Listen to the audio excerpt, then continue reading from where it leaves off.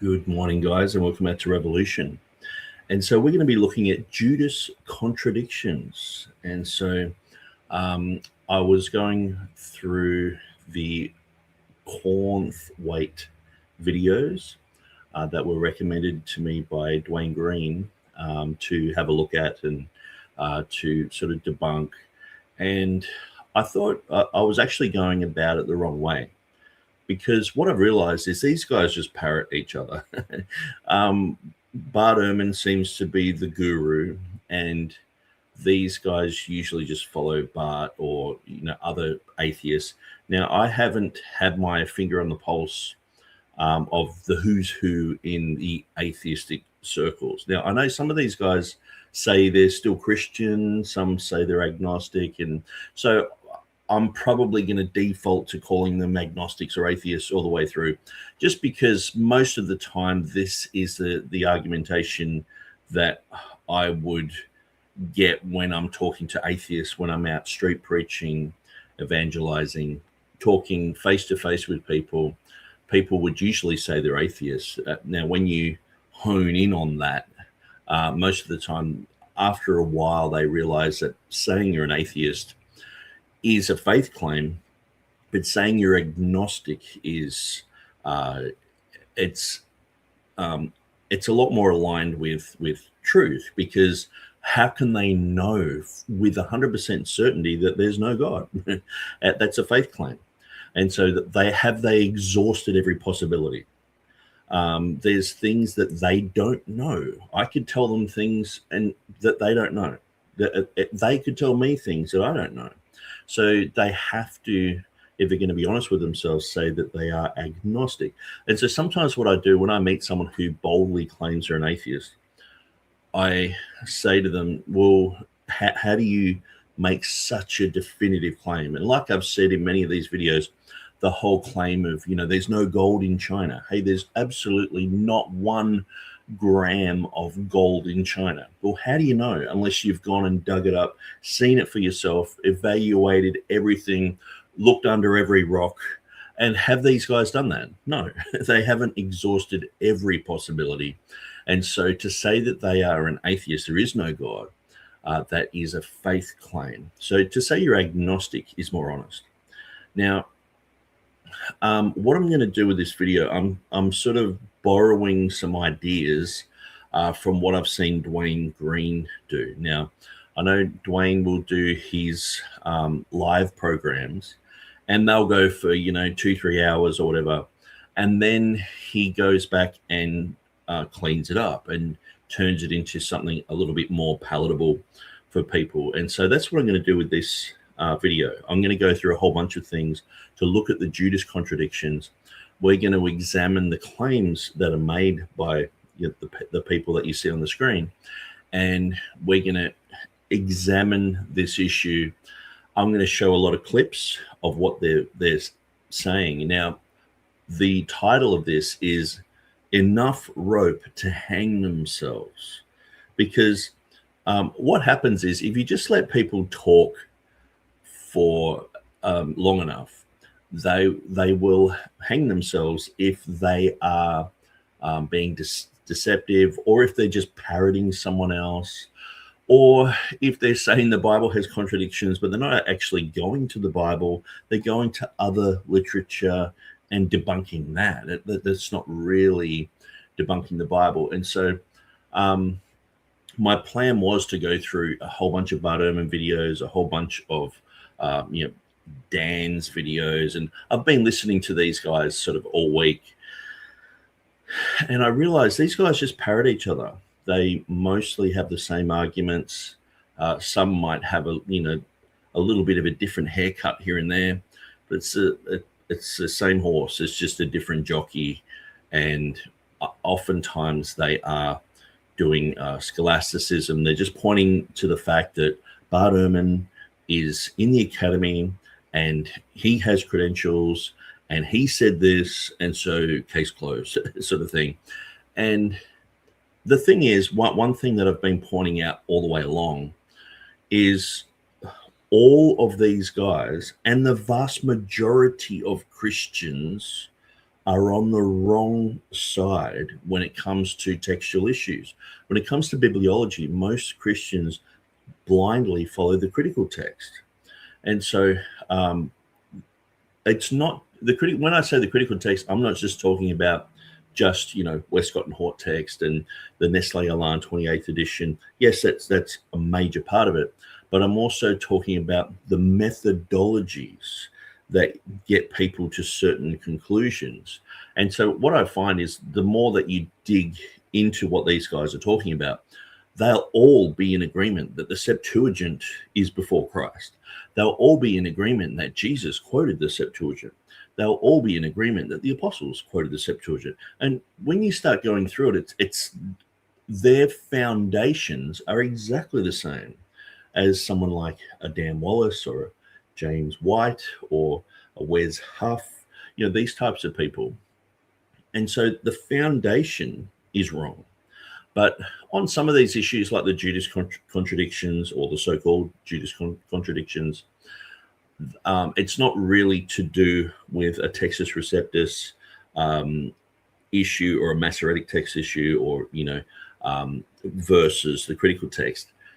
Most of the words are identical, but it is the methodology that causes people to come to the wrong conclusions.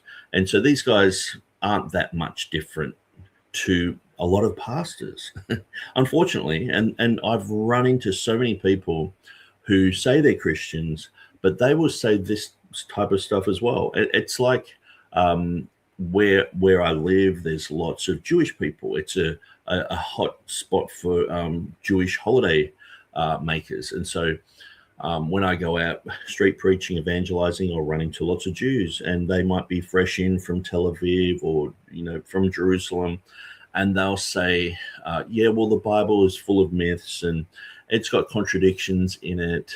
Noah's Ark never really happened. It's just like a story to teach a moral tale and, this type of thing. So they mostly are atheists. They claim to be atheists, or they're agnostic, or but they definitely believe that the Bible is contradictory. The Bible is not God's word. It just contains principles and things like that.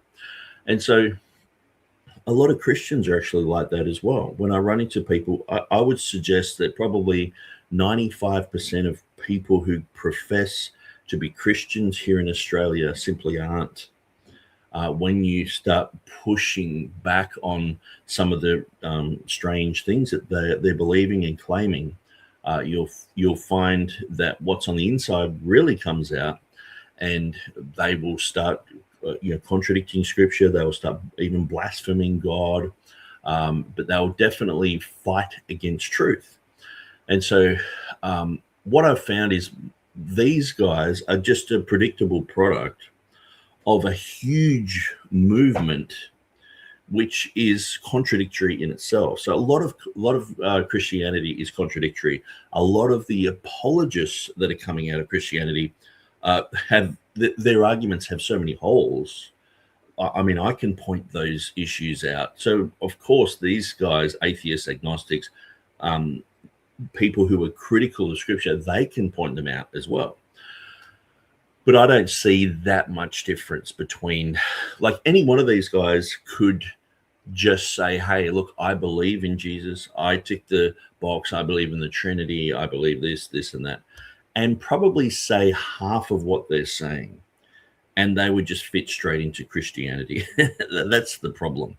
And so it's almost like anyone can call themselves a Christian. It's like saying, anyone can call themselves a follower of Bruce Lee's martial arts. What was that called? Jeet Kune Do, I think it was.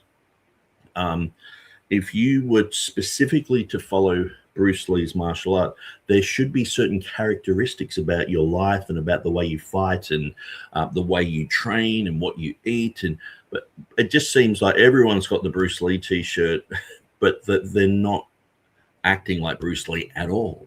And so so many people have the Jesus t-shirt, but they are just as much unbelievers as these guys.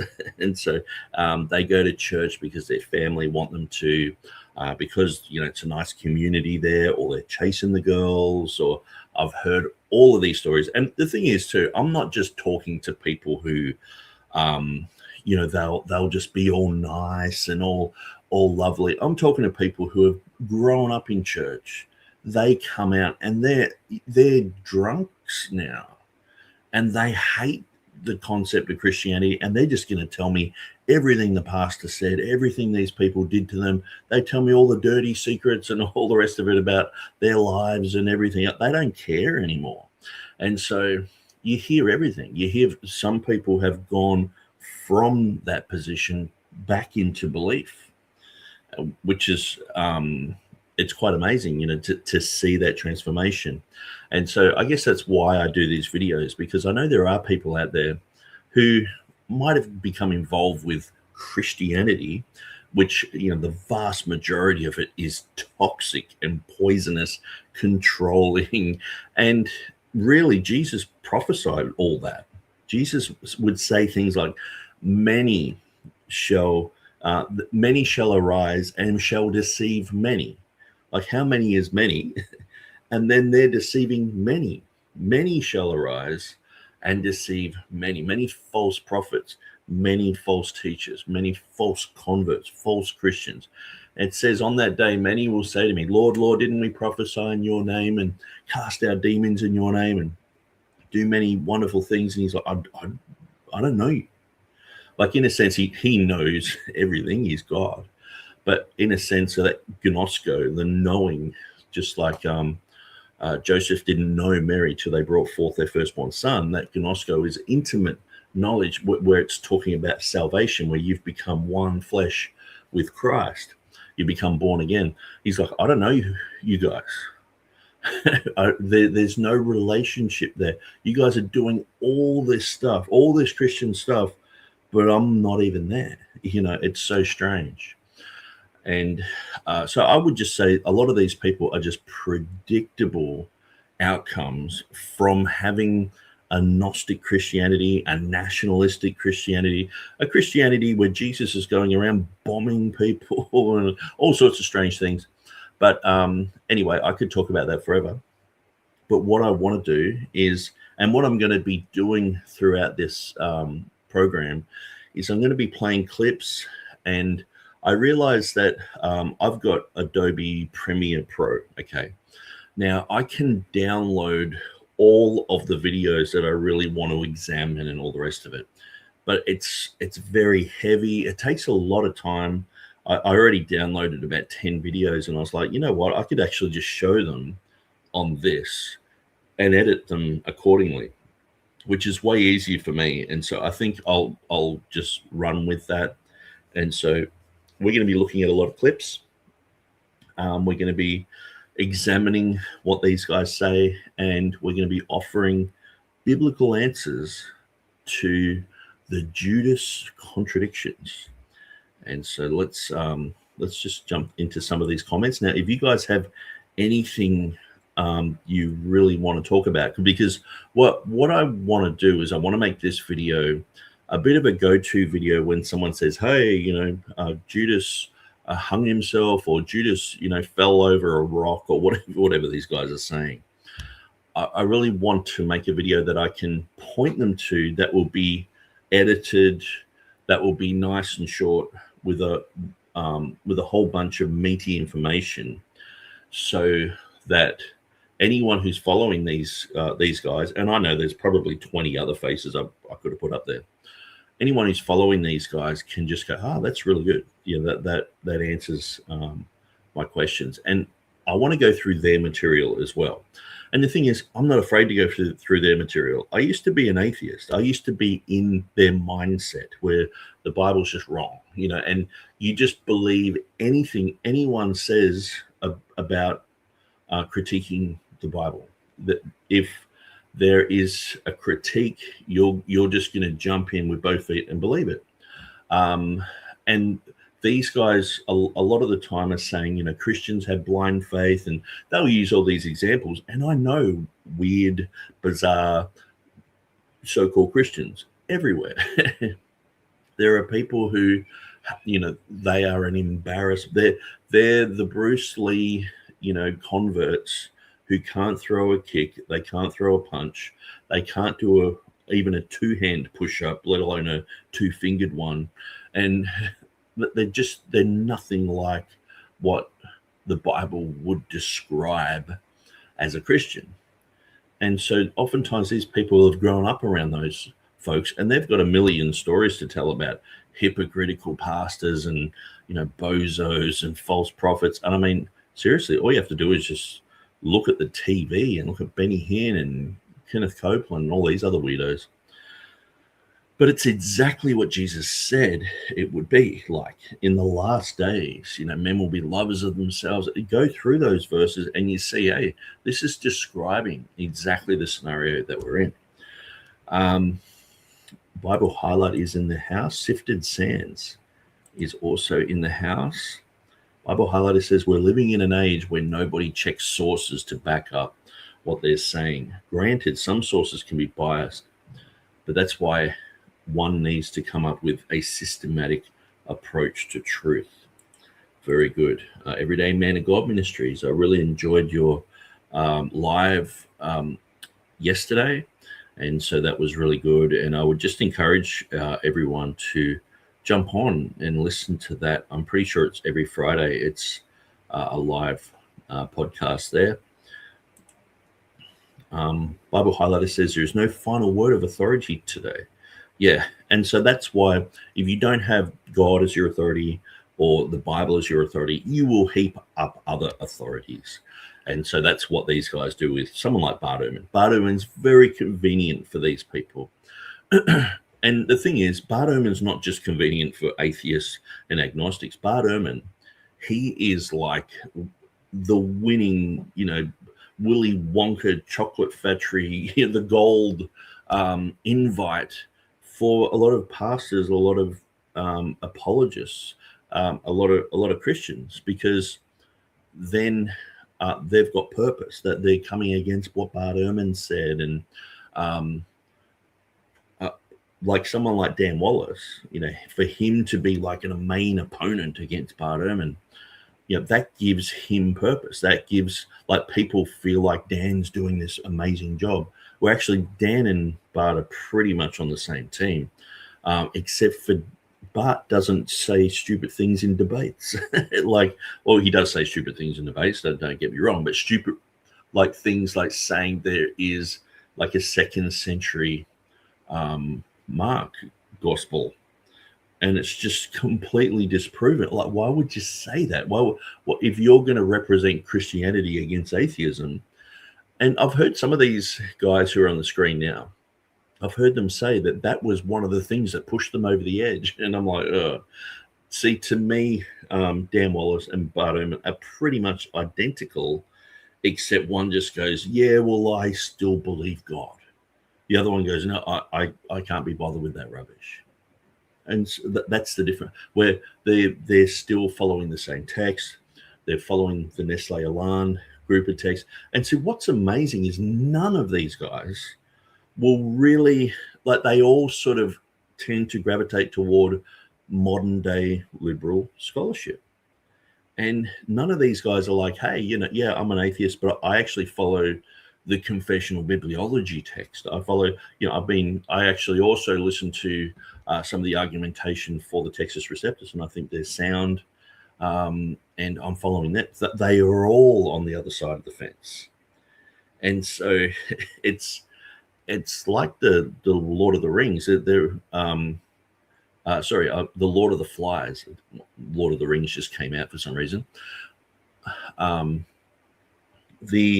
If you've ever seen that movie, The Lord of the Flies, when all these young boys are sort of trapped on this island, and they end up sort of having this pecking order where that, some have more authority than others, but they've sort of come from like a little bit of a military training background, so that some do have authority, but then there's rebels and they end up killing someone, and but it's just a bunch of boys. And what I see is, when I look at all these faces, and if I've got Stephen Boyce, James White, Wes Huff, Dan Wallace, and all these other Bible correctors, Bible doubters, critical text proponents, I don't see that much difference between their bibliology and atheistic understanding. They're all pretty much on the same page when it comes to, the King James has all these errors. Like, this is one of the reasons why I'm showing this video, because oftentimes what you'll find is they will just find someone to parrot, someone who sounds smart, and they will just parrot them. And this is one of the tragic things when you look at the last 12 verses of Mark or the woman caught in adultery. There's been so much homework done on that. But when someone comes along and just says something completely illiterate or just parrots, Dan Wallace or, John MacArthur, it's like you haven't really examined this. This is scholasticism. You're just putting up a guru and you're following them. You're doing exactly the same as what you say Christians do. Oh, they go to a church and they just believe whatever the pastor says and all the rest of it. And but these guys are pretty much on the same page when it comes to bibliology.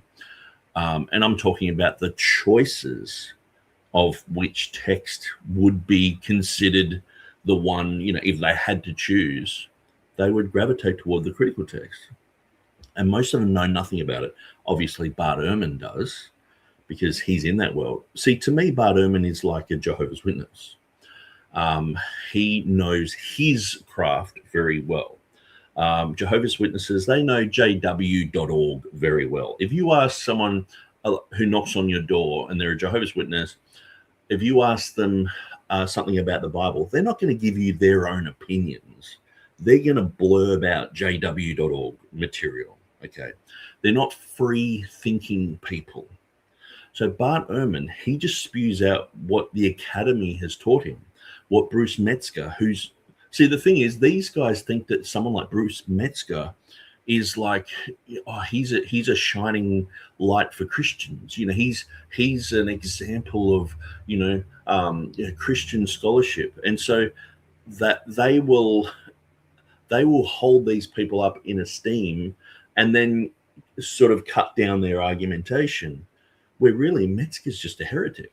So these guys, they don't even know who really to throw stones at. They're throwing stones at fake Christians, really. And I'm like, I throw stones at those guys too. What have you ever thought outside of that whole complete box?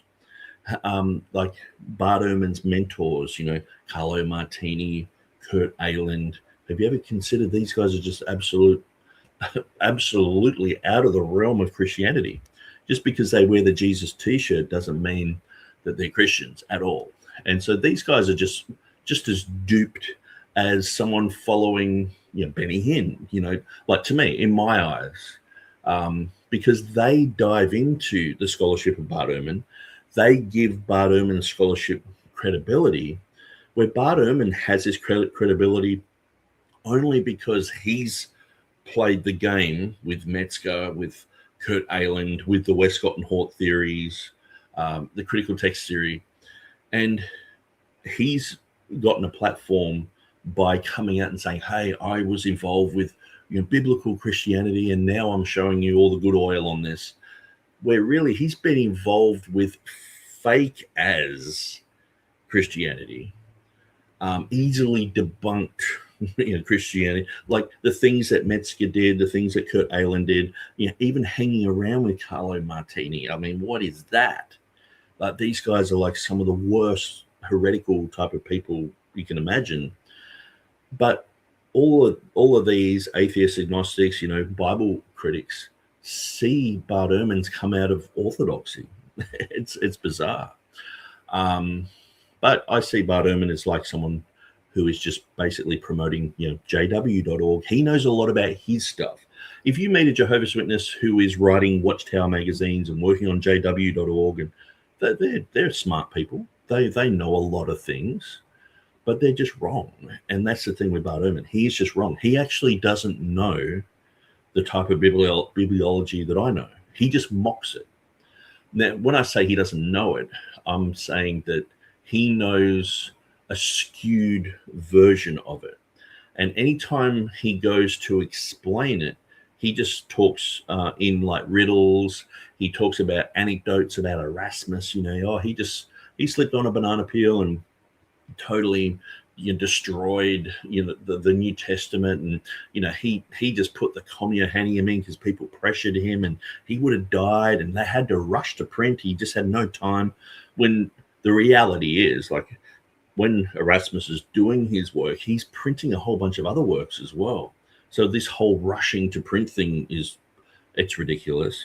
This whole concept of a rash wager where he promised, if anyone finds a manuscript anywhere with this Commune Hanium in it, I'll put it in. Then someone wrote it like to order, puts it on Erasmus, puts it on his desk and says, well, there you go, you have to do it now. And he's like, oh. Yeah, this is the type of scholarship that Bart Ehrman's been involved with, like ridiculous, really low-brow, low-hanging scholarship. But these guys look up to him. It just amazes me. So anyway, and that's why when you look at this picture here, I've got a guy with a dunce hat on.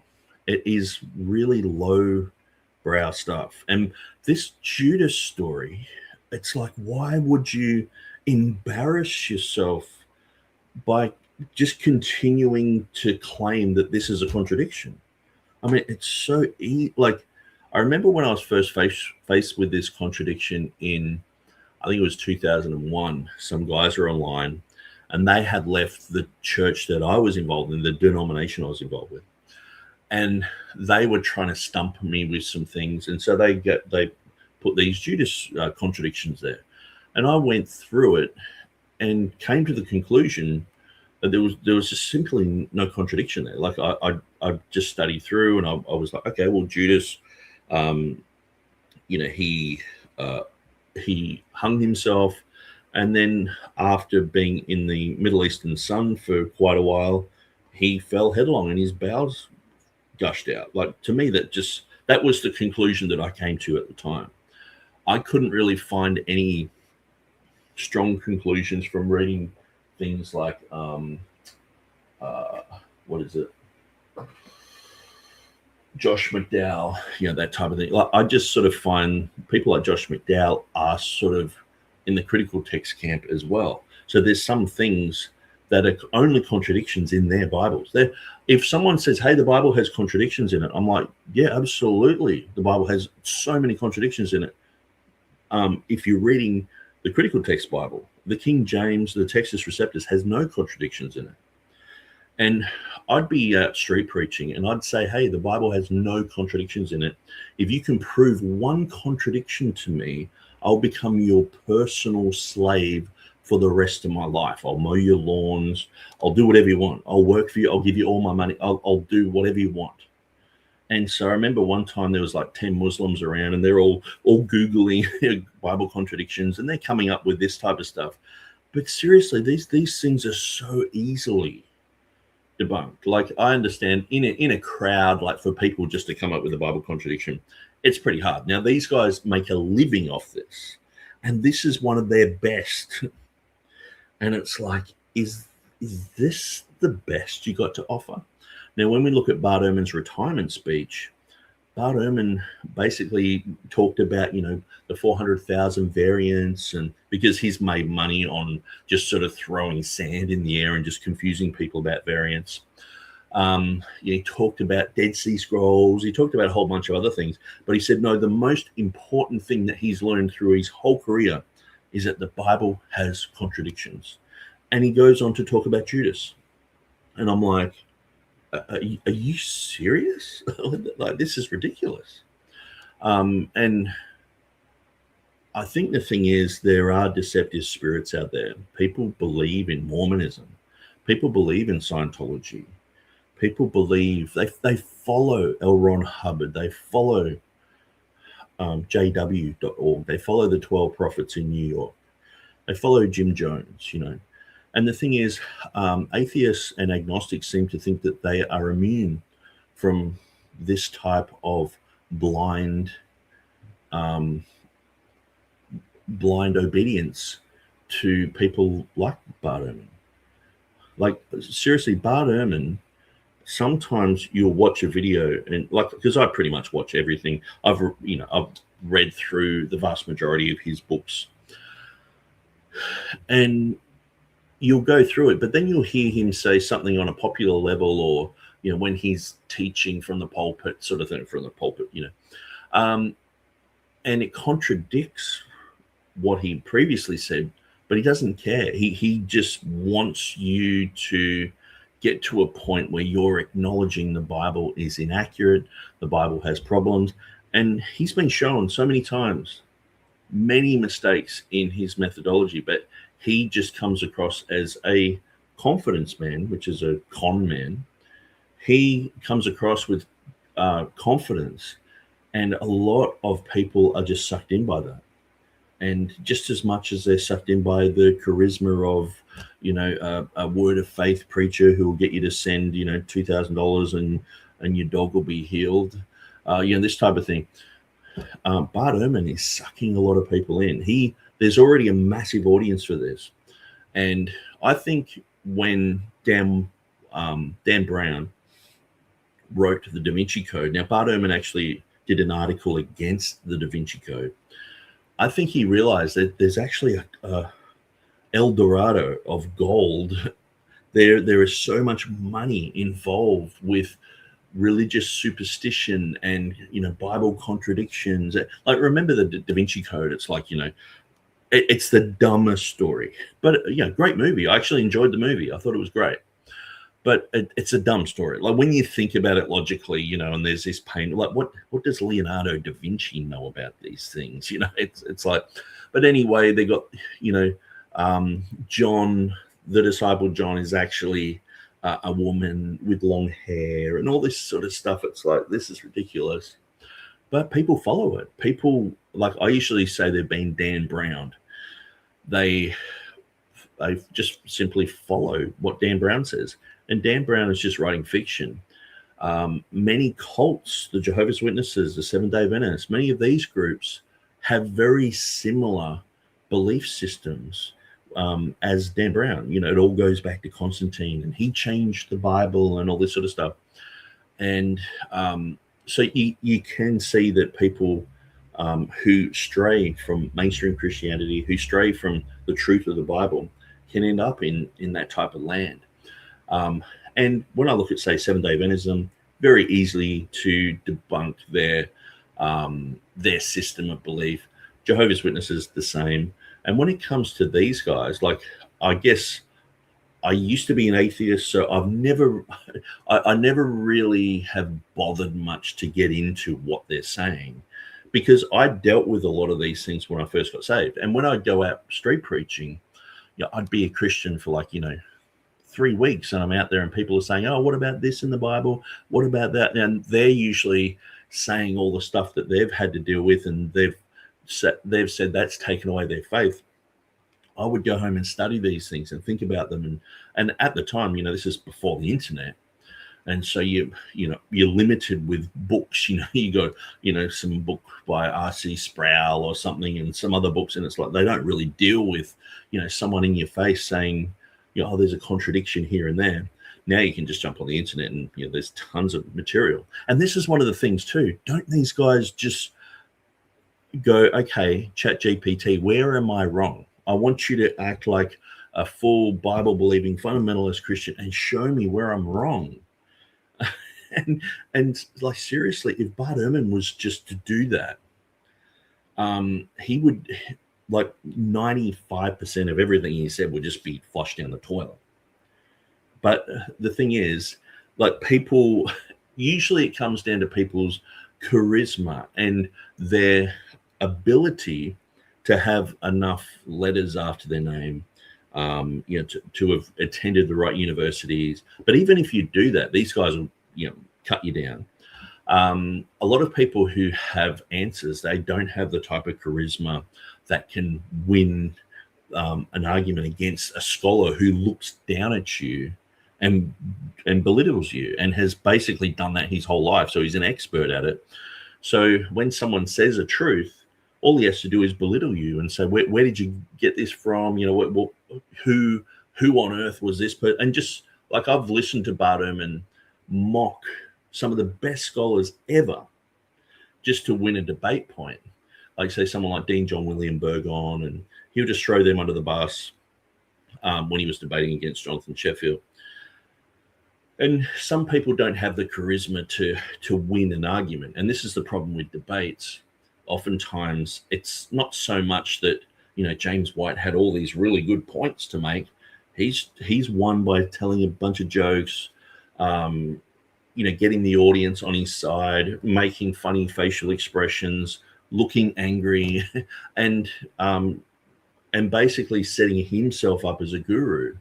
And so this is what Bart Ehrman does. He just sets himself up like, I am the leading world expert in textual criticism, but he does, like, oftentimes he doesn't know the basics.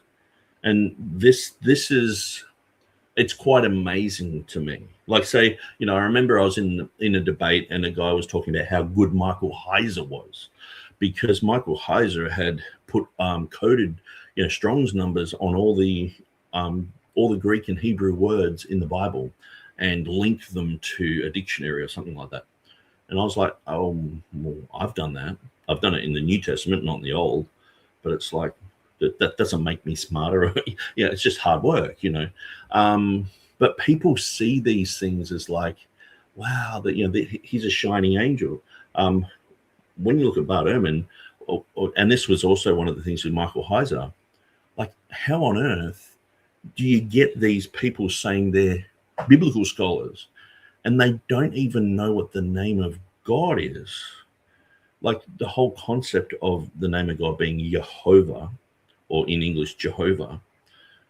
Obviously, the theophoric names point to Jehovah.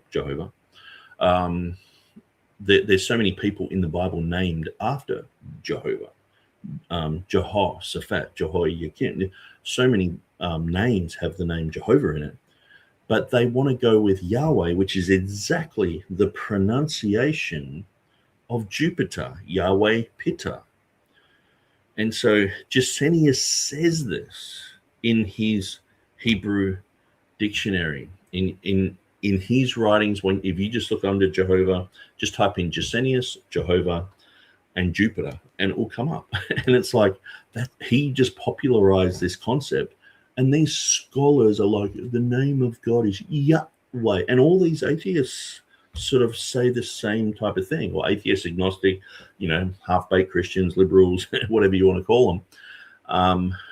But they're saying the same thing. And to me, if you can't even get those basic things right, where do you really stand? Why should someone like Bart Ehrman be respected if he can't even get the basics right? And all you have to do is just go on from there. It's like, what else is he getting wrong? What else is he making up? And oftentimes it just comes down to the consensus. Well, and all they have to do is have, 100 liberals all agree on something, and the consensus is this. Most scholars think this. And anyway, I'm preaching, but what I want to do is I want to show this video because we are going to enter into some interesting dialogue with Bart Ehrman. So let's go through this one. I'll make sure the sound is fine. And I'm going to go full screen with these ones so that it's easier for me to edit. I'll just finish these comments. Bible Highlighter says, Jesus desired us to love everyone and preach the truth of God's word. But yes, I believe Matthew 7:23 is talking about a type of believer who had a wrong idea about Jesus to begin with. Yes, and I would say they are different to people in the parable of the sower. A lot of people sort of say, well, I never knew you, and they use this sort of Calvinistic type of thing about I never knew. I think it's just simply people who didn't have a relationship with God at all. Where in the parable of the sower, the first people, the devil takes away the seed.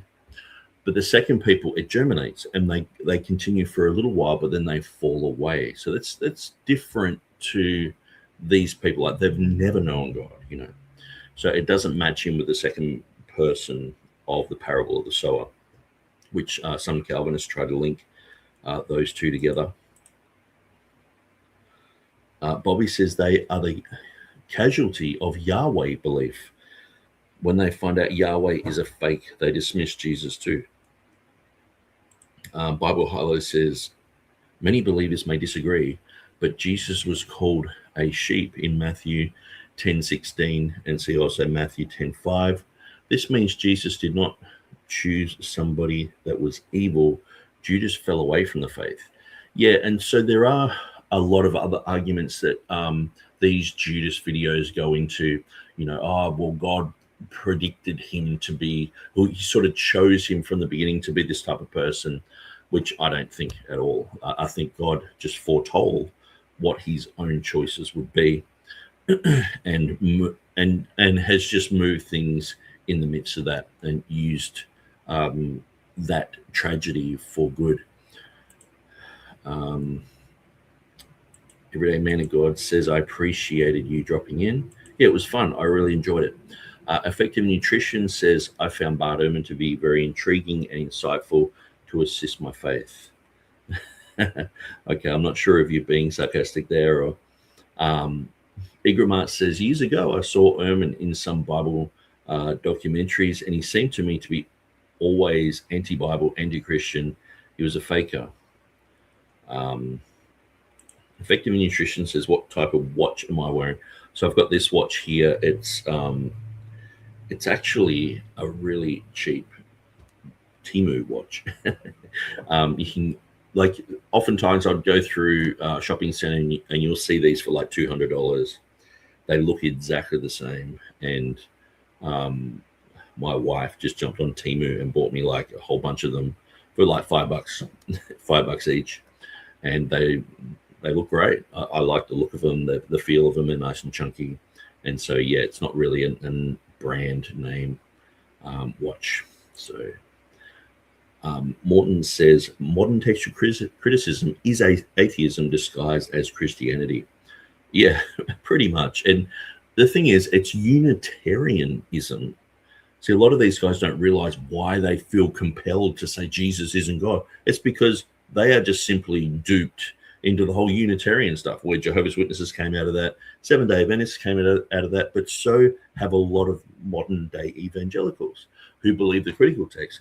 Now, you might get Trinitarians today, like a James White or Dan Wallace, defend the Trinity, but they're doing it with a text that was heavily influenced by Unitarianism. The Bible societies basically became Unitarian.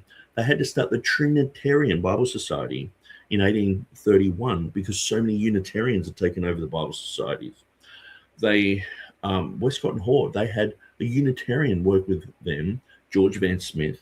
They had a lot of influence from other Unitarians, Ezra Abbott and a whole bunch of other guys who were giving them suggestions, saying, just delete this verse. And, we don't need God was manifest in the flesh. We just need who appeared in a body. And so they're getting rid of a lot of verses and a lot of words. And so what we have today is like a Unitarian type text, but a lot of these agnostics and atheists, they don't even really know that. So that they've got all these tools that they're using that they've been oftentimes taught to use in seminary, and they wonder why they come to these conclusions. It's a predictable outcome. Emryo says, hi, Nick and everyone. It's cold in Texas. Wow, that's different. It's hot here in Australia. We have, I'll tell you what it's going to be. For today, the weather is extreme heat, 35 degrees Celsius, and tomorrow is 41. So 41 is probably like 110 Fahrenheit or something like that. Let me just quickly Google it. 41 Celsius into Fahrenheit. Yeah, 105.8, so like 106 degrees. It's that's tomorrow. So Australia gets very hot. So everyone's just saying hello. Peter Cornforth says, yay, the Da Vinci Code was a sinister, fraught with error. And I think Bart Ehrman got a lot of ideas from Dan Brown and thought, man, I can cash in on this. And he certainly has. Bible Highlighter says, my transformation and my life experiences with God's word would make it too difficult to near impossible to not believe.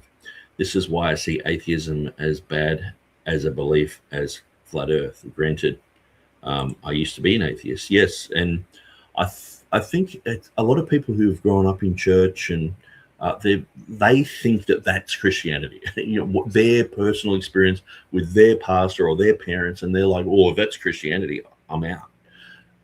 Where it's like, I've always separated, what I'm seeing in front of me from what Christ said.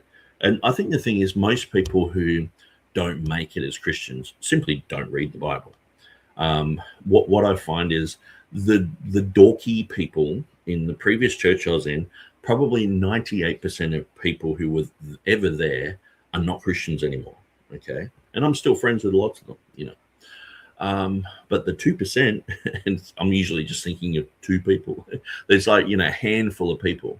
No, probably more than that, actually.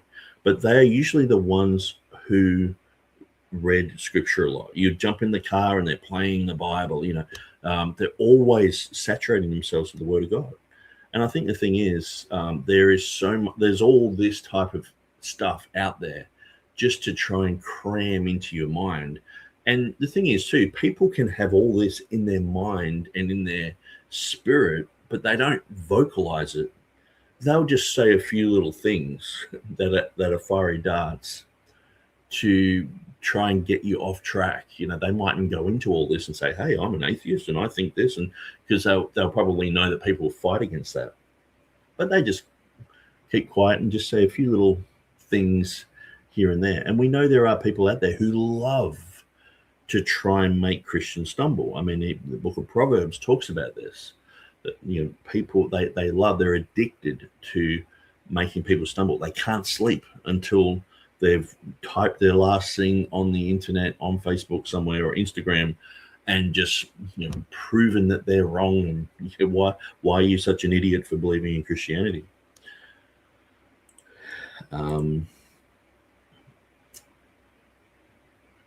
Bible Highlighter says, I used to believe that when I was young and dumb. I used to believe in all sorts of weird things as an atheist, agnostic, and yes, they were very, very silly. Embryo says, even Christians are believing the propaganda being put out by this consensus of belief in a perfect word of God, brainwashed and programmed by the academy. Doubt the Bible. This is common today, yes. Bible Highlighter says, yep, the modern Christians sing songs to the name of Jupiter without realizing it. And they think Jesus was honored by pagan astrologers. Yeah, the wise men that came to Jesus. Like I just can't believe, and even a lot of the Bibles, that we expose and show are corrupt, they'll have in their footnotes, the Magi. And they purposely have Magi there because they know that it sounds like magic. But Magi can also mean magistrate, magisterium, majestic. It can mean a whole bunch of other things, Or when I say mean it, they're related. The etymology of Magi is in a lot of words that have nothing to do with mysticism or magic. But no, these Bible scholars, they want to make out that the Zoroastrians came along, or just pagans in general, fire worshippers. This is John MacArthur called them fire worshippers.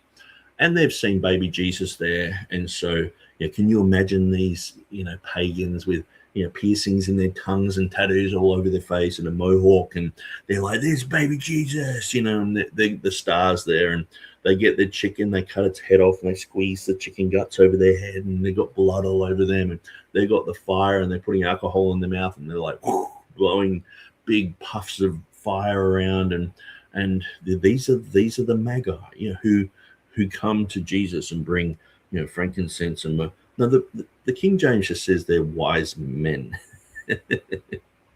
Like the whole concept of they're astrologers, they're pagans, this type of thing. It's read into it. But the thing is, if I asked any one of these, atheist guys, agnostic guys, the Bible critique crowd, they would say, yeah, Magi. They're Zoroastrians, because the thing is, a lot of these people are making a fortune. Some of these guys have like 300,000 followers on YouTube. They do a video and they get like 100,000 hits. I'm shocked because some of it's so easily debunked. Yeah, some of it takes a little bit of effort in going into and thinking about it. As we're going to see with the Judas thing, this is just read one text, read the other, and go. It's so lame. I can't believe these guys are doing this. I can't believe that this is one of Bart Ehrman's most amazing revelations about Judas. But I guess because he is seen as a guru, other people are like, well, he sees it as important, so we got to run with it too, because they don't usually cross each other's path and, cut the argument of, especially someone like a guru like Bart Ehrman. They're not going to bite the hand that feeds. He's giving them a whole bunch of information. So, this one, and the day Jesus died, and pretty much everything Bart Ehrman said, they're all really dumb. Peter being illiterate, but you hear it parroted. Brew says the Roman Church attempted to hide the truth. Jesus revealed the secret of creation to the Gnostics. Yes, the Roman Catholic Church is deceptive. Bible Highlighter says, no offense to anyone here, but it's like a Christian who tells me that the Chosen TV series is great. Yeah, isn't it influenced by Mormons? It's like a candy-coated understanding of Christianity. Embryo says, a condescending scholar. James White fits that description perfectly. Yes, he's the teacher, you're the student. You know nothing. Bruce says, Gospel of Mary, Gospel of Judas. Morton says, 1 Corinthians 1:20, KJV, where is the wise, where is the scribe, where is the disputer of this world? Hath not God made foolish the wisdom of this world?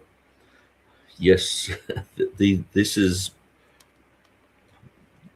are the gurus for the anti-Bible crowd, and it's not looking good for them.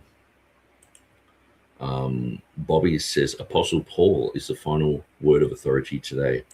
Emryo says, IFB Christians and those that have turned away from the King James Bible read their doctrines into their modern Bibles, but if you only read a modern Bible, many doctrines are unclear and confusion sets in. And that's the thing. Someone like Mark Ward grows up with the King James and then goes, I read all the Bibles now, and there's no difference and all this sort of stuff. But he is who he is and believes what he believes because of a good foundation. The same as James White, same as Dan Wallace. Most of these guys grew up with that type of foundation. See, the thing is, in some churches, like say the Anglican Church, if you gave them the Passion Translation, do you think they're really going to change much? They're just going to change what's read, every now and then from the pulpit. They're religious. They do systematic things. They do religious activities. They get involved with all sorts of repetitive things, and most churches are like that. And so it's you could get the King James and change it to something tomorrow, and it will take 15 years before people realize, that verse isn't in there. Most people don't read the Bible. Most Christians don't read the Bible. That's what I found. Most professing Christians. Hudson says, how should the King James Bible believers view the sola scriptura versus prima scriptura debate? Yeah, that's a very interesting one. And I guess it depends on your definition of sola scriptura. I know James White has a different definition because he believes it's linked to, the sovereignty of God and Calvinism and the church and this type of thing. So you can't have your own definition of sola scriptura. You have to have his definition. Everyday God, man of God ministry says, I've chosen to never waste my time watching it. Yes. Emryo says, Nick, I'm on the floor laughing so hard. You're talking about the Magi flower children of the 1960s using psychedelic drugs. Yeah, I just can't picture Matthew chapter 2. There's baby Jesus with Mary. You know, I think Jesus was probably, you know, around a year or 2 years old. And here the Magi come. You know, the chicken guts over their head and the blood all everywhere and blowing out fire. And they're all maybe chanting, you know, to their gods, the fire gods, like, ooga, ooga, boo, you know. And Mary's just like, oh, this is great, you know. And they're the first ones to recognize Jesus. and they just go their merry way. Like, they don't get converted or they're gone back to the fire worship, you know. Bible Highlighter says 2 Timothy 3:16-17 embodies the Bible alone doctrine, that is sola scriptura. I prefer the term Bible alone, the Spirit guiding a person to understand it. Okay, so let's jump into some of these videos. I'll just put these comments down. I'll make this full screen. And let's do this. Debates, updates, and bonus content, sign up at thebigconversation.show. The death of Judas Iscariot. Mm-hmm. Mm-hmm.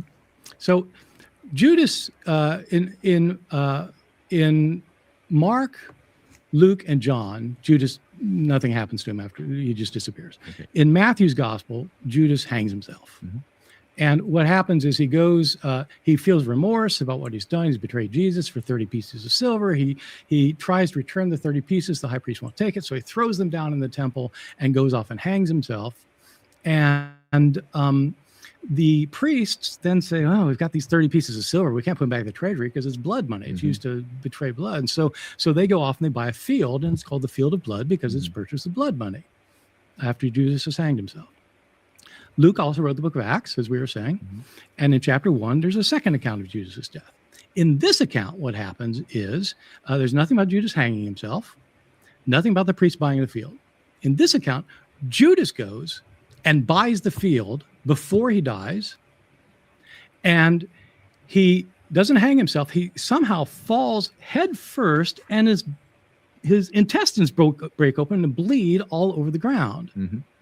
And so the people in Jerusalem start calling this the Field of Blood because Judas bled all over it.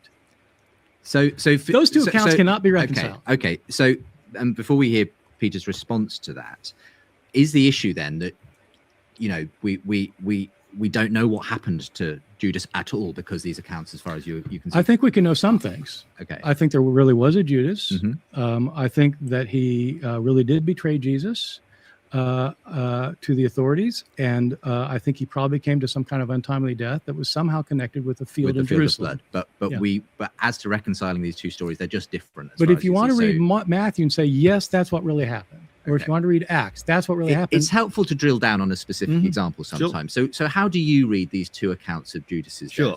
I'd like to come to that first, but I hope also to come back on the whole question of oral tradition. Okay, we will. Yeah. So I think it's really interesting that we got these two accounts, and Bart mentioned two things as he went through the account in Acts. One is he used the word somehow, that Judas somehow, and the phrase is, became headlong. Well, that to me is just crying out for some more details. We need to explain. We need some sort of like vertical elevation. Oh, Matthew has vertical elevation because he has to hang himself. So I'd want to say that the account in Acts is crying out for a bit more.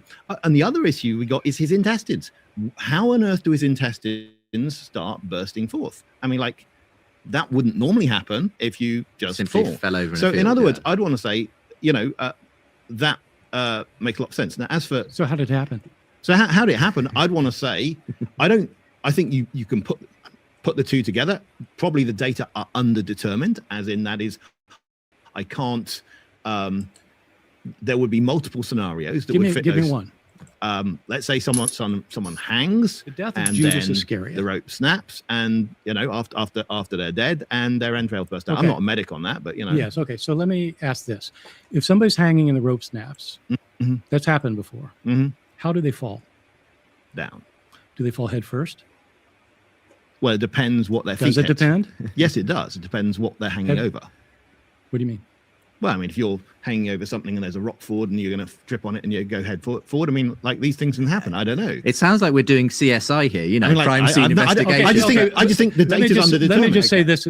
Yeah, it's underdetermined. So to reconcile it, you have to come up with a completely implausible scenario to reconcile it. You can reconcile anything. Let me give you an example how you can reconcile anything. Right now in America, they're celebrating the moon landing. 1 out of 6 Americans don't think there was a moon landing. So you have people say there was not a moon landing and people say there was a moon landing. And so, well, how do you, those two, and most human beings would say, well, you know, it either is this or it's not that. If you really want to, you could say, oh, no, you can reconcile that because actually they first didn't get there and so they didn't land, but then they circled around the earth again and went back and they landed the second time. So there wasn't and there was. Now, you could do that, but like, is it really the best explanation? But I mean, firstly, I'd want to ask, how important is it that we know the exact way in which Judas met his fate? And secondly, are you essentially trying to come up with some theory that matches two impossible I'm not stories? Trying to say we know exactly how things happened. I think there are multiple ways. I'm trying to use charity.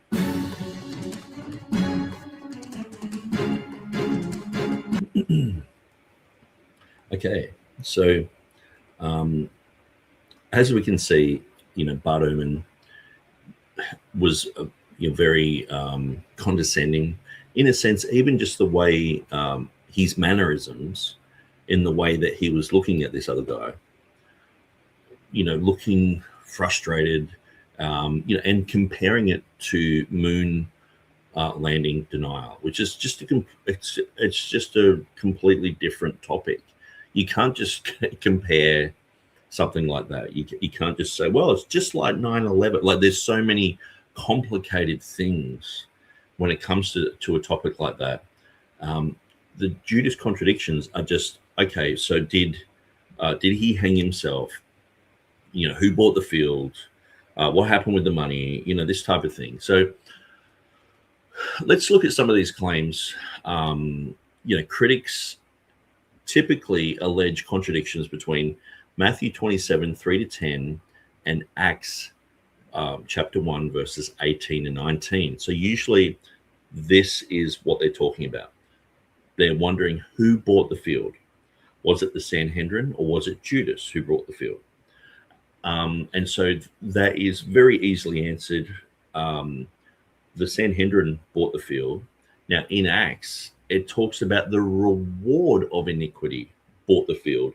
So the issue that Judas hung himself, that actually bought the field, and him betraying Christ for 30 pieces of silver, that bought the field. Not that he all of a sudden was like, hey, I've just betrayed Jesus. Let's just go down to realestate.com and let's go and buy a house, you know, sort of thing. It's let's buy some land, you know. It just seems ridiculous. But the concept of the religious leaders buying a land, buying a block of land, that just makes perfect sense. You know, what happened to the money? Well, you know, it was used for the land. Why is the field called the field of blood? It is called the field of blood because Judas, he perished there. You know, this type of argumentation is pretty much what all of these guys here would say. So let's just jump into that. Now, I might actually get that video back up. I know I shut it, but I have some information there that I just want to go through. Now, where are we?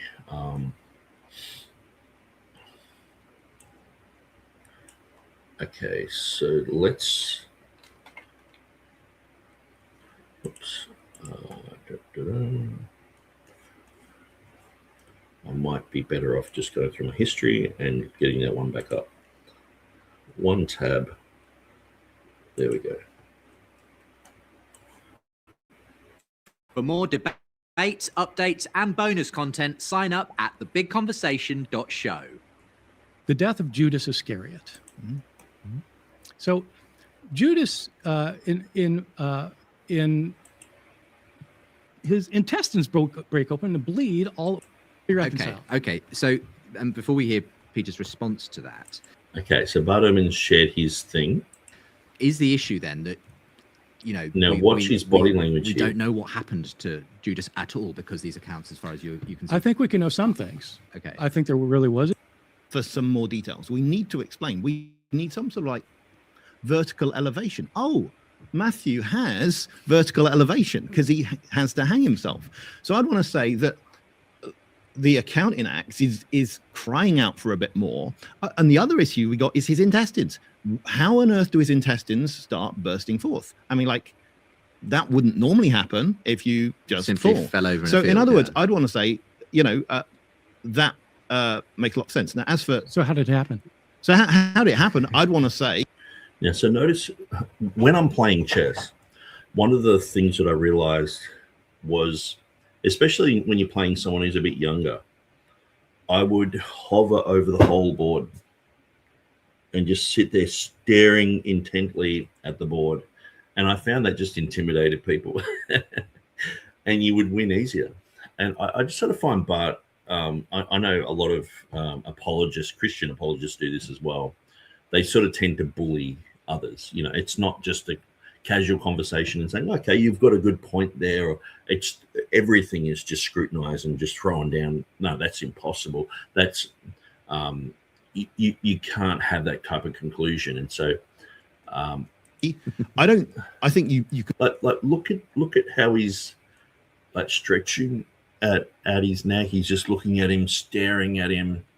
It just doesn't seem like a friendly conversation here. put the two together. Probably the data are under. But look at it.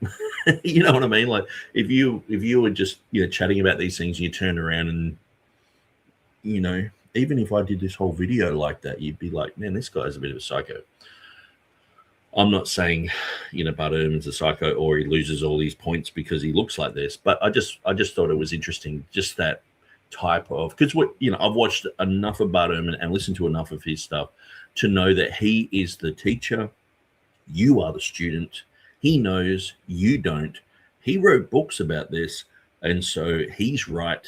He's going to continually say, 400,000 variants means this. He's going to continually say, Peter couldn't have written 2 Peter because he's an illiterate fisherman. He's just going to keep saying that until he dies, And so he's right, you're wrong. And to me, it's like running into a Jehovah's Witness who just knows that in the beginning was the Word was with God, and the Word was a God. They're going to have this look on them, especially if it's someone who's part of the Watchtower, magazine writing, doing article writing. They would look like this. They would look psycho like that. They have their beliefs, and you're see, the thing is, who's the most free thinking here? The other guy's throwing out ideas and saying, okay, well, it could be this and could be that. And I'm not saying that that's convincing or anything like that, but at least he's thinking outside of the box.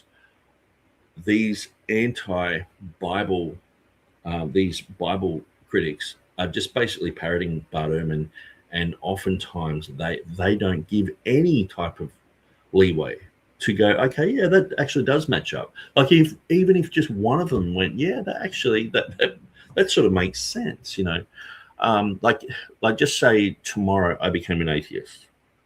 I would I don't think that I have a bias here where I'm like, I'm just believing this because, if there's a little crack there, my whole Christianity crumbles and all this sort of stuff. I'm like, okay, let's have a look at this. If there's because see, I'm always of the opinion that they can be wrong, and most of the Christians I know can be wrong, and here's another answer.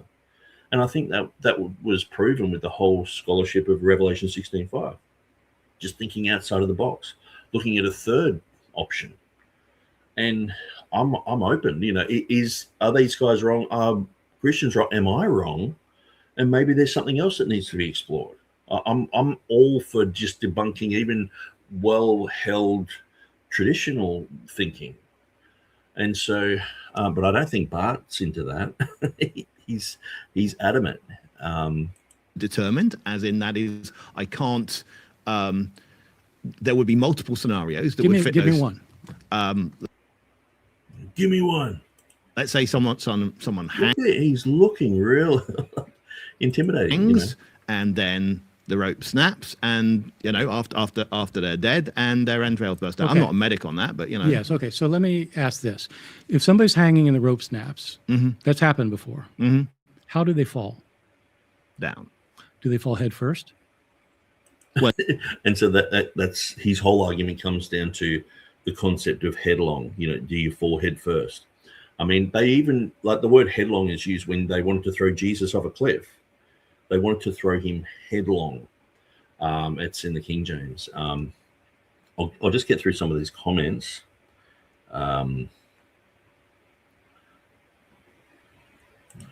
Morton says, why does Ehrman believe that Judas existed?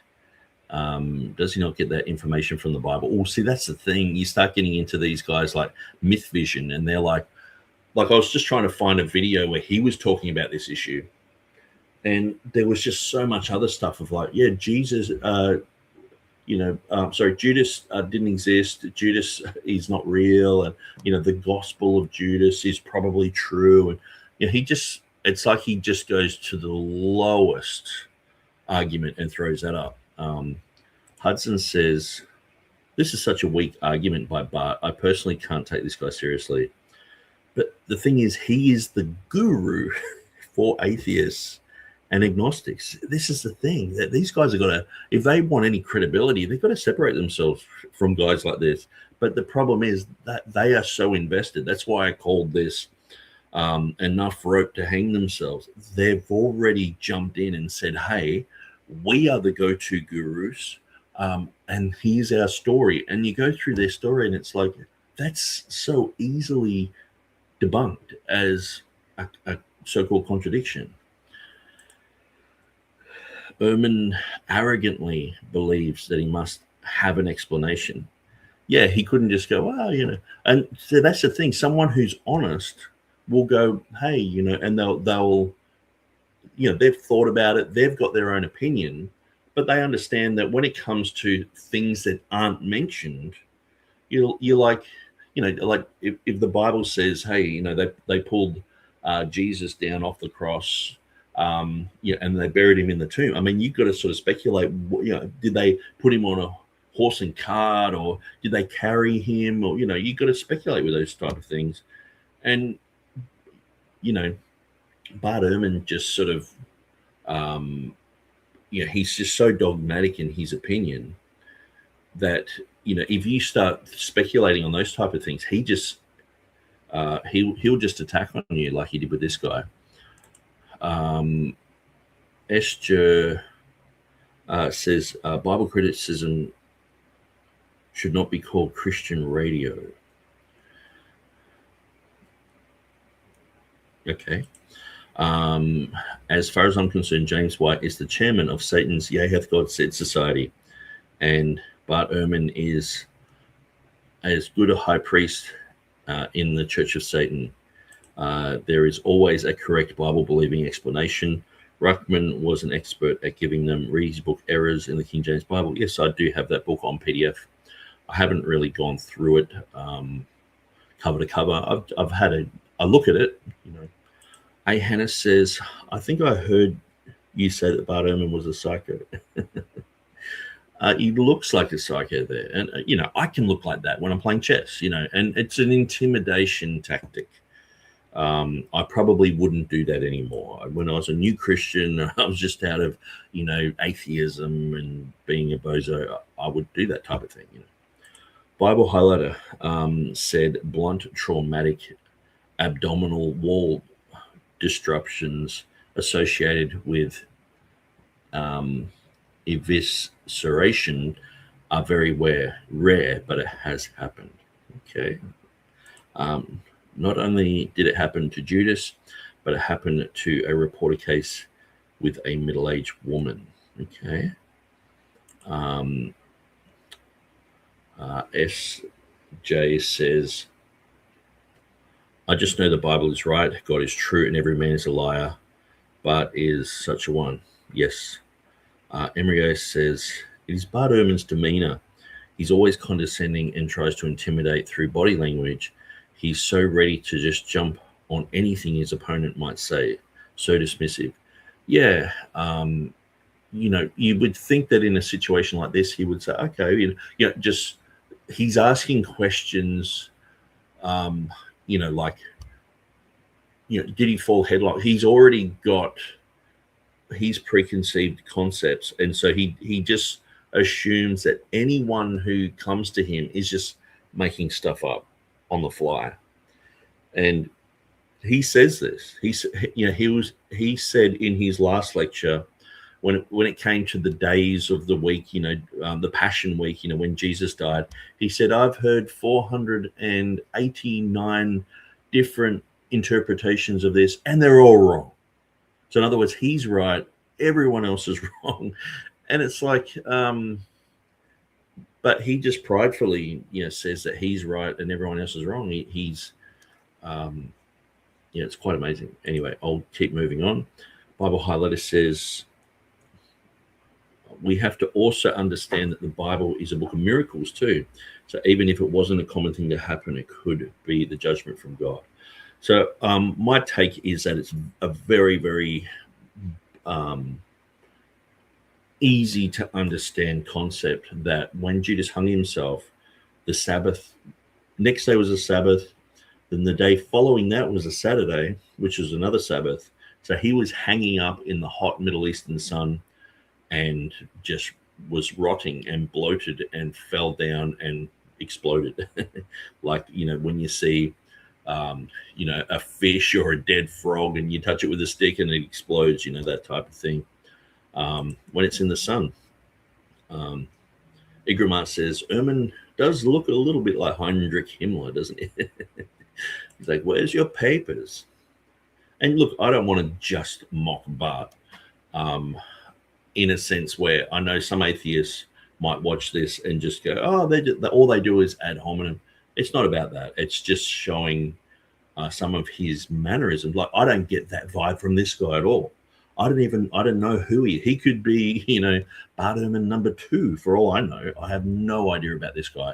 He could be an atheist just actually sort of coming up with an understanding. Like, who is he? PJ Williams. And, you know, I know people are going to go, you don't know who PJ Williams is? I have no idea. Most of these guys just don't interest me. They're not interesting. I'll listen to some teachings by these people, and it bores me to tears. But I don't get that type of demeanor from him. He seems like the type of guy who you would want to talk to, where Bart seems like the type of guy who you better shut up because it's a monologue. It's not a conversation. Bible Highlighter says King Herod Agrippa is struck down by an angel and eaten by worms or maggots. Yes, and Josephus is interesting there. He says that it took 2 years for Herod to die. He had a parasites, which is the worms, and it destroyed him. Embryo says Ehrman and his behavior is making his opponent to question everything coming out of his own mouth. He's having to filter and challenge himself before he speaks, and makes him appear less confident and unsure. Yeah. A. Hannah says, you don't know who PJ Williams is? Yes, I have no idea. Hudson says, Bart is just a blind guide, which strain at a gnat and swallow a camel. A. Hannah says, I don't know who he is either. Maybe I should look him up just quickly. PJ Williams. He might be a good guy. Oh, football player come up. Maybe Bible. Renowned evangelical scholar. Yes, from Tyndale House. Yes, I actually do know who he is. He just looks very different there for some reason. He's the principal CEO of Tyndale House. So he's the guy who's done the Tyndale House Great New Testament. So I do know who he is. I'm not used to putting a face to it. I don't know how many public appearances he makes. Like that type of ignorance for, like, you know, when Wes Huff was like, I don't know who Dean Burgon is, like the Tyndale House guys like Elijah Hixson and Peter Gurry and Jonathan Meade would be like, you don't know who. you don't know who he is. You know, Peter Williams is our hero. And I'm pretty sure, like, just to prove without reading anything more, that he actually has collated Sinaiticus. I'm pretty sure he has collated Sinaiticus, which is a big task. So maybe I can check that in.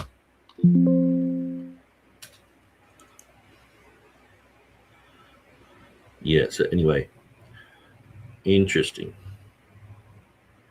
He's written lots of things. And I probably have read a lot of his material from their ETC blog, which I frequent. But anyway, I didn't recognize the guy. It's not that famous in, like, you know, I guess it's like the Mormon who died in 2019, who's working on the Nissayalan 29th edition. I never heard of the guy. And I guess in academic circles, he's like a guru. I know, you know, Tommy Wasserman and Elijah Hixson and, you know, James Snap Jr. But usually when it comes to jumping into the critical text stuff, I just really have no interest. But I do look at the text and canon material a bit, because they tend to come against the Textus Receptus quite a lot. It depends what their Does it depend? Yes, it does. It depends what they're hanging over. What do you mean? Well, I mean, if you're hanging over something and there's a rock forward and you're going to trip on it and you go head forward.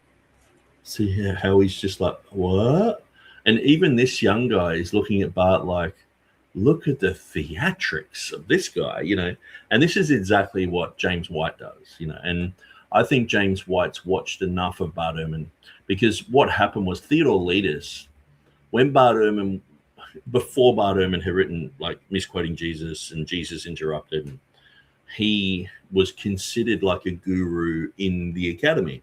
So Theodore Letus actually said to James White that, hey, hang on, Bart Ehrman is high up in the academy, and he says doctrines are changed when you have a different text. You have the Textus Receptus, you have the critical text, doctrines are changed between them, where James White was saying no doctrines are changed. And so Theodore Letus pulled James White over the coals and said, you don't know what you're talking about. This other guy, who is actually a bona fide scholar, is saying these doctrines are changed. But then, you know, obviously Bart Ehrman goes into agnostic atheist land. But I think after Letus rebuked James White, because James White really didn't know who Bart Ehrman was, I think that he, and, you know, kudos to James White for doing this type of homework. I feel like I have to do it too when I'm sort of put on the spot and embarrassed. Like, say, you know, Peter Williams there. It's like, I should sort of know about the CEO of Tyndale House. You know, I should know that general knowledge, you know. Or I do know, but I just don't know his face. But I should have recognized his name. But like James White would go, oh, Bart Ehrman, and then study. And that's why I felt that he thought he had the bullets to come against Bart Ehrman in the debate that they had. And I think he's actually followed Bart Ehrman to the point where he wants to be Bart Ehrman.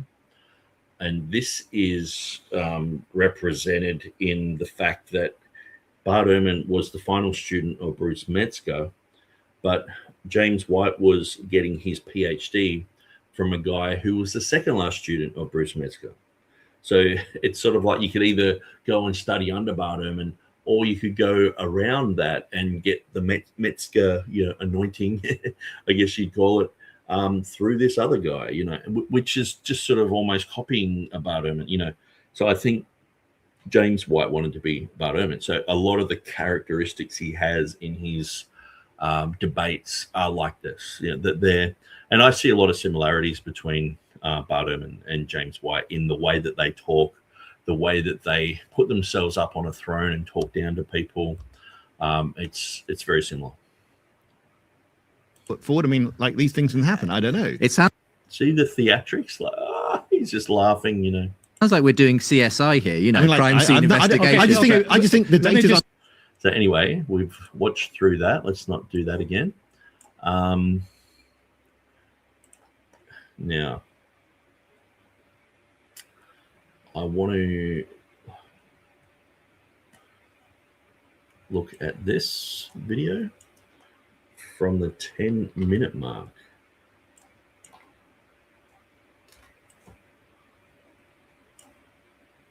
really quite special. It might be the first publicly available academic course.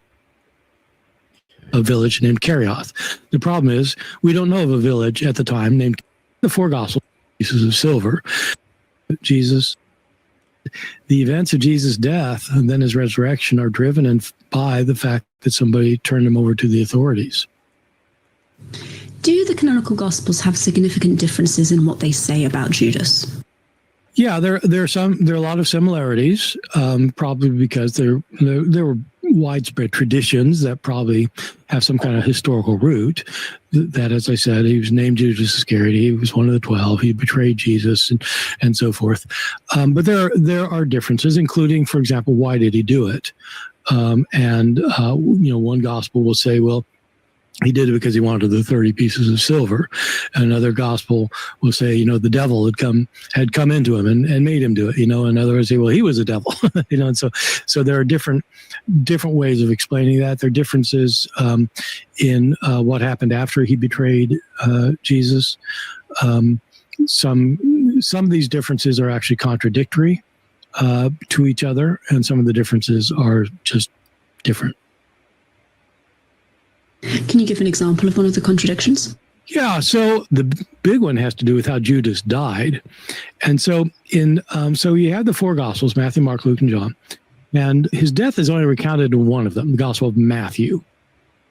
The other Gospels just leave him out of the picture. After he betrays Jesus, he's gone. No more reference to him. In Matthew, we're told that after Judas' betrayal, he hanged himself. So that doesn't contradict one of the Gospels, but it does contradict the other account of Judas's death in the book of Acts. In the book of Acts, chapter 1, after Jesus' death and resurrection, the disciples come together to talk about what to do now because one of their members has been lost. Judas is no longer with them because he's died. And in the book of Acts, we're told that he died because he fell head first, and his intestines burst on the ground and bled all over the place, and that's how he died. So in one of them, he hangs himself, and the other somehow he falls and bursts open, whatever that means. And so we can see, he's trying to make it sound like they're so strange. One of them, he just falls and bursts open. The other one, he hung himself. Like you could just never marry these two together, could you? You're like, it's just so weird. And he just makes out that this is the strangest thing.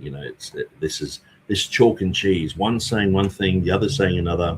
And so it's just a clear example of a contradiction. Interesting. Could you explain a little more about those differences? Yeah, so there are some interesting similarities between the two stories. I've given kind of a brief summary of how he dies, but the stories are interesting because of their similarities and their differences in relation to each other. So in Matthew's account, Matthew's the account where we're told that he was given 30 pieces of silver to betray Jesus. And what happens is when he realizes how they were treating Jesus, he gets upset and he tries to return the money to the priests who have paid it to him, and they won't take it because they said, look, we're not going to take it back. And so he throws the money down in the temple precinct, and he goes out and hangs himself. The priests take the money and they can't redeposit it in the temple treasury because it's been used to betray innocent blood. And so it's blood money. And so instead of putting it in the temple treasury, they go out and they buy a field with it in Jerusalem as a burial field.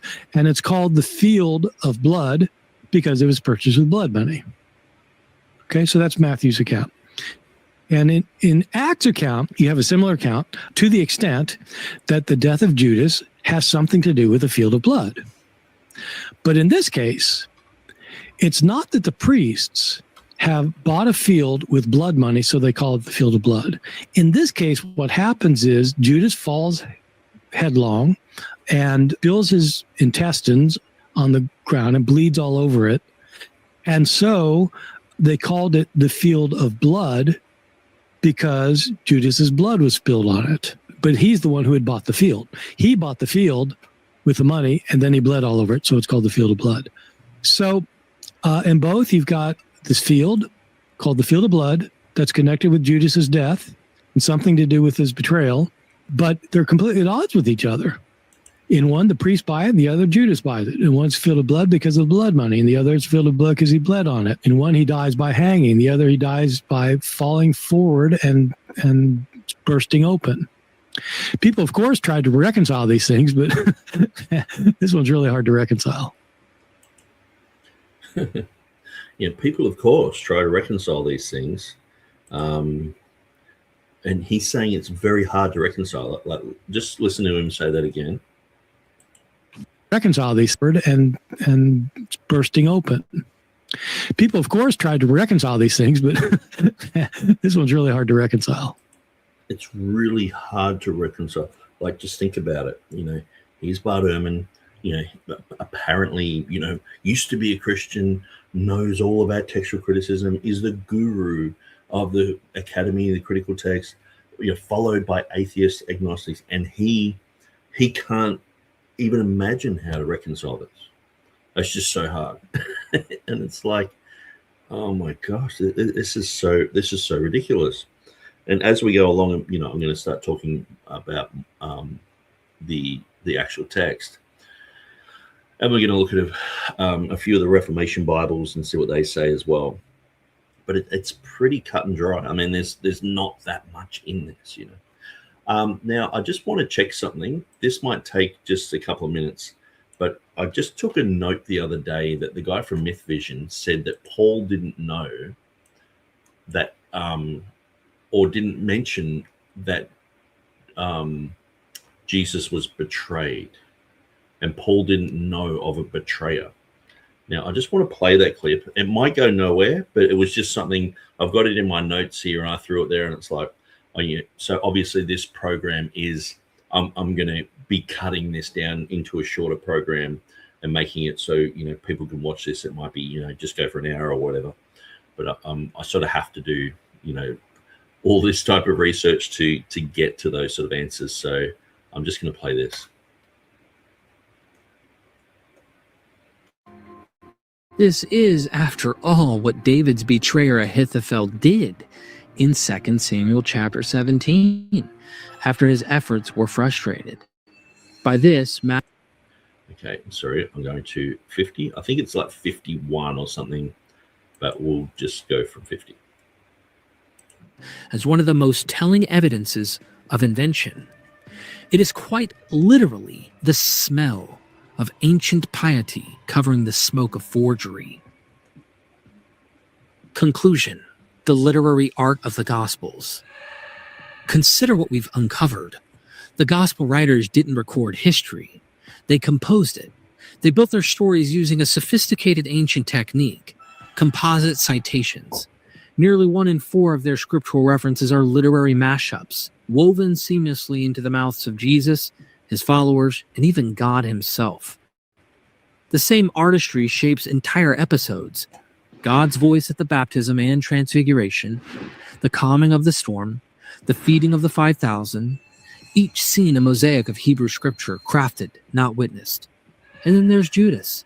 Every element of his betrayal, the silver, the mill, the kiss, the suicide, mirrors the betrayals of Joseph and David before him.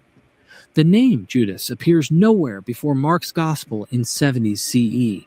Even Paul, writing decades earlier, knows nothing of a betrayer. As scholar Richard Hayes notes, Paul's phrase "handed over" likely echoes Isaiah 53, God's action, not Judas's. 2/3 of the Jesus Seminar concluded. So he said, you know, Paul knows nothing of a betrayer. Okay. What about this? 1 Corinthians. Most people understand that Paul wrote this. And it says,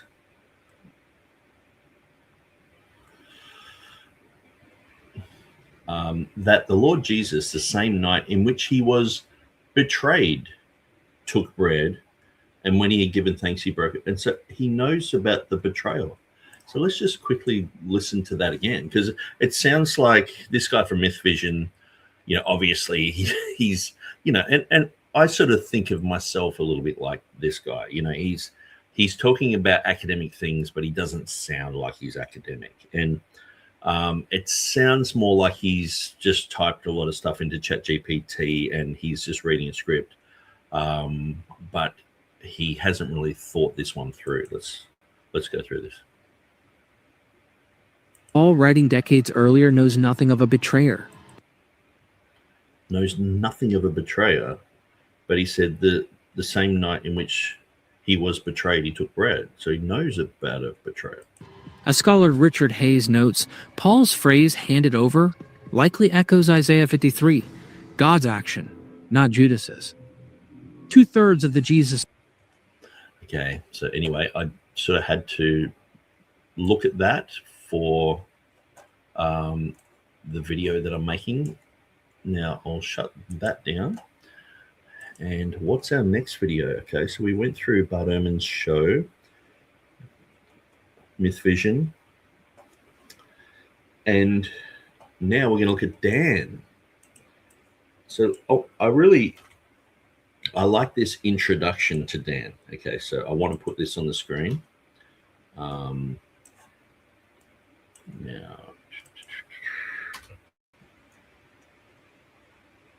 okay, so this guy sort of says that like Dan is in the past year or so. Dan McClellan has become. So he's talking about Dan and basically saying that he is like he's the guru, like he's like a new Bart Ehrman on the scene. He knows his stuff. I've listened to his stuff, and it's he just uses highfalutin terms. He uses words that yes, scholars know, but once you learn that vocabulary, he doesn't say much of substance, and oftentimes he just says things like it's possible, but it's implausible, and this type of thing. And one of his main things is what Bart Ehrman does. They try and get rid of the concept that the Bible is in harmony, that there are themes that flow all the way through from Genesis all the way through to Revelation that harmonize, and they have to get rid of these type of things because you can't have God being involved with these books. Now, Dan is a Mormon, and so he's going to have a barrow to push.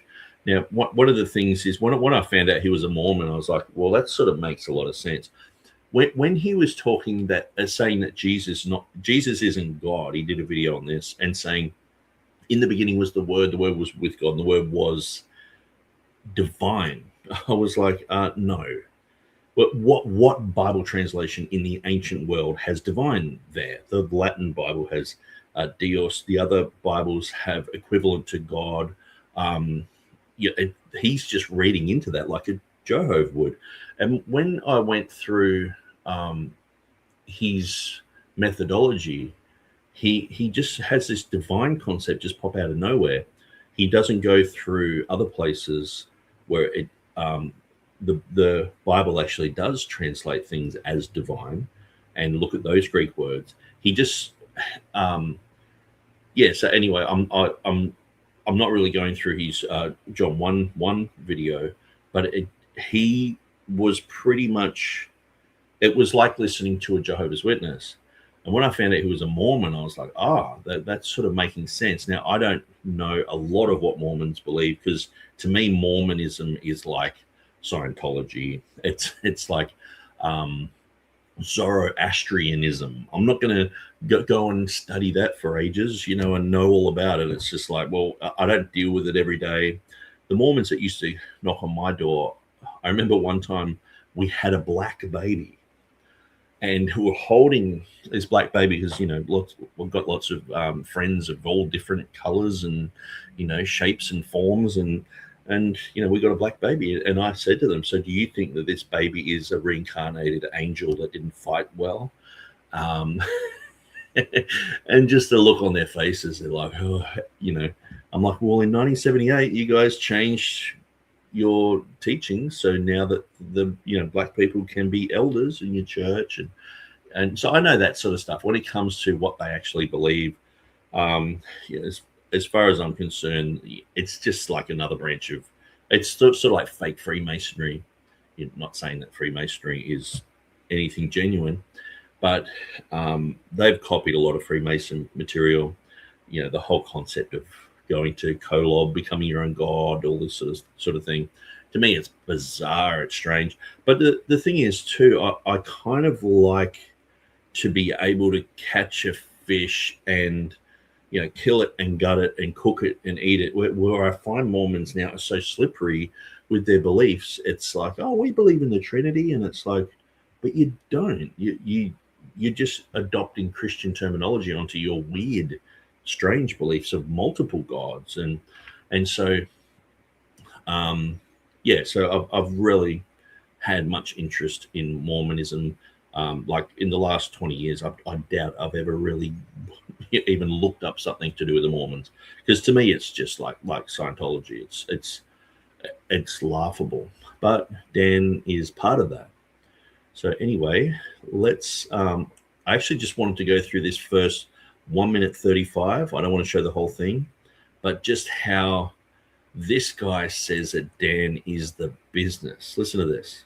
In the past year or so, Dan McClellan has become the most famous and most followed biblical scholar in the history of the West, amounting to almost a whopping 1 million followers across those social platforms. And this is rubbing many conservative Christians the wrong way. Dan McClellan is a filthy communist, and I can prove it. This is the final Dan video I plan to make. Dan McClellan is the walking, talking, bad argument rocking epitome of if at first you don't succeed, lie again. I think it'd be a good idea to actually take on Dan McClellan, the critical scholar, and show you just how full of hot air he is. Critical scholarship is to biblical scholarship as abortion doctors are to pediatric medicine.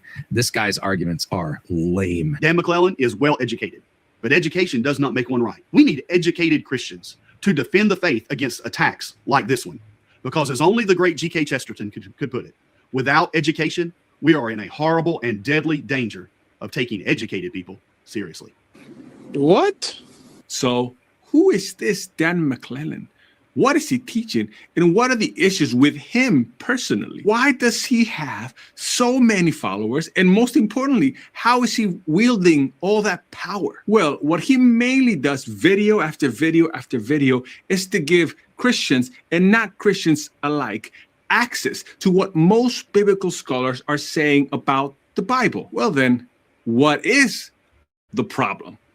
Well, let me put it in two categories.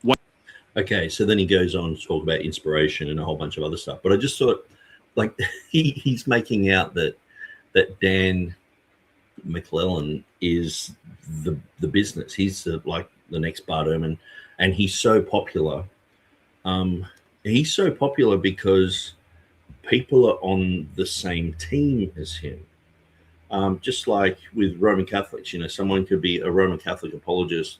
They could be really lousy, but because they're on the same team as Catholics, people will like their stuff. Also, the average person doesn't have the ability to even understand what Dan's going on about when he's talking about issues to do with the text, with scholarship, with the academy, but they have no idea what he's talking about. I can listen to his stuff and go, okay, he's using highfalutin words, and a lot of scholars do this to create an air of superiority. And I've had to look up a few words and go, okay, well, is that all he's talking about? But sometimes when you're involved with a certain field, you end up saying terms, using terminology because it describes something better. It's not just for elevating yourself. So I don't want to just say that that's the only reason that Dan does that, but he does use words at times that are just completely unnecessary, but make people feel like, oh, he said something else I have to look up, and I know so many people who do this. Mark Ward, they use these highfalutin words that just are unnecessary. But the amazing thing about Mark Ward is he's like, you have to be understandable, but he's not understandable in his videos. It's for the plowboy, but he doesn't speak to the plowboy either. So anyway, I thought I'd put that in the mix because I'm going to use that as a bit of an intro into Dan's material. Now, I've just got to check and make sure that this is a Dan video. I do have some other things open. Show me. Yes. So this goes for about 9 minutes. So he talks about two contradictions. So it's sort of like half here. So the first 9 minutes, so to about here, he's talking about Judas. So let's get into it. Show me. All right, let's see it.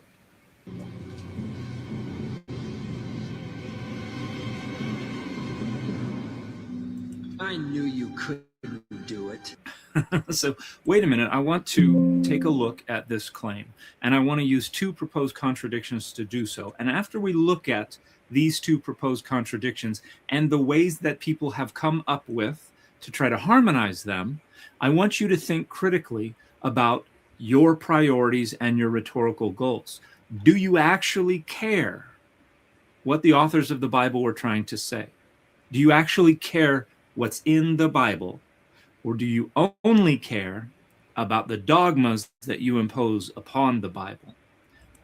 So he's making out that just by looking at the Judas story and matching them up and go, okay, well, there's no contradiction here, that you are imposing something from the outside onto Scripture. Now, there's no other option. It's not like you can actually just look at these and the stories don't contradict. You could never come to that conclusion because Bart Ehrman, because of all of his friends on the internet, because this has become one of their gotcha things. And no matter how many people just point out how flimsy this claim is, that they're, this video is called Enough Rope to Hang Themselves. They've got so much rope now. There's so many videos out now that show that really it just hinges on one or two words and the definition of these words, and we're going to look into them. What is the real authority? The biblical text or the dogmas you have been told you must accept in order to... No, I've never been told by anyone that I have to believe the Judas story. And in fact, I sometimes will purposely look at critics of Scripture to see if there's a third option, like I mentioned. Sometimes that's where you think completely out of the box. And the Christian can be wrong, the atheist can be wrong, your pastor can be wrong, your church can be wrong. And so the thing is, being a free thinker, I know Dan is probably not used to people being free thinkers. They will go with a denominational line. They'll just go with whatever their pastor is teaching or whatever some guru on TV is teaching. But there are people out there who think for themselves, who look at these issues and weigh these things up. To remain in good standing within the social identities that are related to the Bible that are important to you. So let's take a look at two contradictions. First one in the New Testament, and then the second one in the Hebrew Bible. The first one is the classic death of Judas. And we're going to start in Acts. We have verses 8. It's the classic. It's the classic. It's so easily debunked. 18 and 19 of the first chapter of Acts. Now this man acquired a field with the reward of his wickedness, and falling headlong, he burst open in the middle, and all his bowels gushed out. This became known to all the residents of Jerusalem, so that the field was called in their language Hakeldama, that is, field of blood. So we have a narrative here. Judas purchases a field. Judas is in the field. Judas falls headlong or head first, and he bursts open in the middle. All his bowels gush out. For this reason, the residents of Jerusalem call this field of blood. Okay, so Now it says, now this is not the King James, but it says, now this man acquired a field with the reward of his wickedness, and falling headlong, he burst open in the middle, and all his bowels gushed out. This became known to all the residents of Jerusalem, so that the field was called in their language Hakel Damar, that is the field of blood. The H put me off there because the King James doesn't have that. Okay. Now, let's take a look at the other account. This is in Matthew chapter 27. In verse 3, when Judas, his betrayer, saw that Jesus was condemned, he repented and brought back the 30 pieces of silver to the chief priests and the elders. He said, I have sinned by betraying innocent blood. But they said, what is that to us? See to it yourself. Throwing down the pieces of silver in the temple, he departed, and he went and hanged himself. But the chief priests, taking the pieces of silver, said, it is not lawful to put them into the treasury, since they are blood money. After conferring together, they used them to buy the potter's field as a place to bury foreigners. For this reason, that field has been called the field of blood to this day. Entirely different story. The order of events is different. The nature of the events is different. Judas's... So he's making this claim. Okay, it's an entirely different story. Okay, so let's just go back to his verse that he has up here, of the verses. So Judas, his betrayer, saw that Jesus was condemned. So he started to get tortured and all the rest of it. He repented. So this is obviously not the King James, but I'll read through what he's got anyway. He repented and brought back the 30 pieces of silver to the chief priests and the elders. He said, I have sinned by betraying innocent blood. But they said, what is that to us? See to it yourself. Throwing down the pieces of silver in the temple, he departed and went and hanged himself, or hung himself. But the chief priests, taking the pieces of silver, said, it is not lawful to put them into the treasury, since they are blood money. And after conferring together, they used them to buy the potter's field as a place to bury foreigners. For this reason, that field has been called the field of blood to this day. Now, just one observation here. Judas threw the money down. The chief priests, when did they decide that they're going to buy a field and all this sort of stuff? Obviously, this is after Judas has hung himself.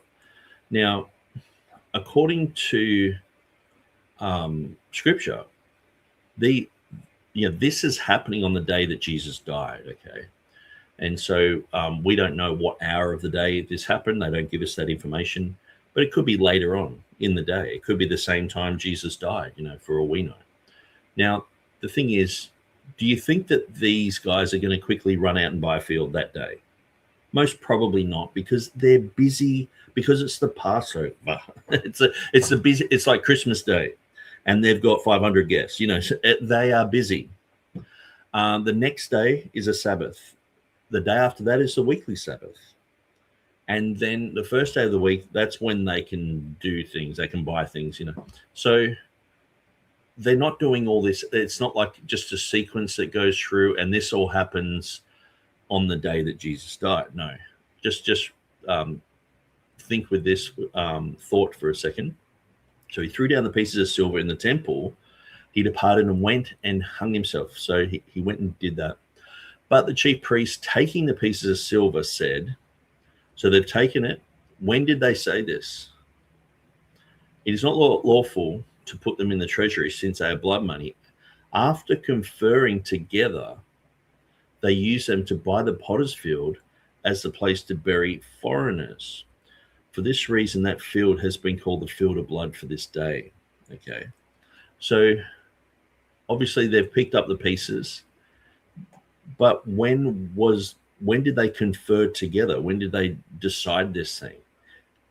Like practicalities of, the busyness of Passover day, where they're just going to go, hang on, stop everything, stop the Passover thing. And these are the chief priests. This is their day. It's not like they're just, average Israelis.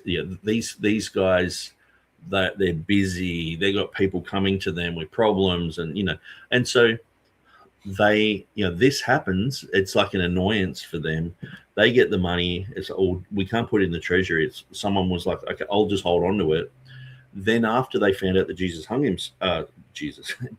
himself, they then bought the field.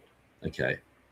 And so it's only a small little bit of information, but sometimes it's read through as if that just sort of happened right there, and then it's like they got on the blower to, Uncle Uncle Gull, whatever his name is, and it's like, hey, we want some land, and he's like, okay, I've got a block for you, sort of thing. That's not what happened. Of blood to this day. Entirely different story. The order of events is different. The nature of the events is different. Judas's death is just described with this simple, he went and hanged himself. Absolutely nothing indicates that he coincidentally hanged himself in the same field that the chief priest would later go and buy. And well, that's a conclusion that I'm coming to, because that field is completely soiled, and that field is known by everyone in Jerusalem as like, hey, that's the place where that betrayer. Like, the thing is, I know people can be suspicious about haunted houses and things like that. Now, I'm sure in Hebrew culture, they probably, there were probably places where it's like, well, that's where, someone died or something happened. There can be this type of superstition. Having the whole of Jerusalem know that Judas had died there, which it says in Acts.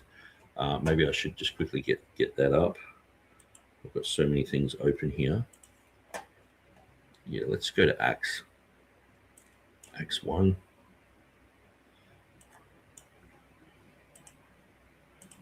Acts 1:18. This man purchased a field with the reward of iniquity, and falling headlong, he burst asunder in the midst, and all his bowels gushed out. And it was known unto all the dwellers at Jerusalem. So everyone knows this. So, hey, that's the curse. That guy who betrayed Jesus, he's there, he died, So to me, what had happened here, and this, if I'm proven wrong on this, it doesn't matter either way. But Judas hung himself in a certain place, and because of what happened, that place became cursed, according to the people, and so they, the Sanhedrin, they bought that land with the money that Judas had. And so to me that makes sense. It doesn't, like, it's not like they just bought somewhere else, sort of thing, and buried him there, and then you've got these two places. It just makes more sense that happened. Now, if there are two places, it doesn't detract from we are allowed to speculate on things that aren't really that clear. And so this in no way detracts from what I'm saying. And the problem is, even dealing with these guys, like if I was sitting there and Bart Ehrman was staring at me like, he was with that other guy, with Peter Williams, if I said that, he'd be like, why would you think that? Why would you? And it's like, well, that's just how you naturally think that could have happened. When you're doing a crime scene investigation, some of the best ways that you can solve mysteries, solve murders, this type of thing, is by thinking outside of the box, or just you've got the breadcrumbs lead you so far, then there's no more breadcrumbs, but they start somewhere else, and it's like, well, what happened between here and here? You speculate and you go, okay, well, this could have happened, that could have happened, this could have happened. Now, it doesn't detract from anything else, but it's fine to have your own speculation. And so anyway, I'll just continue on. But what I would find is, if I was talking directly to Dan or to Bart Ehrman, they would make much ado about what I just said. and go, how can you prove that? How can you? They would just go carry on like I've just committed an abominable sin by just having a little bit of speculation that doesn't detract one little bit from the whole concept. That would later be referred to as the field of blood, not because of Judas's blood, but because it was purchased by the chief priests with blood money. Whose blood? Jesus's blood. Who purchased the field? The chief priests purchased the field. This is an entirely different telling of this. Okay, so he's saying it's an entirely different telling. Okay, so I'm just going to go to Matthew 27.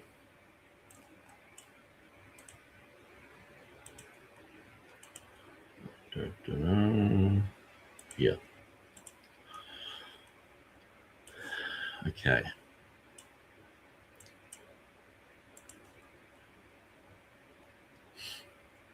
Let's read this.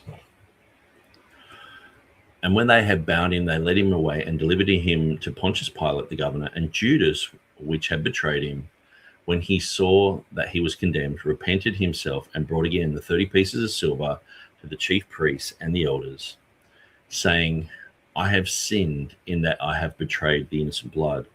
And they said, what is that to us? See thou to that. And he cast down the pieces of silver in the temple and departed and went and hanged himself. The chief priests took the silver pieces. Now, I think I've been saying the Sanhedrin, which could be wrong there, but the chief priests took the silver pieces and said, it is not lawful for them to put them in the treasury because it is the price of blood. Okay. And they took counsel and bought with them the potter's field to bury strangers in. Wherefore that field was called the field of blood unto this day.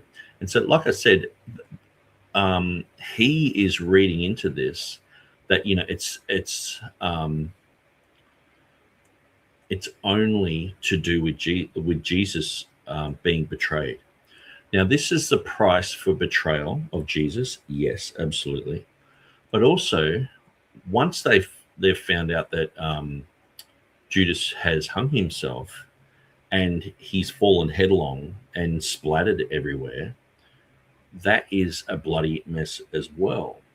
And so there's nothing wrong with having the concept of the field of blood being the name of that field, not just because of Jesus, but because also of Judas, because he betrayed Jesus, and also because he died and spilt his guts everywhere.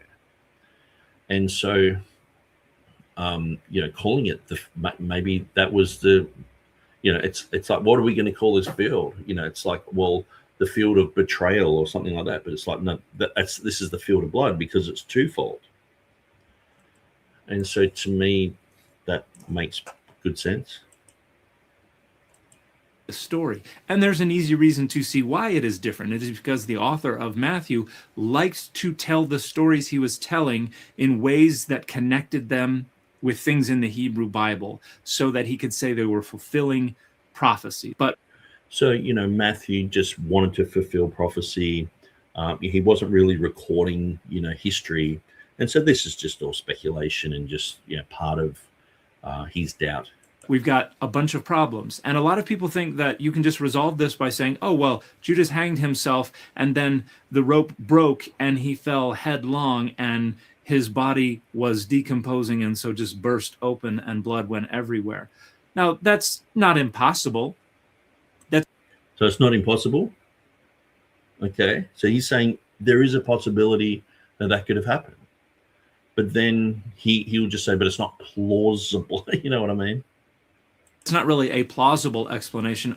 And he tends to say this a lot when he'll say things, you'll say, hey, like I notice other people will say the same argumentation that I've said on many different things. And he'll just mock it, laugh at it and say, well, and do sort of like a funny face like that's, yeah, I guess, but it's not plausible. And it's like, well, okay, so is it impossible? So he makes out that it's like it's just on the edge of reality. Okay, that someone like even in Acts chapter 1, it talks about he fell. So how did he fall hard enough to bust his guts open? You know what I mean? Like they're not really thinking this through. Of why these two stories differ, and it does render both of these storytellers wildly negligent and incompetent. So no one really thought that this was negligence or incompetence up until these new scholars have come along.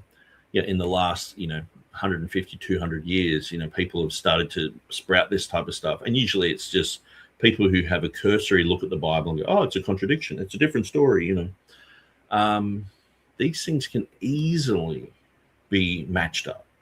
Like easily. Like I'm going to go through a bunch of commentaries soon, and we're going to see how easily this matches up.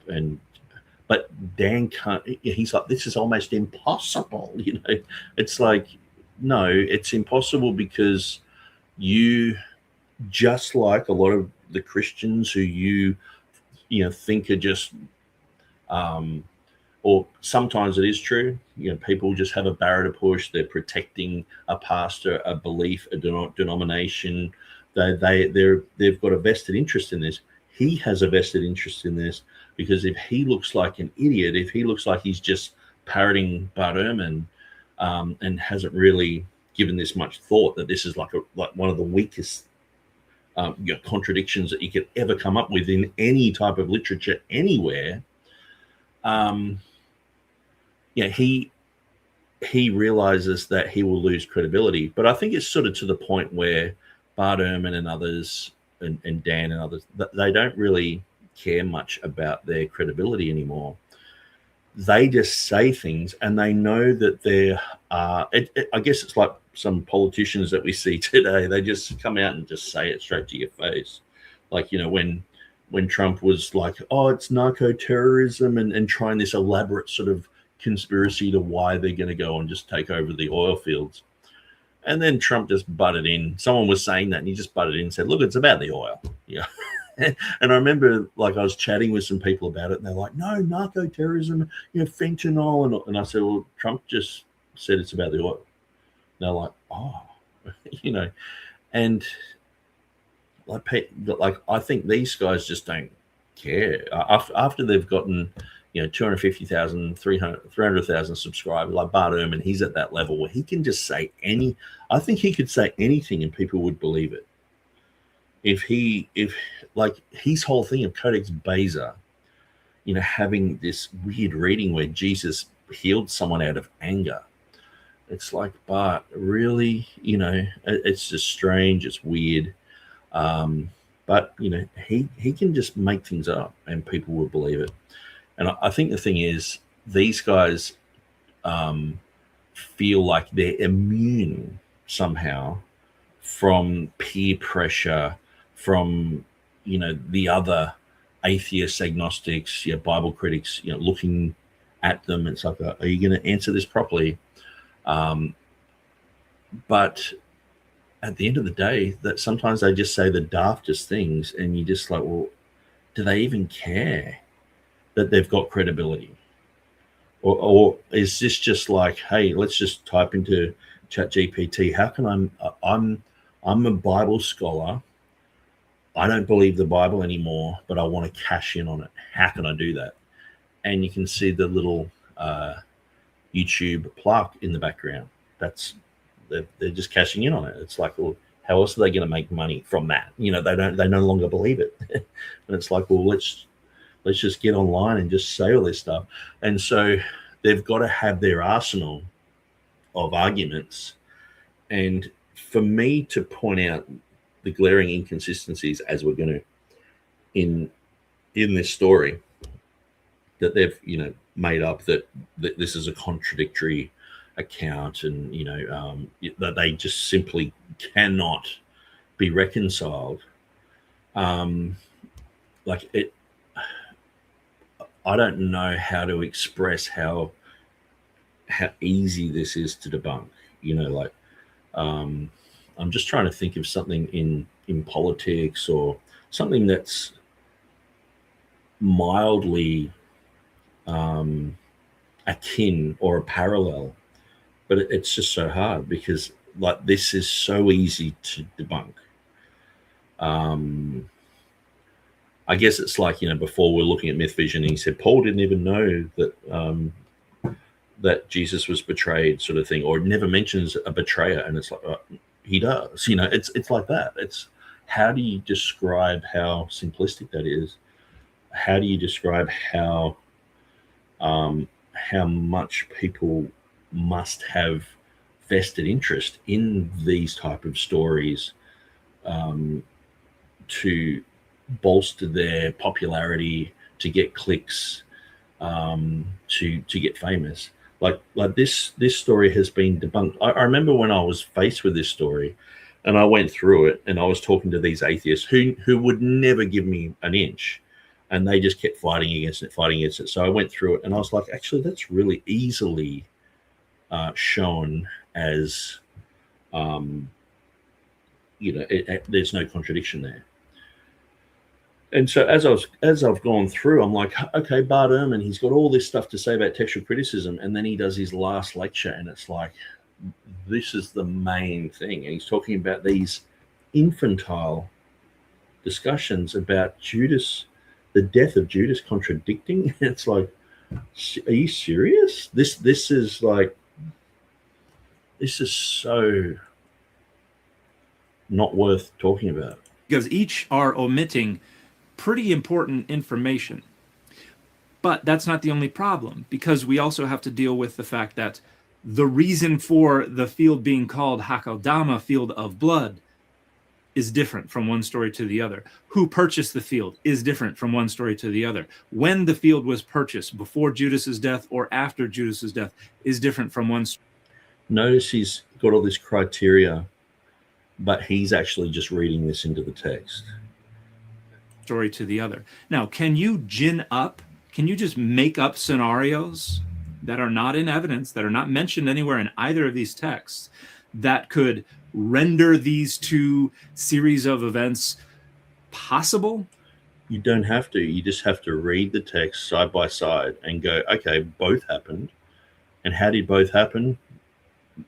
It's very clear. He hung himself and he fell headlong and burst something. Like, if you can't see that, if you can't even give an inch to the possibility of that, then you have a barrier to push. You're not critically thinking. Like, I know a lot of Christians don't think critically, but I would just say that he is not allowing. Like, how come there is a consensus on this?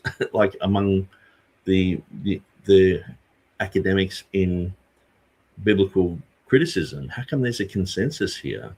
Like, who's the free thinking one? Who's thinking outside of the box here and going, yeah, actually, I can see that. They're parroting each other. Sure. Lots of things are possible. If you have free reign to just imagine whatever scenarios you want that are not in evidence. So any evidence you have is you're just dreaming. Once I had a dream that I was you're just dreaming. You're not in reality. You're not using the evidence. You're just thinking, like, and I said before, I speculated, a few things here and there, but it's like, I can speculate lots of things that have no consequence. Like, I can speculate that, Jesus, when he healed someone and then the next day he was at someone's house, like what he did in that time. What did they do? Did he go preaching somewhere and they just didn't mention it? Or I can speculate lots of things. And there's nothing wrong with using your imagination to, when there's places where there's no information at all, you're allowed to go, okay, well, perhaps he did this, perhaps he did that. I'm not saying he did, but it's fine to have your own opinion on that. Where these guys equate looking at the evidence and marrying it up as you just have no evidence whatsoever, and you're just making it up. It's like, no, I've just shown you what making up stuff is. When you're looking at these two accounts in a parallel fashion, that's not just making stuff up. That could even appeal to supernatural events. That you're appealing to, God just got involved here, sort of thing. And sure, it's not impossible, but if that is the standard, there's no such thing as a contradiction anywhere, because you can always just make up scenarios in order to harmonize two different accounts. You can also just make up reinterpretations to try to harmonize accounts, because the text is not going to stop you. And an example of that, and all we have to do is just look at the text, and there's our answer. It's so clear. Is the fact that we can go look in Acts 1:18 and the very first line, now this man acquired. We can look at that. So this is what we see, is he hinges his argumentation on the definition of acquired. So saying, now Judas went and bought a field. So here's Judas. He's like, hey, I'm going to go and buy a field. Okay. Which, this is going to get really ugly for the atheists here, because it's like, okay, so he's got 30 pieces of silver. He's in one account, he's thrown them down on the ground. Okay. The chief priests have picked all this up. Now, Acts chapter 1, verse 18. Now, this man acquired a field with the reward of wickedness. So in between the Wednesday evening, when they're having the Last Supper, they're having a meal. In between then and when he threw the money down, they're saying, okay, this man acquired a field. Okay, so then they're saying, okay, these two don't marry up. But all you have to do is look at the word acquired. Now, I'm just going to quickly grab. I have about 50 pages open here. Okay. Now,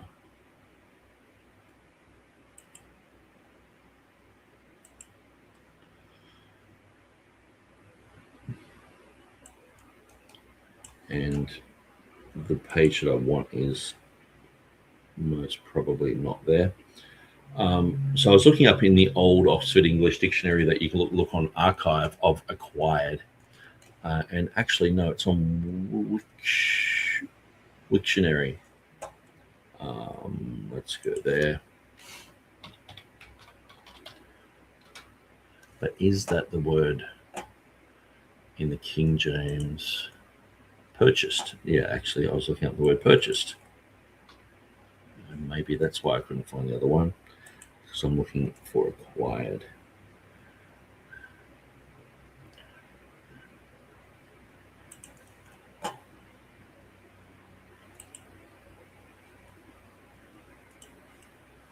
Okay, purchased.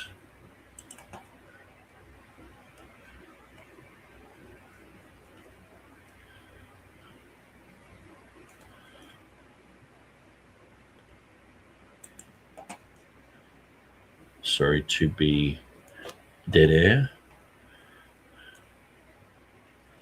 but I just have to go back through this Oxford Dictionary again.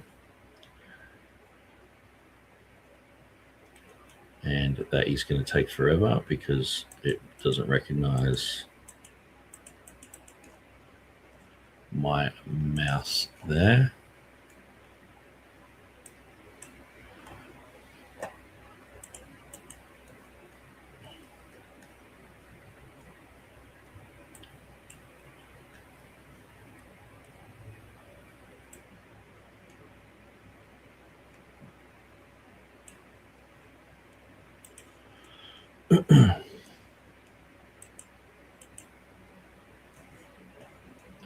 Okay, so his whole argument is hinging on this word acquired or purchased. Now, if you just read it in context, let's just have a quick look at that.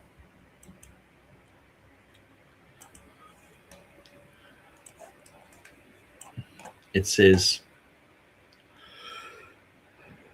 now this man purchased a field. How did he purchase it? With the reward of iniquity. Okay, so you become rewarded. The concept of reward, it's like receiving something. The reward, you can, the reward of foolishness can be death. The reward, it's what you do, you get a reward for. You know, if you play silly games, you get silly rewards, sort of thing. You go and play on the highway, you're gonna get hurt. He purchased a field with the reward of iniquity. So does this purchased or acquired mean that he went off to the real estate agent and bought a field? Okay. And so now all these men here, you've got the 11 other disciples. Now they would be interested in what happened to this guy, you know, even though he's a betrayer and all the rest of it. They would be interested in what's happened. Now it says here, he purchased a field with the reward of iniquity. Do you think that he just went off and just bought a block of land? Now he's gotten 30 pieces of silver. So on the Wednesday night, he's gone to see the chief priest. They've given him 30 pieces of silver. And then it's a day of preparation for the Passover. Do you think he's just gone and bought a block of land?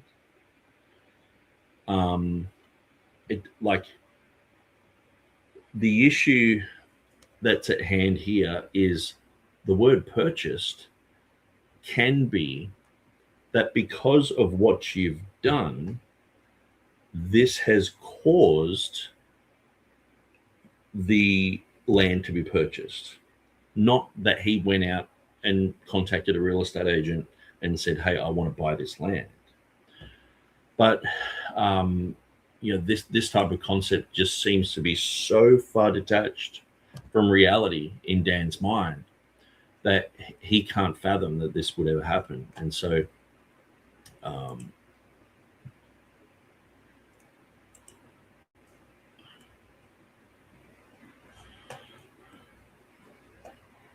it says here, it was known to all the dwellers in Jerusalem, insomuch that the field is called in their proper tongue a Keldamah, that is to say, the field of blood. And it is part of a prophecy that he be replaced. Okay, so let's continue. So you'll notice that he's going to make much ado about this concept of acquired a field, that it can only mean that he went and bought a field with that money. Not that he threw the money down and then they, like in Matthew, it says they bought a field. You know, and so his whole entire argument is hinging on acquired.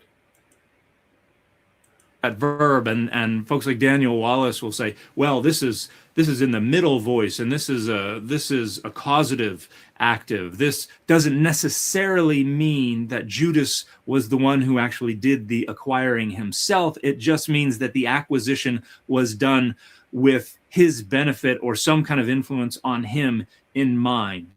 And so the idea there would be that it was acquired with Judas's money, and it was related to Judas, but Judas wasn't the one who did the acquiring. Is that a possible reading of this text? Sure. Again, lots of things are possible. Is that a possible? Like, it's just so far detached from reality. Like if you're just reading these texts side by side, they flow into each other. There's just no contradiction.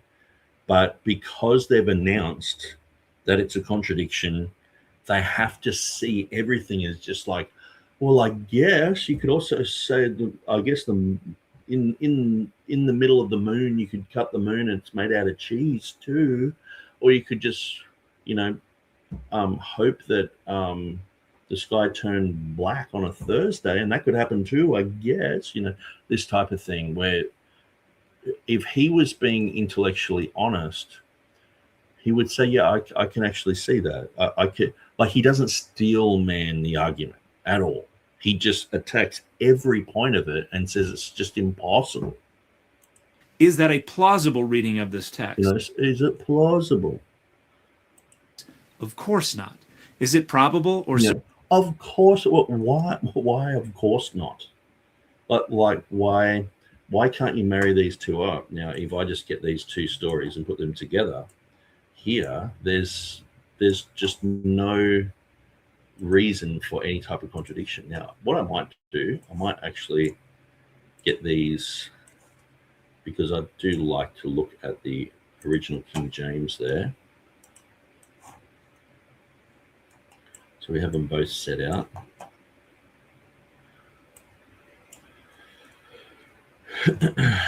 Okay, so maybe I'll put Matthew on this side just to get our brains working properly. Here we go. And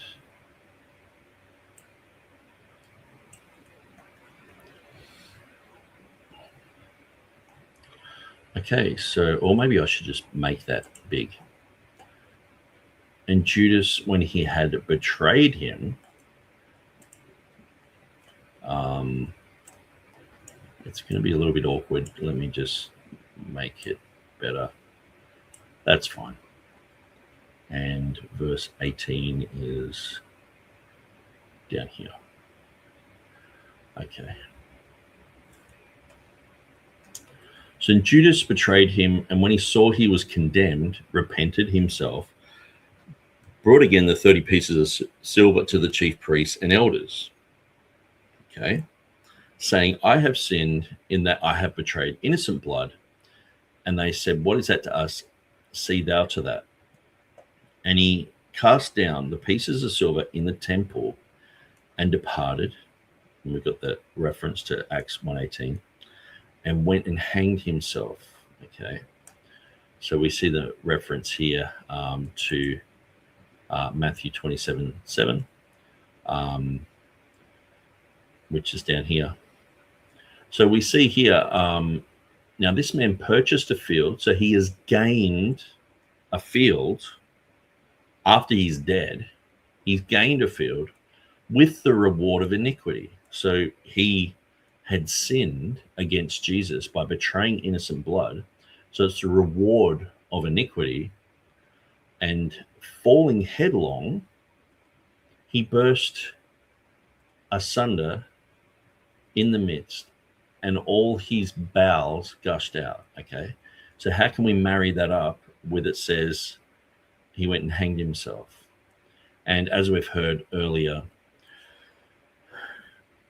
if you understand there is another contradiction that they say is in the Bible, you know, Jesus, the 3 days and 3 nights thing.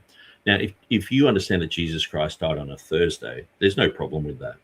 And I've believed that for, I guess, 25 years now. In my Easter articles, I do write about that. Now, Jesus died on a Thursday. You have the 3 days and you have the 3 nights. There's no contradiction. Wednesday, you have a problem. The Friday, you have a problem. Now, this contradiction, it's another, you know, contradiction that's so easily refuted. Where if you understand that after every Passover or every preparation day, they had a Sabbath, they had a high Sabbath. So Jesus died on the Thursday, the same hour that the Passover lambs were killed. The Friday was a Sabbath day, a high Sabbath day. Then the Saturday was the weekly Sabbath. And then Sunday was the 3rd day. So he rose on the 3rd day, not after the 3rd day. And so it's very clear. The 3 days, the 3 nights, you have the Thursday night, Friday night, and the Saturday night. You have the Friday, the Saturday, and then on the Sunday, on the 3rd day, he rose again. So it's very clear. There's no contradiction there. Some people will say, well, you know, the word for preparation in the Greek, it always means a Friday, but it does also mean the day that they have the preparation for a feast, like a Passover and other feasts that they have. And also the word Sabbath doesn't always mean a Saturday. They can have a high Sabbath, which can happen on a Tuesday, for example. And so that's not the weekly Sabbath. So it's just people having a cursory look at these things, not really understanding the Hebrew calendar. And so when you understand that there's 3 days and 3 nights, and it begins on the Thursday, so on the Thursday before sundown, before the 14th finished, the 14th of Nisan and the 15th started at sundown, then you have, you know, Judas hanging himself on the 14th sometime during that day. So he might have done it at 3 o'clock. It might have, you know, might have been the same hour that Jesus died. It might have been at lunchtime. We don't know that detail. And like I said, you can sort of speculate. There's nothing wrong with speculating, but that doesn't harm what I'm saying whatsoever. I'm only doing that type of speculation to show you that that is speculation, not looking at the details and going, well, that's actually what happened. So he hung himself on the Thursday. Then you have the Friday in the hot Middle Eastern sun. Now, Passover is in the time that in the Middle East, around March, April, it's hot. So if Judas hung himself on the Thursday and he's out in the hot Middle Eastern sun on an all-day Friday, then all-day Saturday, by the time they can legally get to his body, because you look at Jesus, he's dead. They put him in the tomb and they can't go there. They can't put spices on him. They can't do anything. And this refutes the Wednesday concept, because if Wednesday was the day that Jesus was crucified and Thursday was the Sabbath, then Friday's a normal day. They can go and do all this stuff on Friday. This ties in everything, having Jesus die on a Thursday, because they have to wait that long, and they early in the morning they go down to the tomb to put spices and all this sort of stuff. And so, you know, Judas is hanging out in the hot sun. So listen to this. It says here clearly, he departed and went and hanged himself. Now, picture, that's a Thursday, Friday, Saturday, maybe even Sunday. Then you have, now this man purchased the field with the reward of iniquity, and falling headlong, he burst asunder in the midst, and all his bowels gushed out, all his bowels. And it was known to all the dwellers in Jerusalem, insomuch that that field is called in the proper tongue a Keldamar, that is to say, the field of blood. And so this doesn't contradict. It just shows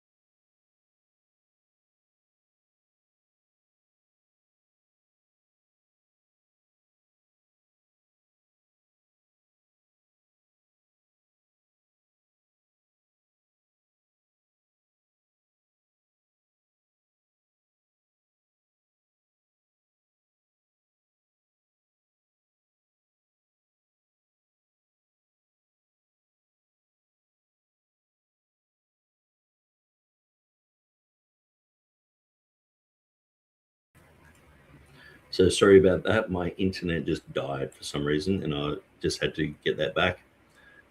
Let's just put the screen back up. Share screen.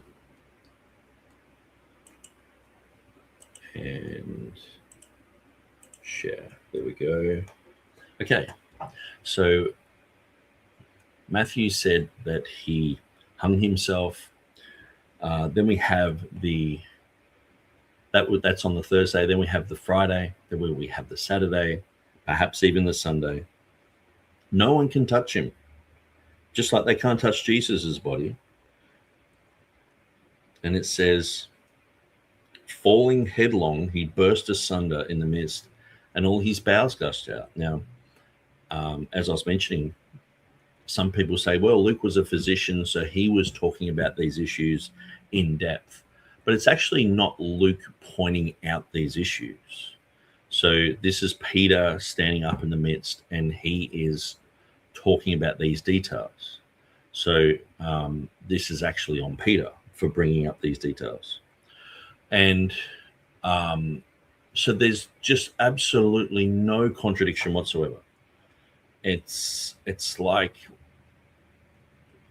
I can't even think of something that's so simplistic. It's like, yeah, Jesus went to Capernaum, but then you'll have another story that says Jesus went and healed a man and then went to Capernaum. They're like, like making so much ado about this, where there's no contradiction. That, like, can you show me where the contradiction is?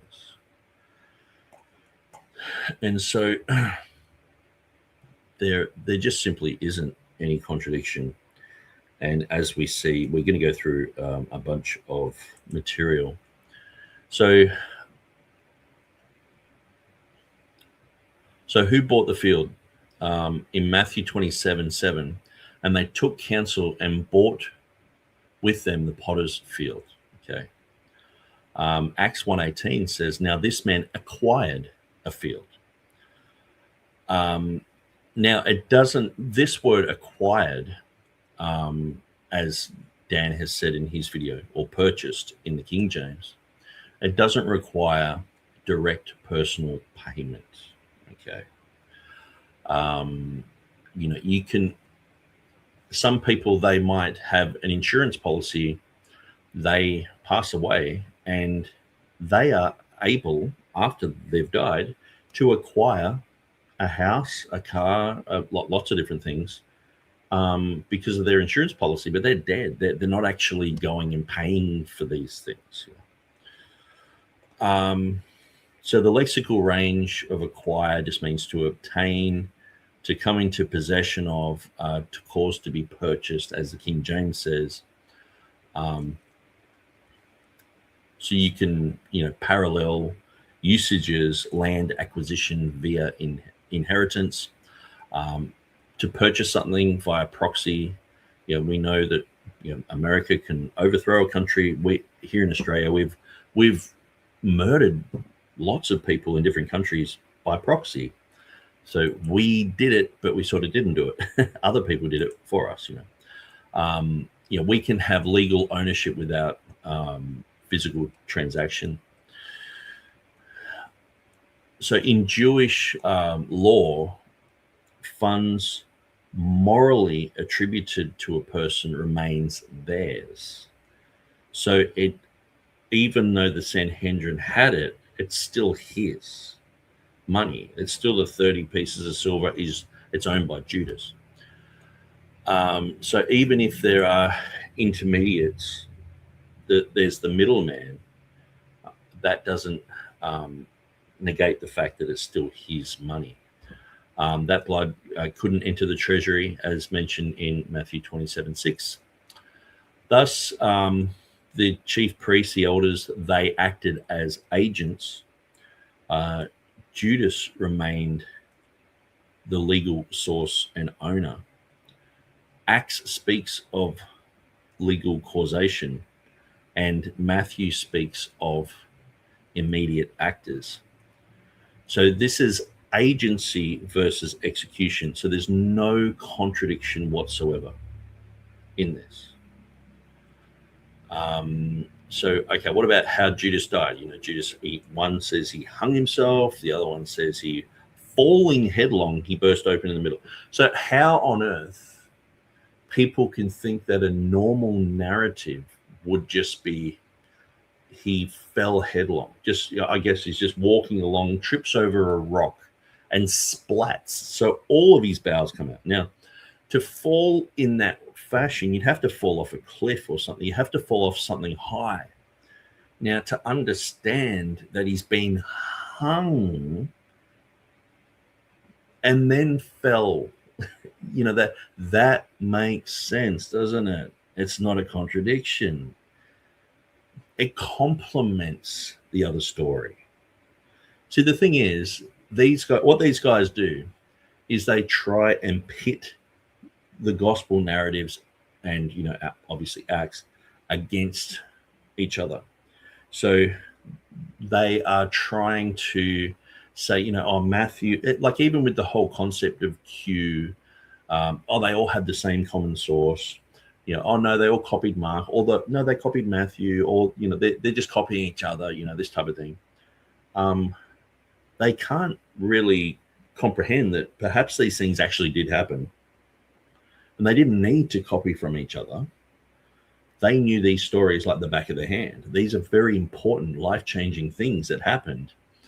And when Mark's quoting something that Jesus said, and Matthew says the same thing, it's because Jesus said that. That's the common thread. Not that Mark's making this up, Matthew's making it up. They probably copied from each other then. Now, if you just get God out of the picture, or the fact that Jesus actually existed out of the picture, which, most of these guys will admit that Jesus actually existed, but they just sort of, every other thing they just say, well, he probably didn't say that or this or whatever. But if you actually think that God exists, so there is an overarching theme throughout the whole of Scripture, and then you think that Jesus existed and he actually did what the Bible says that he did, there's just no problem there. Because you have Mark looking at something, you have Matthew looking at something, if they're listening to the same sermon. Now, I'm sure that Jesus would have repeated himself over and over and over again.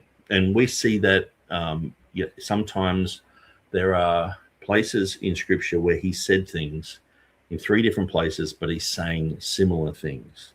Now, I know I've done this myself. When I'm in Papua New Guinea street preaching, I will go to a place, and if it's a whole bunch of new faces, why have a different story? You can just say the same thing you said in the previous town. And so you just preach exactly the same thing. And I used to say to people who came along with me when I would do lots of street preaching and all the rest of it, I'd say, look, you're going to get really bored of my preaching. I'm not, I wasn't saying that I'm being boring, but in a sense of I'm not going to like direct it at you. The 5 people who come with me, it's not like I'm showing off in front of you. I'm trying to get a message out to these people. If it's worked in that town, I'm going to repeat it here. And I'm probably going to repeat it somewhere else and somewhere else and somewhere else. So you're probably going to hear this like 40 times by the time we go home. And in some places, I'll get stirred to talk about, eschatology. I'll get stirred to talk about, salvation. I'll get stirred to talk about all different types of topics.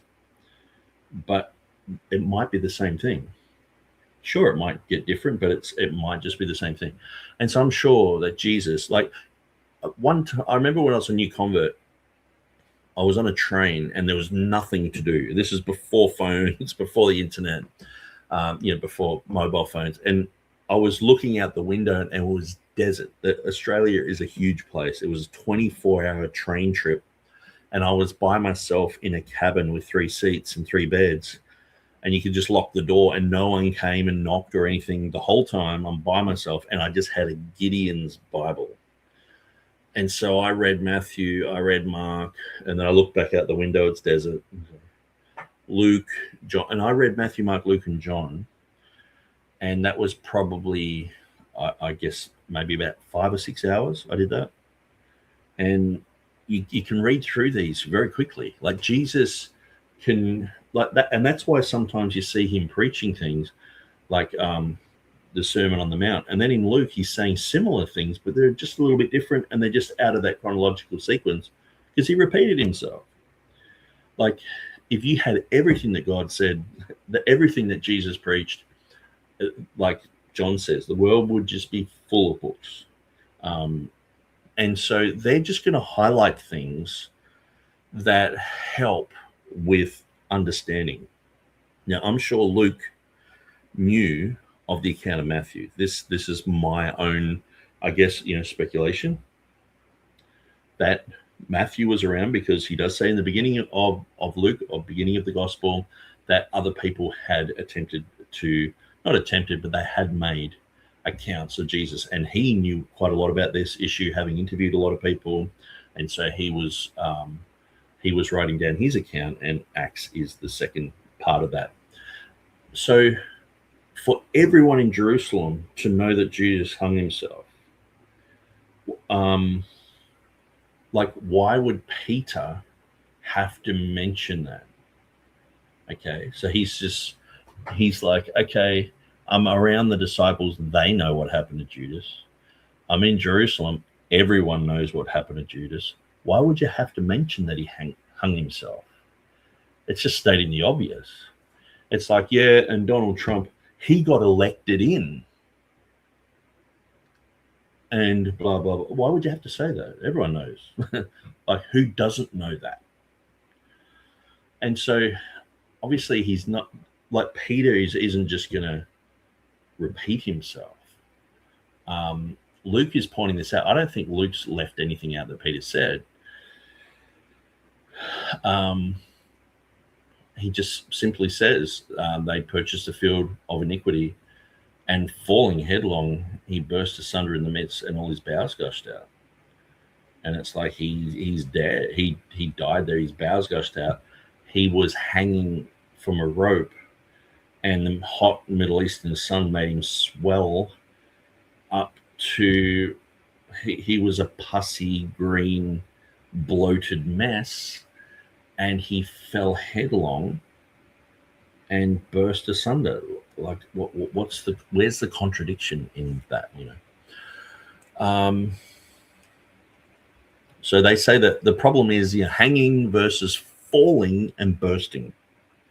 So, but you can never put those three together: hanging, then falling, and bursting. Like, it's just impossible. You can never reconcile this. You have to be a brain dead fundamentalist to just make up these stories. No, you just read the story. It's so clear. So if you do some sort of like forensic analysis on this is where the critics' story collapses. So nothing in Acts denies that he was hung. Like, if it said that he wasn't hung, it was hit by a car or something, it's like, it says he fell. Like, that would imply that he was up somewhere and fell down somewhere. And it's an interesting study to do in scripture, actually, when people go up and people go down, or the directions they go in. And when I was doing a study on the rapture, I was going through looking at a lot of verses that say they ascended or they descended, these type of things. And it's very interesting because that's happening all the time, But clearly he hung himself. You're up, and then here in Acts he's down. Like, what's the contradiction? Because they have to tell us, where did he fall from? Falling headlong. So Judas hung himself in Matthew. The body remained suspended in the hot Middle Eastern sun for 3 days, possibly. The rope, people say, the rope broke or the branch, but to me, a branch breaking sort of makes more sense if it's just a bag of fluid to, picture this green guy hanging there, or his body just fails. His spine just slips out of his head, his skull cavity. The corpse falls headlong. Now, the understanding that, if you're going to hang yourself, well, I'm going to climb right up the top of that tree, like hanging yourself over an area that's already, that there's a valley or a cliff or something like that, makes a lot of sense. You know, you put the rope there and you've jumped off, and if you're hanging over the side of a cliff or something like that, that would definitely give weight to the whole, you know, the headlong thing. You've fallen headlong. His stomach ruptured due to, you know, being bloated. You know, when you fall from a certain height, you splat, and this sort of suggests that he hit the ground pretty hard. And the thing is, this, like, people commit suicide regularly in Australia. Suicide is absolutely rife among teenagers. Like, suicide is just huge.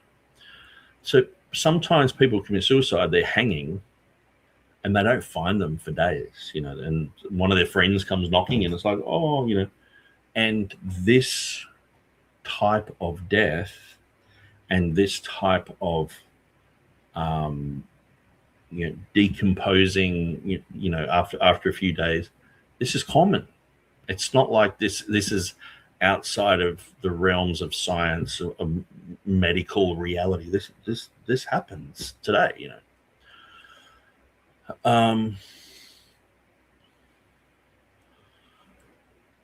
And so, you know, Luke's a physician, but we've just got to be careful. You know, sometimes I'm trying to think of different layers, because Luke is just commenting on what Peter said. Okay.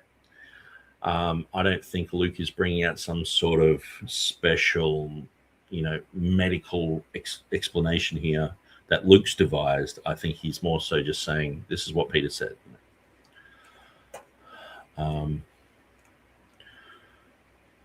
So what about the money? Okay, so to me, those things line up perfectly. What about the money? Matthew 27, 3-5, Judas returns the money. The chief priests, the elders, they reject the money, and Judas leaves. Okay, but he's throwing the money on the floor. Matthew 27, verse 6, the money is blood money. It can't enter the treasury. Then in Acts 18:1, it clearly says that the field was purchased with the reward of iniquity. Okay, now this man purchased a field with the reward of iniquity. So what's the resolution here? There's no claim that Judas personally paid after returning the money. Okay.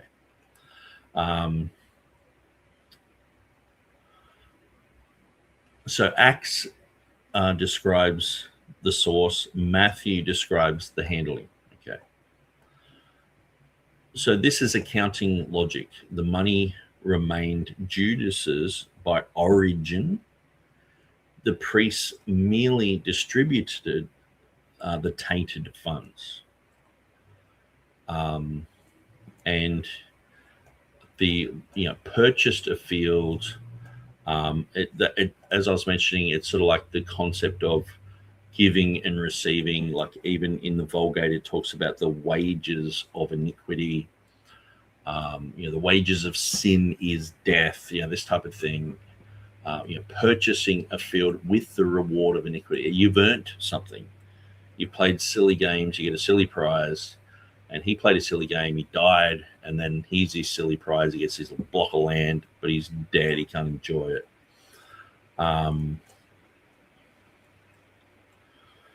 Okay, so to me, there's that's probably one of the least things to really be concerned about. You know, why the field of blood, you know. So Matthew 27:8, because it's purchased with blood money. So here it says, wherefore that field was called the field of blood to this day. Okay. So they took counsel and brought them to the potter's field. So it's the field of blood to this day. Okay. Acts 1:19, because Judas's blood was shed there. Is this a contradiction? No, it's a fancy word. It's called polycausality. So there are several factors to this. The betrayal was to do with Jesus. It was betraying innocent blood. Now, would that be enough to call it the field of blood? I doubt it, but it is a factor.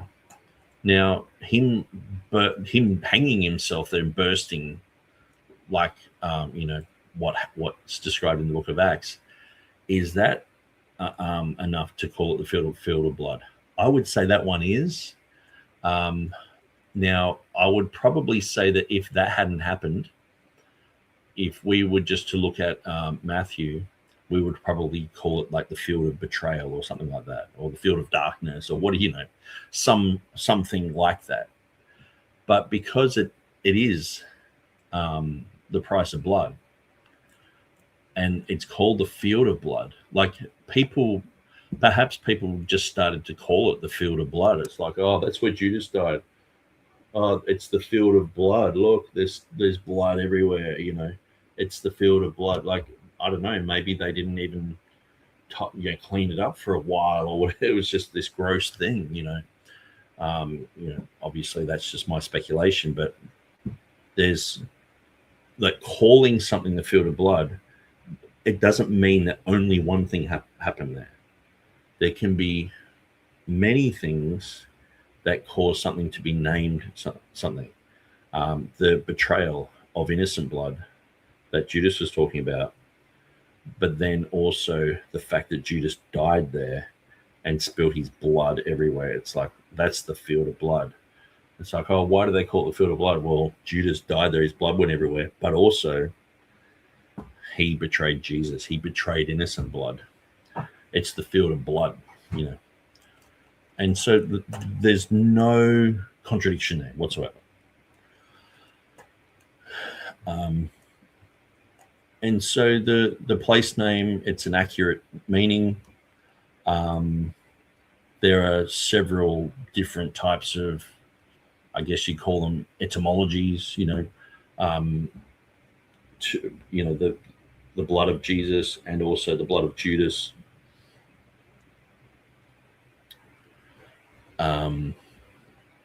And there's nothing wrong with having certain place names with certain meanings. You could have a place that is named, the field of battle or something like that, and there could be several battles that have happened there, and that's why they call it the field of battle. Or else they might call it something else.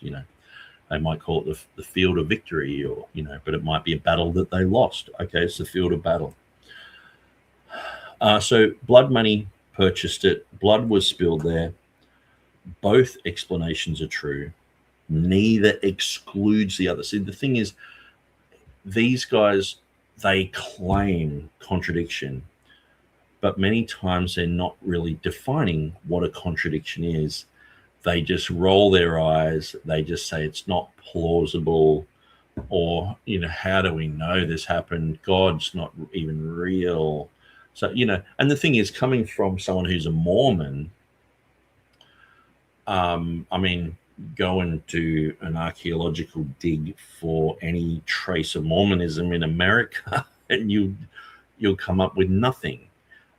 Just look at the Book of Mormon and how they plagiarized the King James Bible, and you go, this is the dumbest thing I've ever thought about. It's like I've become dumber knowing this.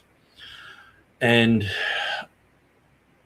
this is the type of platform that Dan is coming from. He's coming from this place of Mormonism. And so obviously, he believes this type of weird stuff. And so he's going to pretty much believe anything, if you're going to believe that,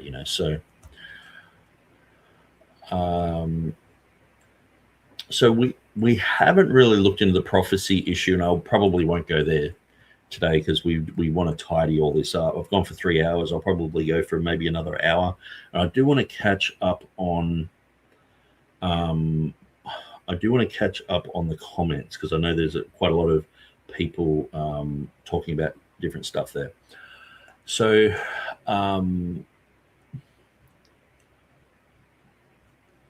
So this is a chronological sequence. Judas hung himself. Judas later fell and ruptures. The money originated with Judas. The priests execute a purchase. The field named for blood money, and the field was named for blood shed. There's no contradiction there.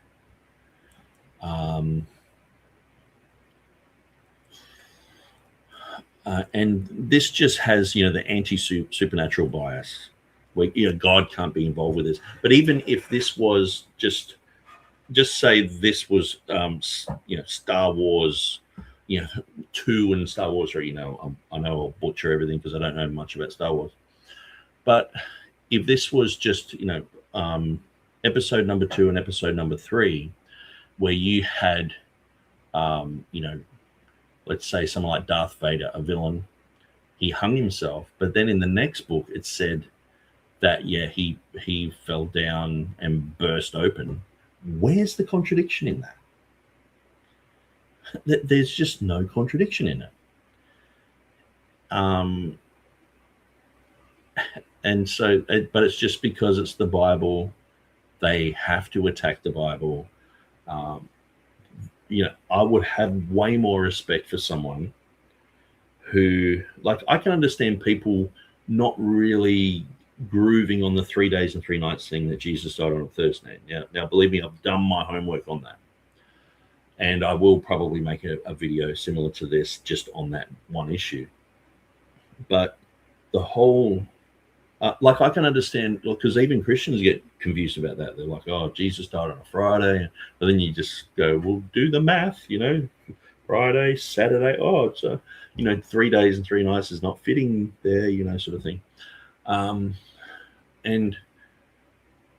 But I can understand people especially these guys are atheists or whatever, agnostics, liberal sort of Christians, not really looking at all the details and investing a lot of time into these things to get to the bottom of it. I can understand, even Christians struggle with that one. People who I know who do study. And so oftentimes when I've shown them the information I have, they're like, oh, now that makes sense. The vast majority of people who I've shown that, even, I pointed this out in a previous video, but even I'm pretty sure that Stephen Anderson rejected that concept because he would have known of my Easter videos where I was saying Jesus died on a Thursday. And then he's gone, oh, no, Jesus, because he was teaching a Wednesday. Then he's gone to Thursday, my position. And they're like, oh, it's not Friday, it's not Wednesday, it's Thursday. That's the only one that makes sense. And I'm like, cool, you're getting it. Now, the thing is, what's ironic about that is the whole after the tribulation concept of him having a correct chronological sequence. It's like, you got the Passion Week wrong. Maybe you should recheck the prophecies, the 70-year week of Daniel and the 7-year tribulation and all this sort of stuff, because they have a lot of strange math going on there. And so, if Dan did a video on what day did Jesus die, and he's genuinely like, oh, we're not really sure and all this, I'd be like, okay, well, that I understand where you're coming from because I've met lots of people like that. But when it comes to this, it's like you can't figure this out. I mean, seriously, there's just nothing to figure out. There's just nothing to figure out.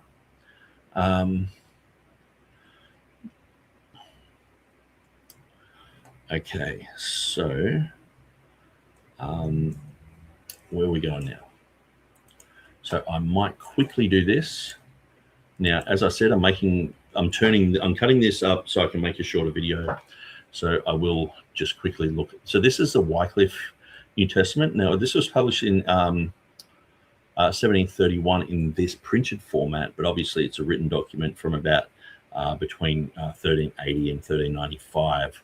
And so it says here, and this Judas had a field of hire of wickedness, and he was hanged to burst the middle, and all his entrails were in shed abroad. Okay, so that's the Wycliffe one. I'll shut that down. I guess these have to open up again because the internet went bad. Oh no, there we go. I just have to zoom in really.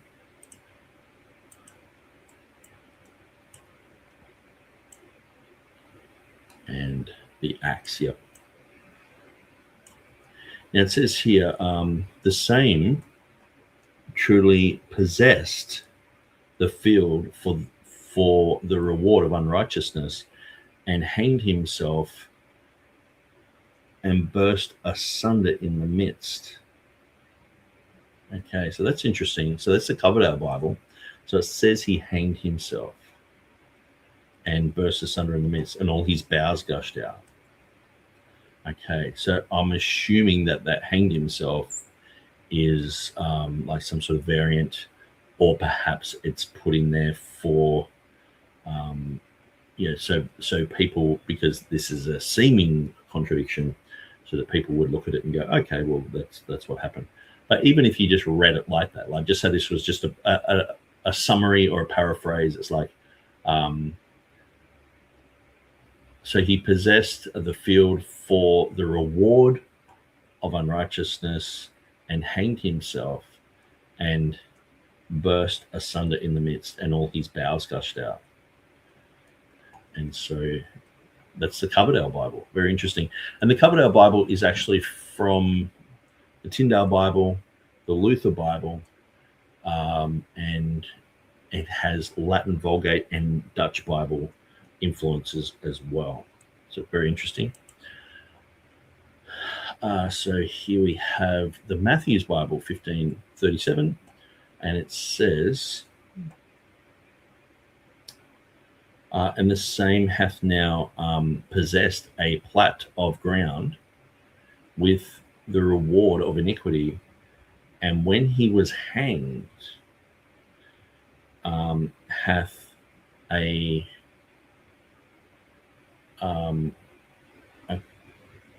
I'm not sure what that word is. Looks like conde in the midst, or maybe it's burst asunder. Yes, it looks like burst asunder in the midst, and all his bowels gushed out. So that's very interesting that it has, and when he was hanged. And so let's go to Great Bible.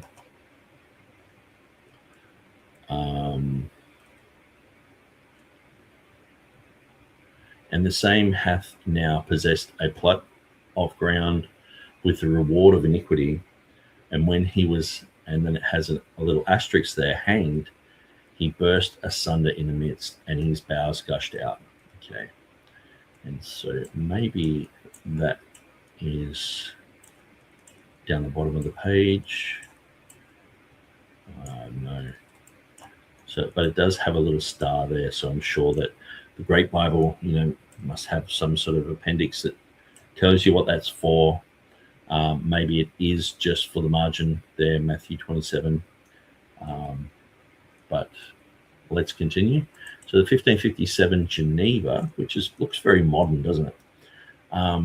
Verse 18, and he therefore hath now gotten a plat of ground with the reward of iniquity, and he had killed himself, he burst asunder in the midst, and all his bowels gushed out. So notice it says, and he had killed himself, which is an addition.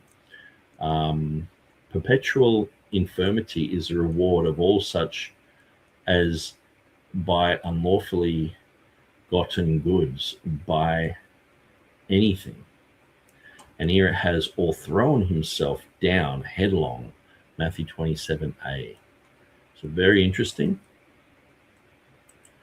So this is the 1560 Geneva Bible, but it's printed in 1583, called the Noblest Geneva Bible. It's done in the Gothic font, and it has, he therefore hath purchased a field with the reward of iniquity, and when he had thrown himself headlong, he burst asunder in the midst, and his bowels gushed out. Okay, so it has a little asterisk there.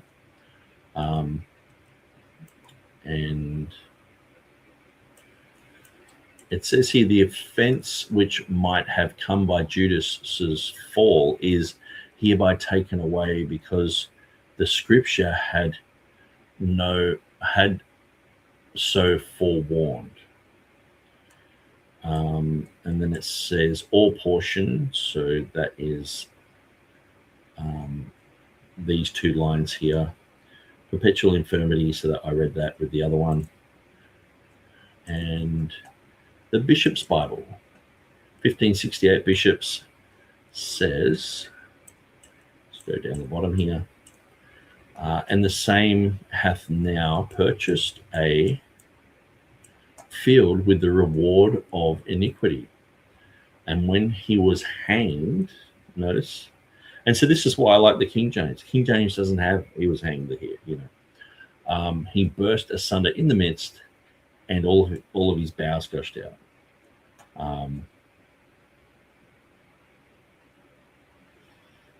And so obviously with this asterisk there, they're showing that this word hanged is not in the original.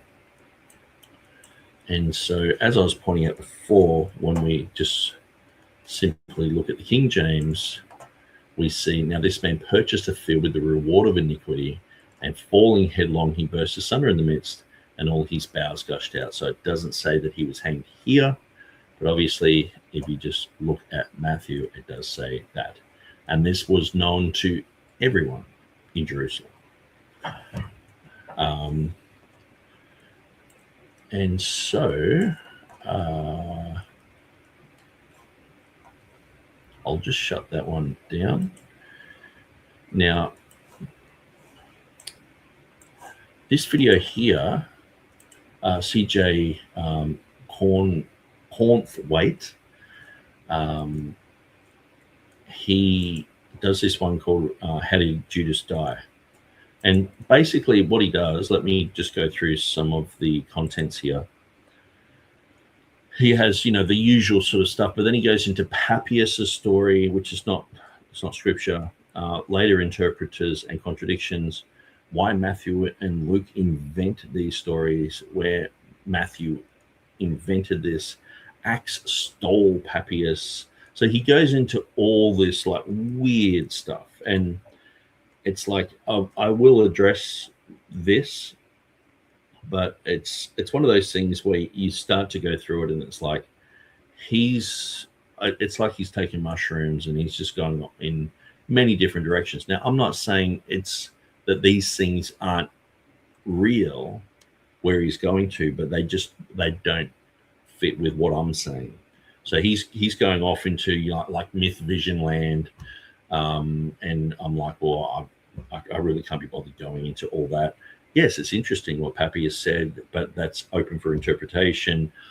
Yes, it's interesting that there's the, you know, Gospel of Judas and all this sort of stuff, but, you know, to me, like, to then say, well, that influenced Matthew or that influenced Acts.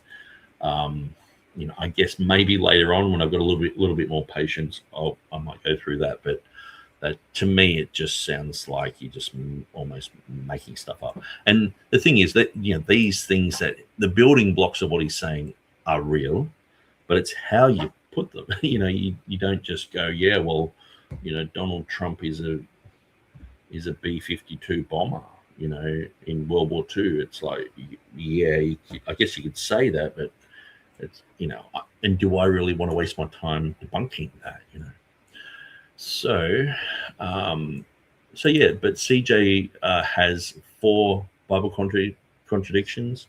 So I'm pretty sure the first one is Judas. This goes through about 12 minutes. So I might just show that one, because I went through Is the Bible is True? I did a whole video on that. And I do want to continually go through his material. But yeah, the other one on Judas, it's like, it's not really dealing with all this sort of stuff. It's basically saying that there are these problems because, you know, Luke copied from Papias or Matthew copied from Papias or whatever. It's like, that's weird. You know? So anyway, I'll jump into this video.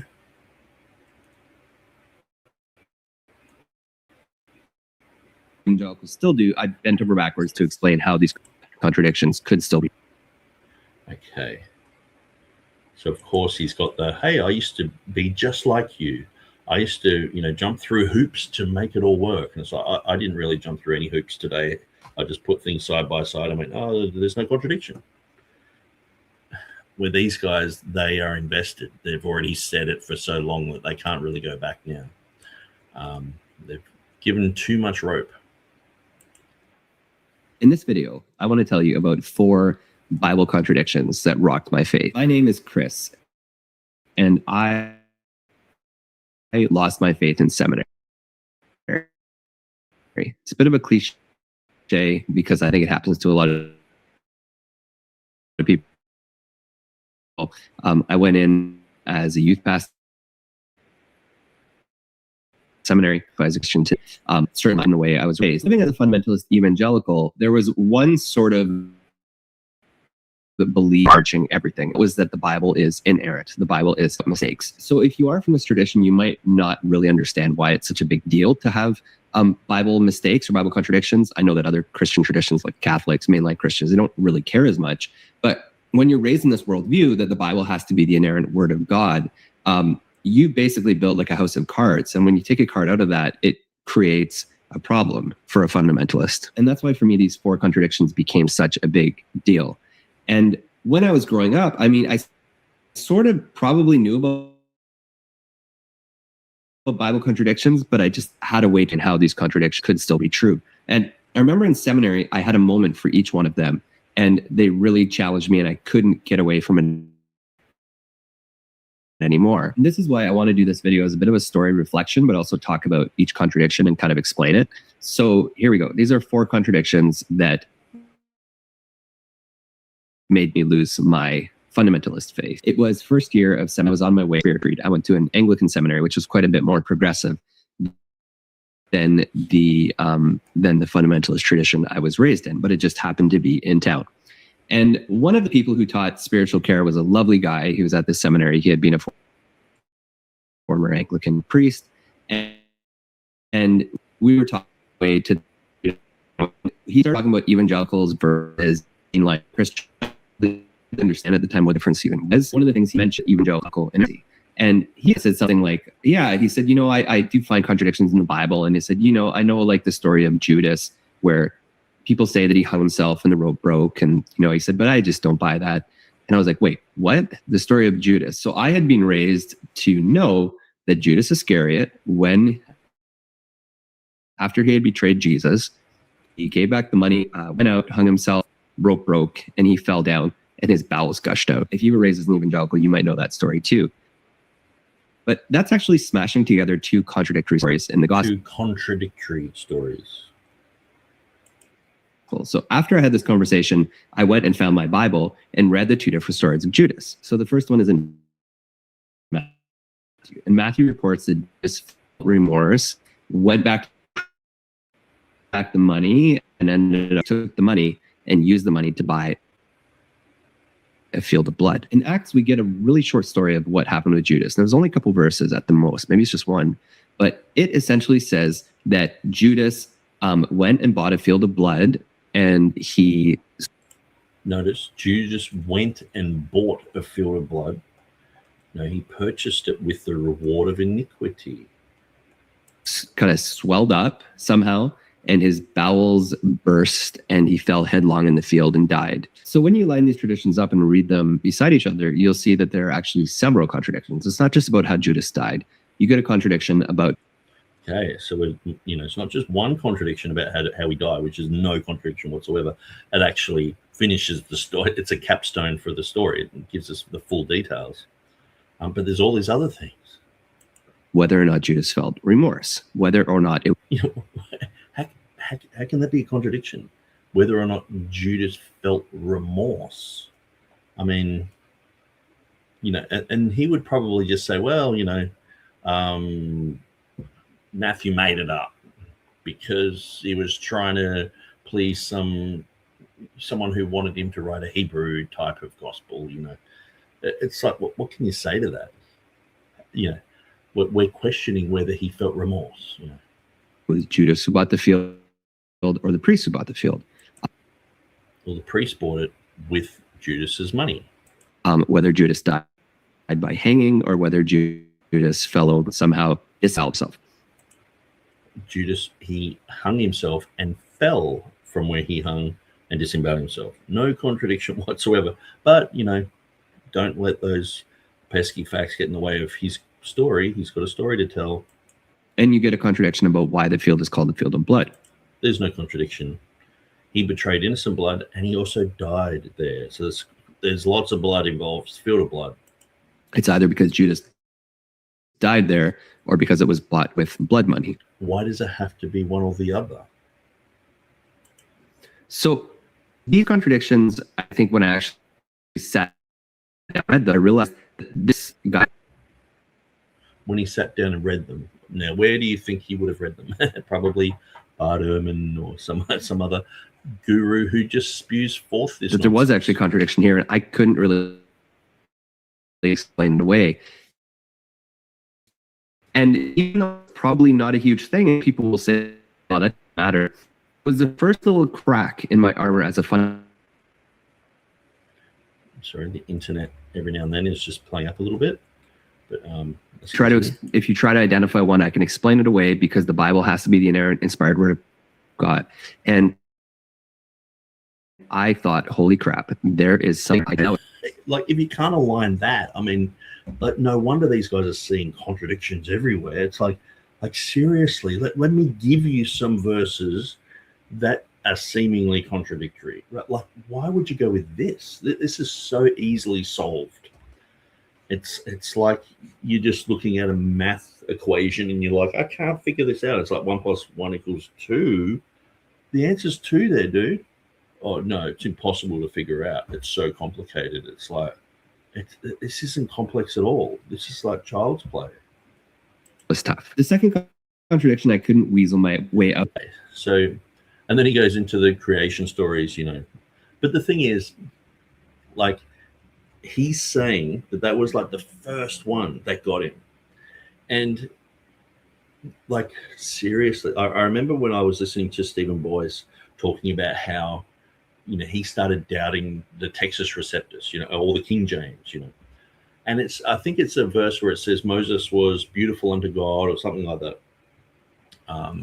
It's in Acts. Actually, I won't go there. But it's just it's an idiom.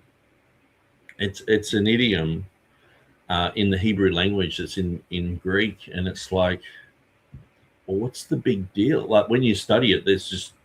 Actually, I will look at a quick article on it. I know where there's an article. KJVtoday.net. So a friend of mine has done this website. Don't go to .com. It got some Albanian dude bought it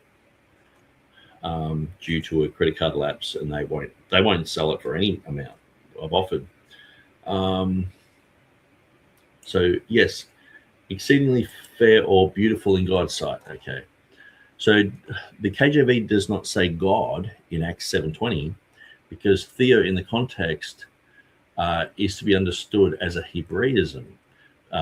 Strong's Hebrew and Greek dictionary says concerning theos, of uncertain affinity, a deity, especially with 3588, which is just a definite article, the supreme divinity, figurative, a magistrate, by Hebraism, very exceedingly God. So basically, it's just sometimes it uses the word God, but it's just saying big, you know.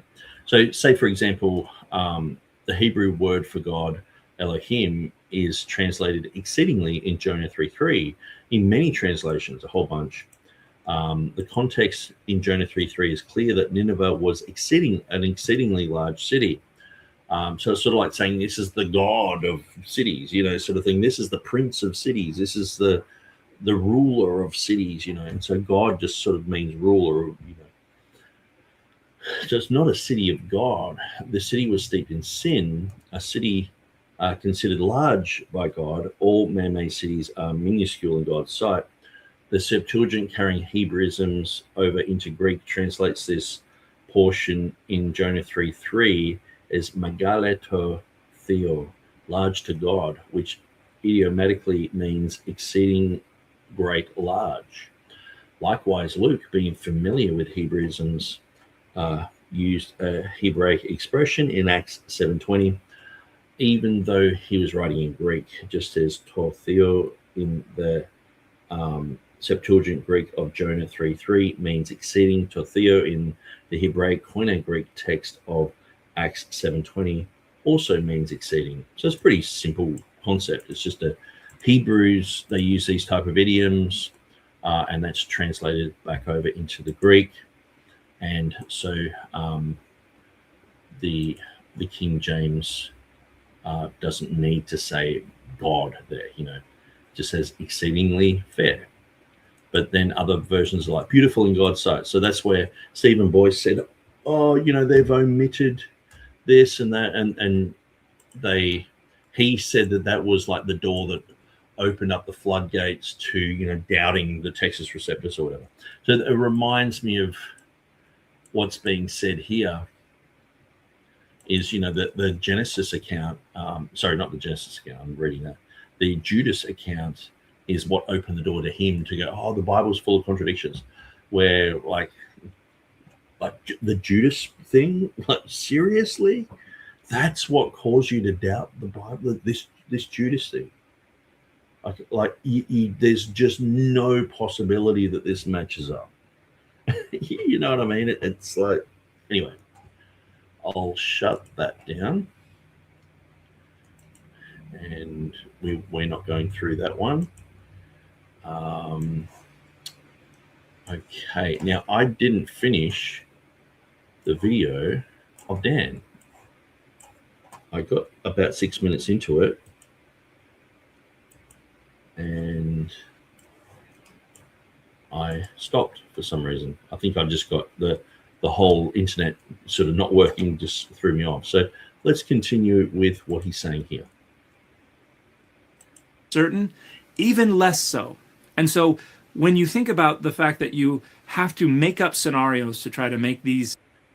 We don't have to make up scenarios. All we have to do is just look at the sequence, put it in its correct chronological order, and all makes sense. That is not getting extra information and putting it in there.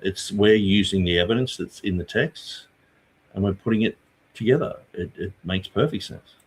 Two different stories harmonize, and you have to assert implausible interpretations. What's implausible? What's so implausible about someone hanging themselves and rotting in the hot Middle Eastern sun and falling headlong and splatting? As accurate, and you have to pile up multiple of these, and they all have to be true for the two texts to be harmonized, and they are all implausible, and the probability of all of them being true is less than the probability of the least likely one of them being true all by itself.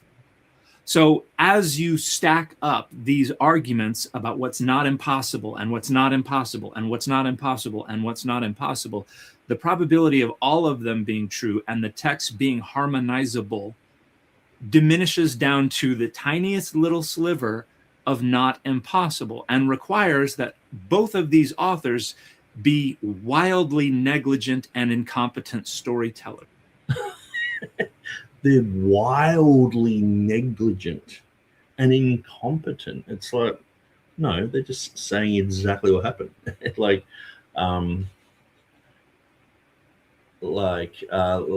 I guess, say most people they know about Colonel Gaddafi and getting killed, and Hillary Clinton rejoicing in that.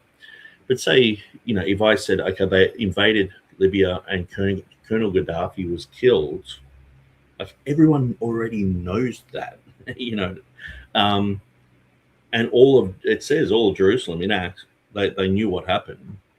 So Peter was just like saying to the 12. Now, why would he have to say to the 12, hey guys, by the way, Judas hung himself?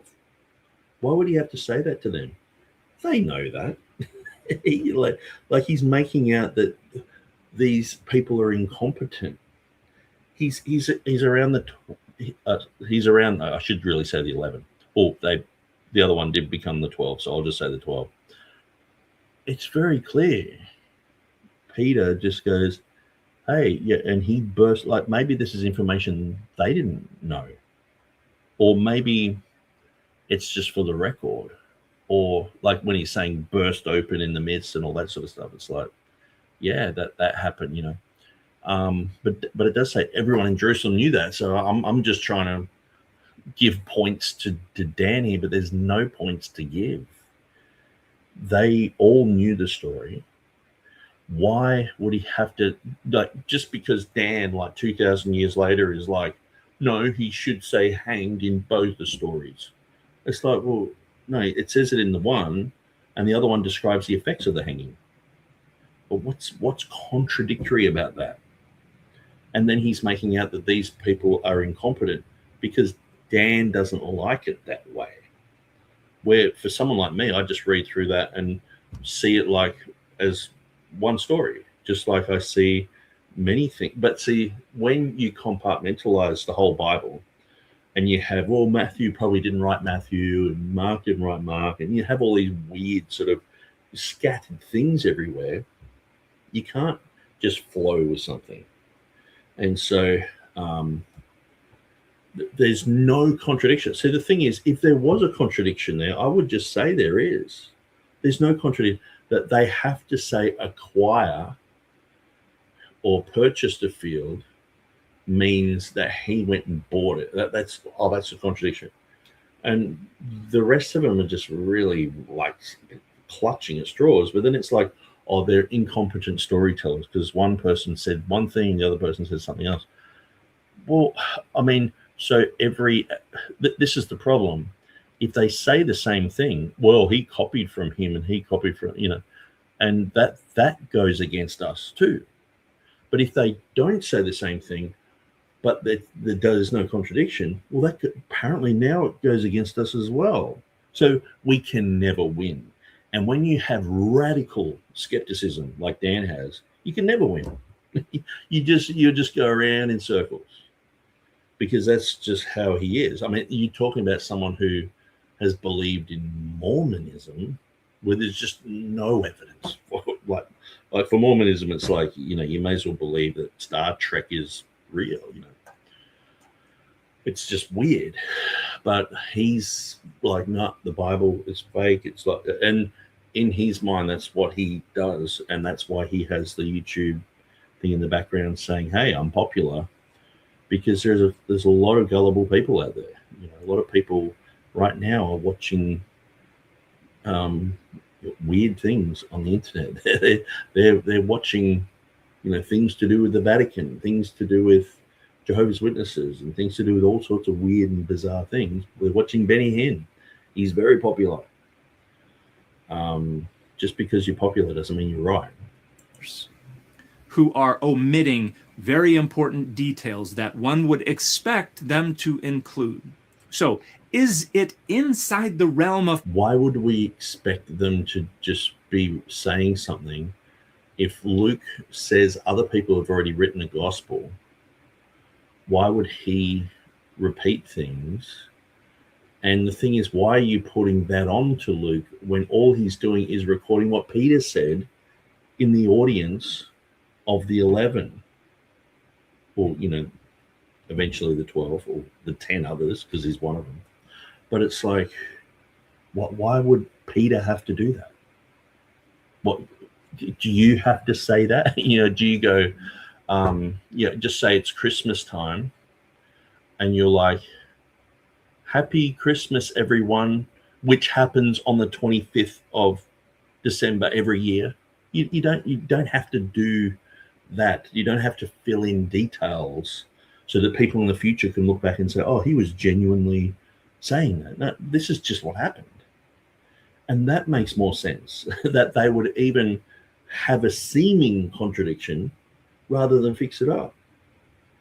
Like, you can see that even some of these Reformation Bible translations, they've put hanged himself there to sort of, you know, compensate for people who are like, oh, it's seemingly two things, The King James doesn't do that. That's why I always go with the King James. It's the best Bible.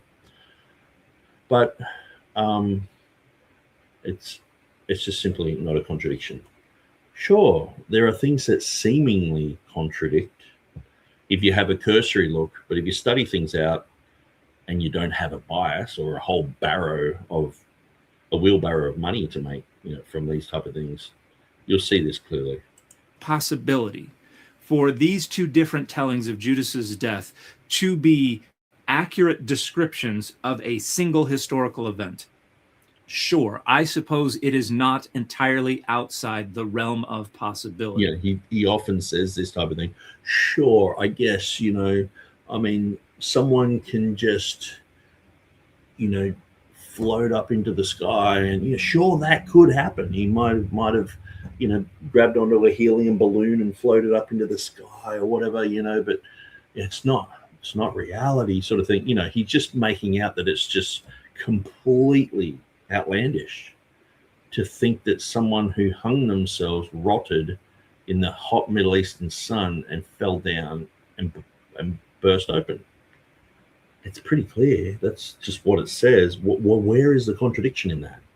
Where's the medical contradiction? Where's the scientific? Like, it matches in with what happens to people. Like, some people hang themselves, they're lonely, they hang themselves in their garage, and it gets hot in there, and the police come in, and it's disgusting.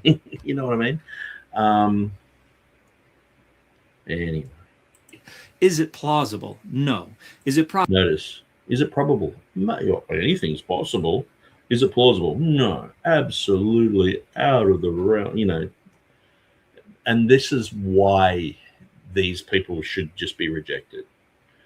I've used the Judas one because it's so easy to back up scripture and to show that there's no contradiction.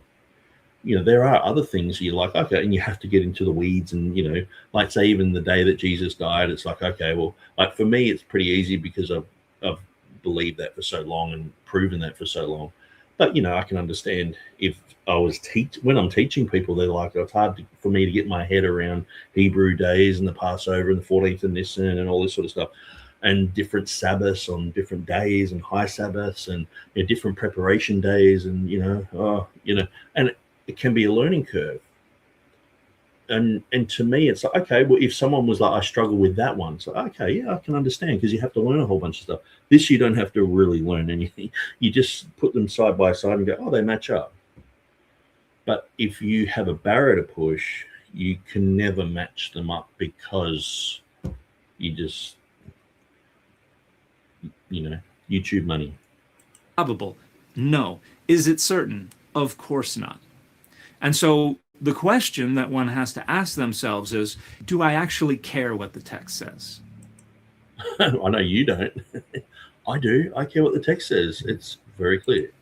Do I actually think this is an inspired author? Yes. Do I actually think that the most important thing is what they have said in this text? Or is my concern just for harmonizing the two accounts, and I can do whatever violence I want to? There's no violence. Like, why is he saying there's contradiction and there's violence? There's just none. He's just saying there is. And that's why this whole, there's enough rope for them to hang themselves, because that they have no substance here. There's no substance in what they're saying. It's easily harmonized. To the text themselves, to their stories, to the way they have crafted and articulated these stories, as long as it allows me to preserve the dogma that I have imposed upon the text. I know plenty of people who would be atheists who don't have they don't have anything, writing on this. If I explain this to them, like, friends of mine, and they would just look at it, and I would say, do you see a contradiction here? They'd say, oh yeah, I can see that there is a difference. There's a seeming contradiction. And if I explained it to them, they would just go, oh yeah, I can see that.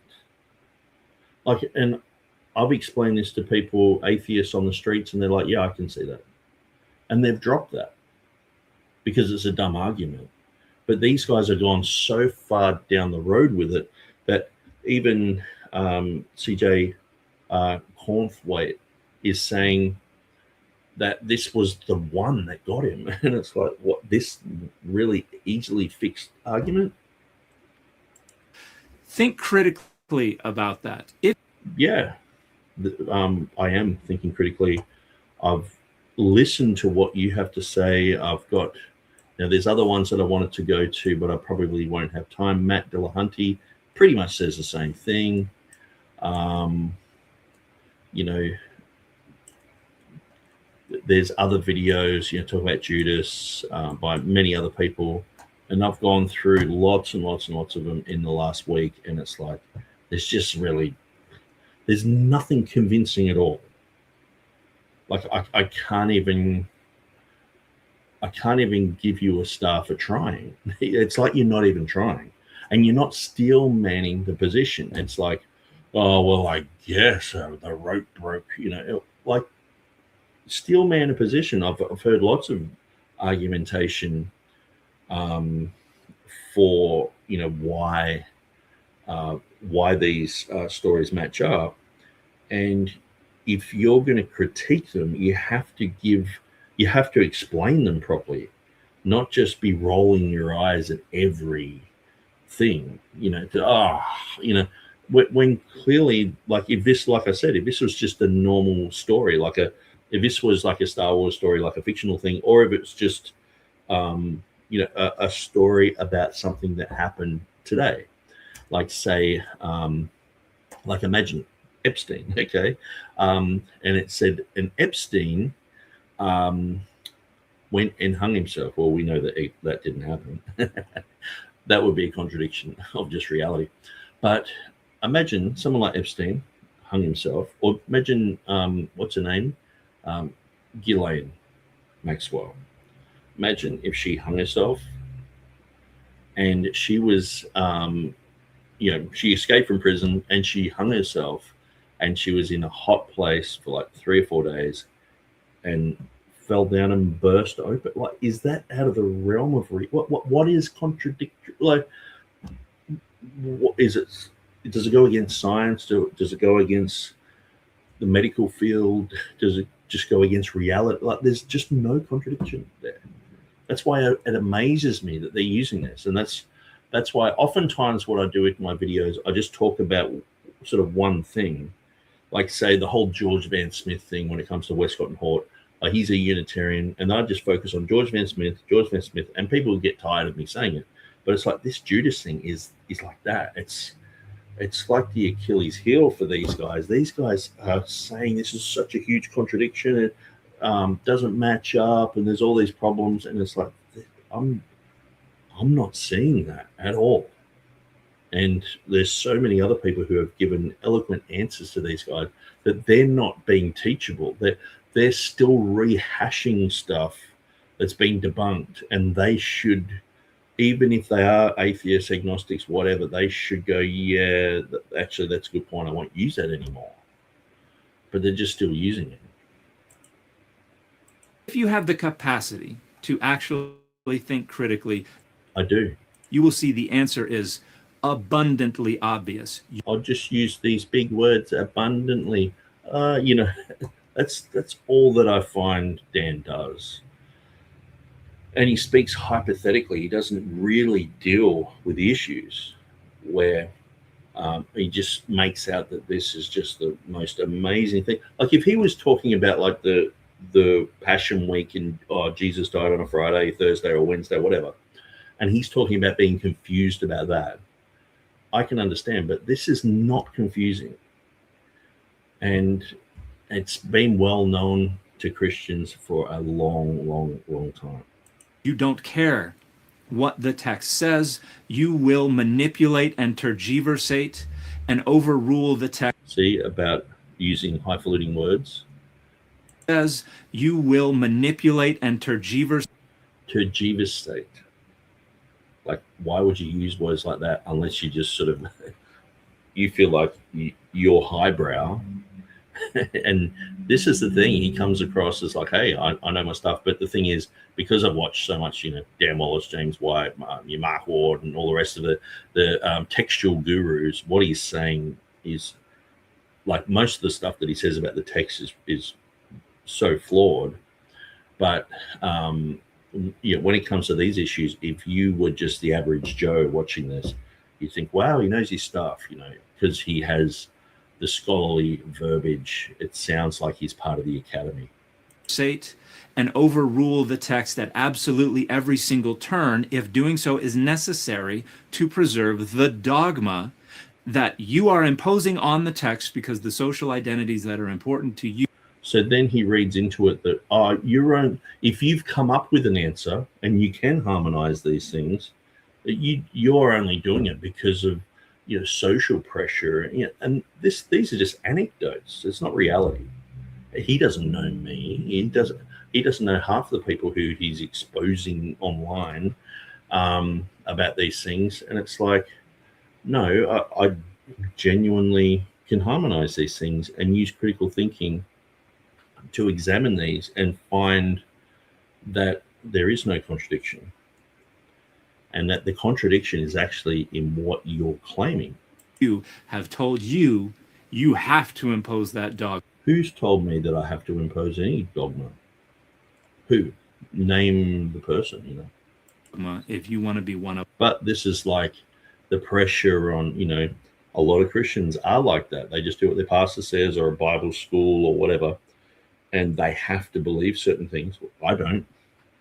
I believe whatever is true and whatever is logical, I'll believe that. And that lines up with Scripture. It just so happens to line up with Scripture. And so, but he's putting in either or. You have to go his way, think for yourself and end up like him, or not think and end up just being, a brainless twit who's just deceiving themselves. No, there is a third option, that you think about these things, examine what all the atheists, agnostics, and Bible critics are saying, examine what all the Christians are saying, but then think for yourself and think, are they both wrong? Maybe there's a third, maybe there's a fourth option. Maybe there's lots of different options out there. But I've come to the conclusion that this is just like a no-brainer. It's just the basic option of, like, Jesus hung himself, fell, splattered. Pretty basic. Of us, and you have signed on the dotted line. You have said, I am willing to endorse that credence, that dogma, and the authors of. You might have done that at certain times in your life, but you're just projecting. I don't do that. Acts and Matthew don't stand a chance. Like, you know what I mean? Like, this is like, they're totally opposed. One's black and one's white. It's like, no, that it's just a seeming contradiction. I'm going to overrule them at every single turn. That's what you do, and you're projecting onto other people that they do the same thing. But not everyone's that dishonest. What's going on here? So let's look at a contradiction in the Hebrew Bible. Okay, so he goes on to another one. I just thought I'd finish that one. Okay, so I might shut a few other pages down. I had like 40 pages open, probably more.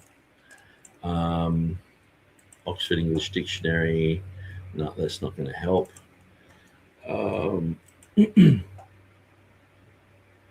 Okay, what else do we have? I think I'm going to go through some of the comments. Now, I'm just wondering if there's anything else I should show. No, that's cool. Maybe I'll get my little picture up. Where are we? So you guys have got something to look at.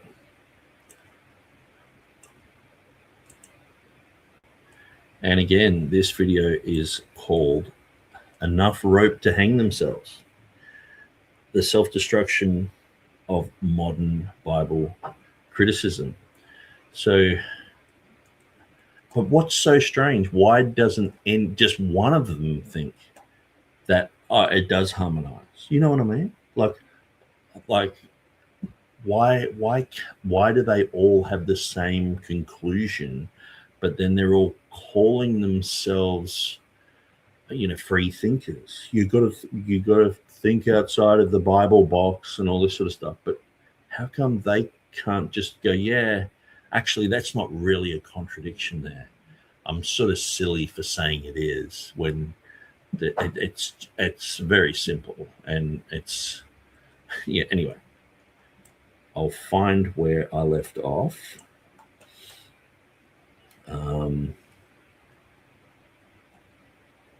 Man, I'll be here for another hour just going through these comments. But that's cool. And if you don't want to listen to these comics, call you guys a bunch of comics. If you don't want to listen to the comments, then you can opt out now, but I'm going to start going through them. Okay.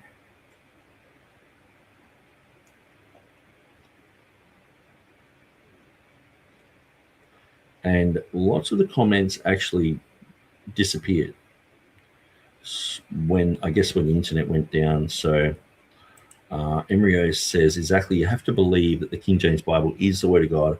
After that, everything from the Bible becomes impactful. I didn't know this as a critical text guy, but my spiritual understanding blew up incredibly.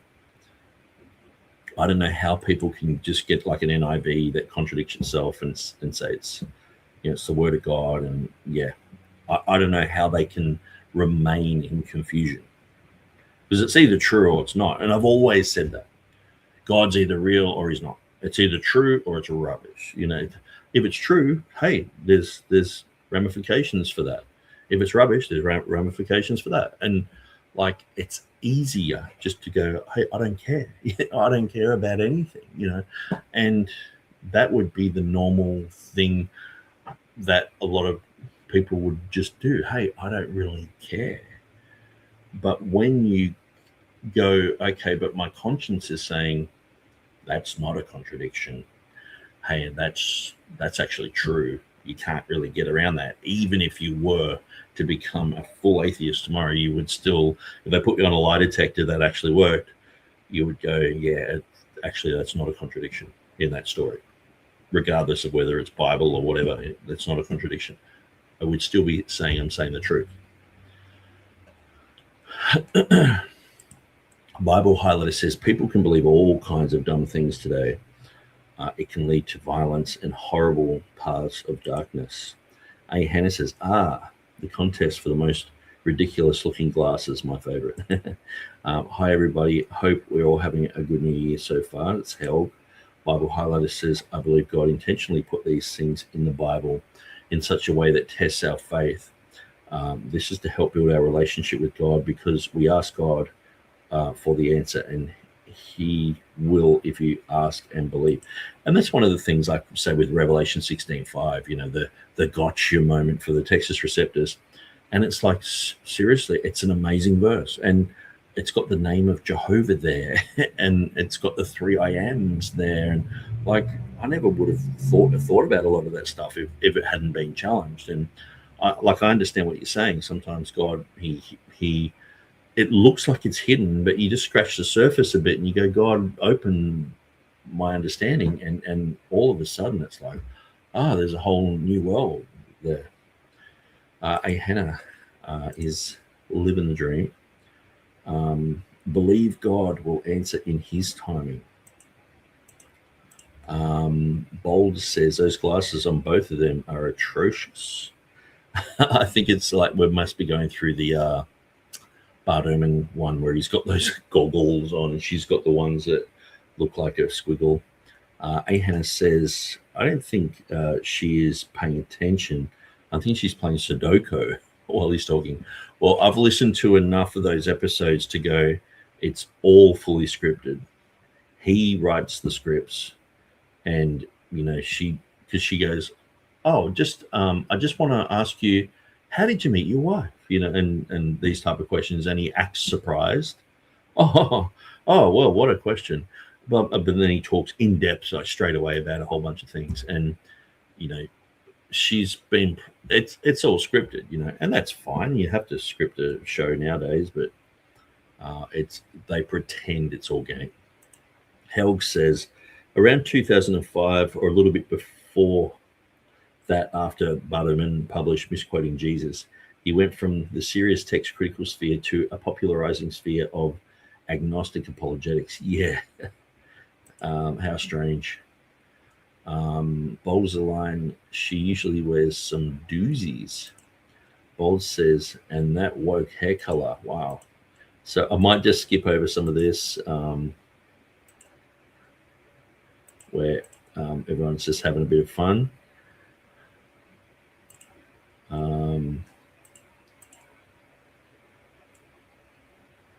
Know that you do not have problems like pink hair or unbelief in the words of God. Let God's word be your strength. Embryo says, hey, Hannah, thank you for making me feel so much better. When you see someone in worse condition than you feel better, like seeing someone without legs after you got a sprained ankle. Okay.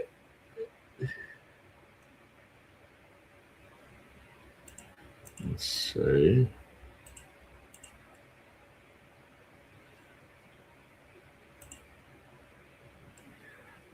Okay, well, I'm definitely getting through these comments quicker than I thought. Look at these poor guys that don't believe in a perfect Bible. I was so blind when I was against the King James Bible. Now that's depressing, says Embryo. Everyday Man of God Ministry says, tough to take this guy seriously with a Thor hanging on his wall. Well, he's a Mormon, and you know, obviously, just he's gone and gotten an education in seminary on a bunch of things to do with the Bible, and so he doesn't want to waste it, so he may as well come out and do the Bart Ehrman thing, make some coin. Bible highlighter, Mum's meatloaf recipe on Food Network is a winner. Okay.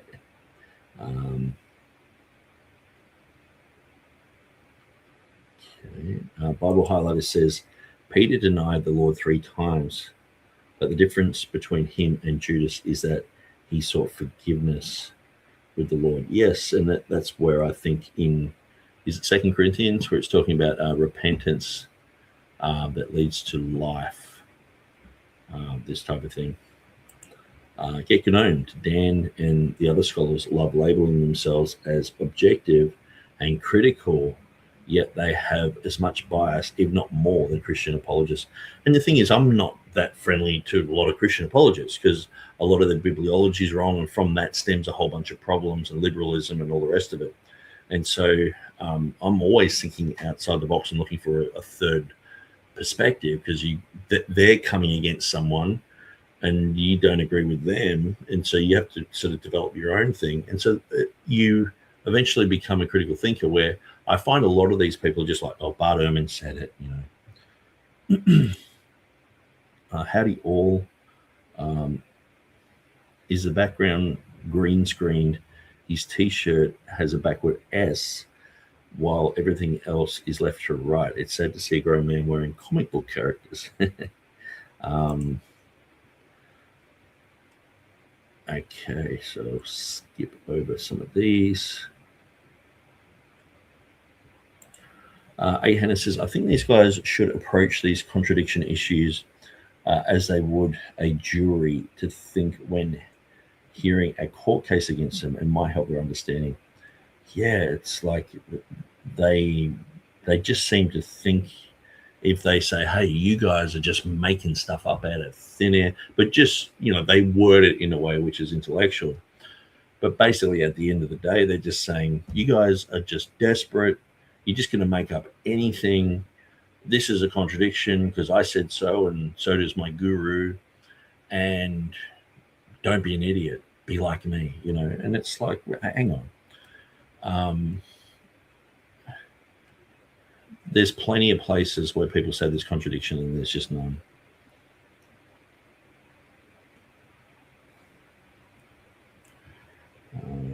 Bible Highlighter says, what I find interesting is that Judas had to kiss Jesus to let the guards know who he was. So this means that Jesus was not easy pick out of the crowd or among his disciples. Yeah, and I've thought about that a lot as well, that if you did like a Jesus movie, you just have to make Jesus look like one of the disciples. Like they couldn't tell who was Jesus.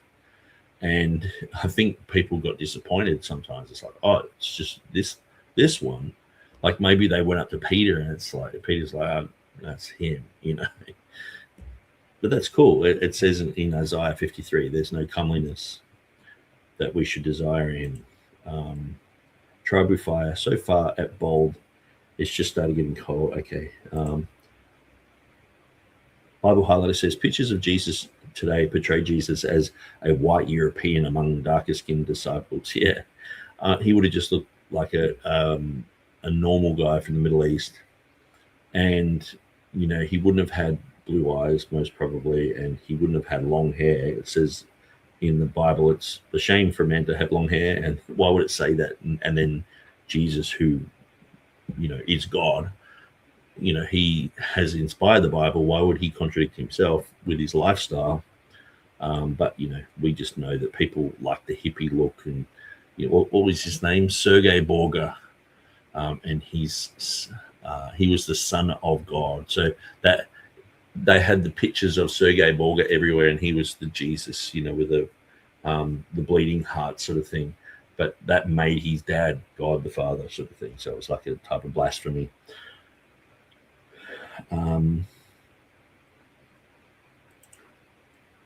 Tribe with Fire says, from what I know about the RC pictures of their Jesus, Roman Catholic pictures of their Jesus, it came from a painting of the Pope's son in the 15th or 16th centuries. I could be wrong, but I do remember reading about, I think that's the Sergei Borga thing. So David says, 2 Corinthians 4:3-4, they are blinded worse. They are blind guides. Yeah, not they're just blinded. They guide blind people. Blind leading the blind. Bold says, interesting. Bible Highlighter sounds like what a pope would do. Highlighter says, indeed, but I see many Protestant Christians promoting pictures of white European Jesus, unfortunately.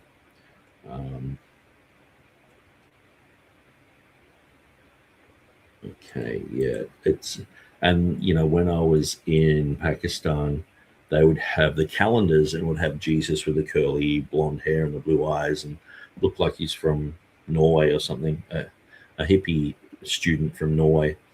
And I was like, no, he probably would have looked more like you guys. And it was like, I could have blasphemed, you know what I mean? Because it's like, no, that's how Jesus looks, you know.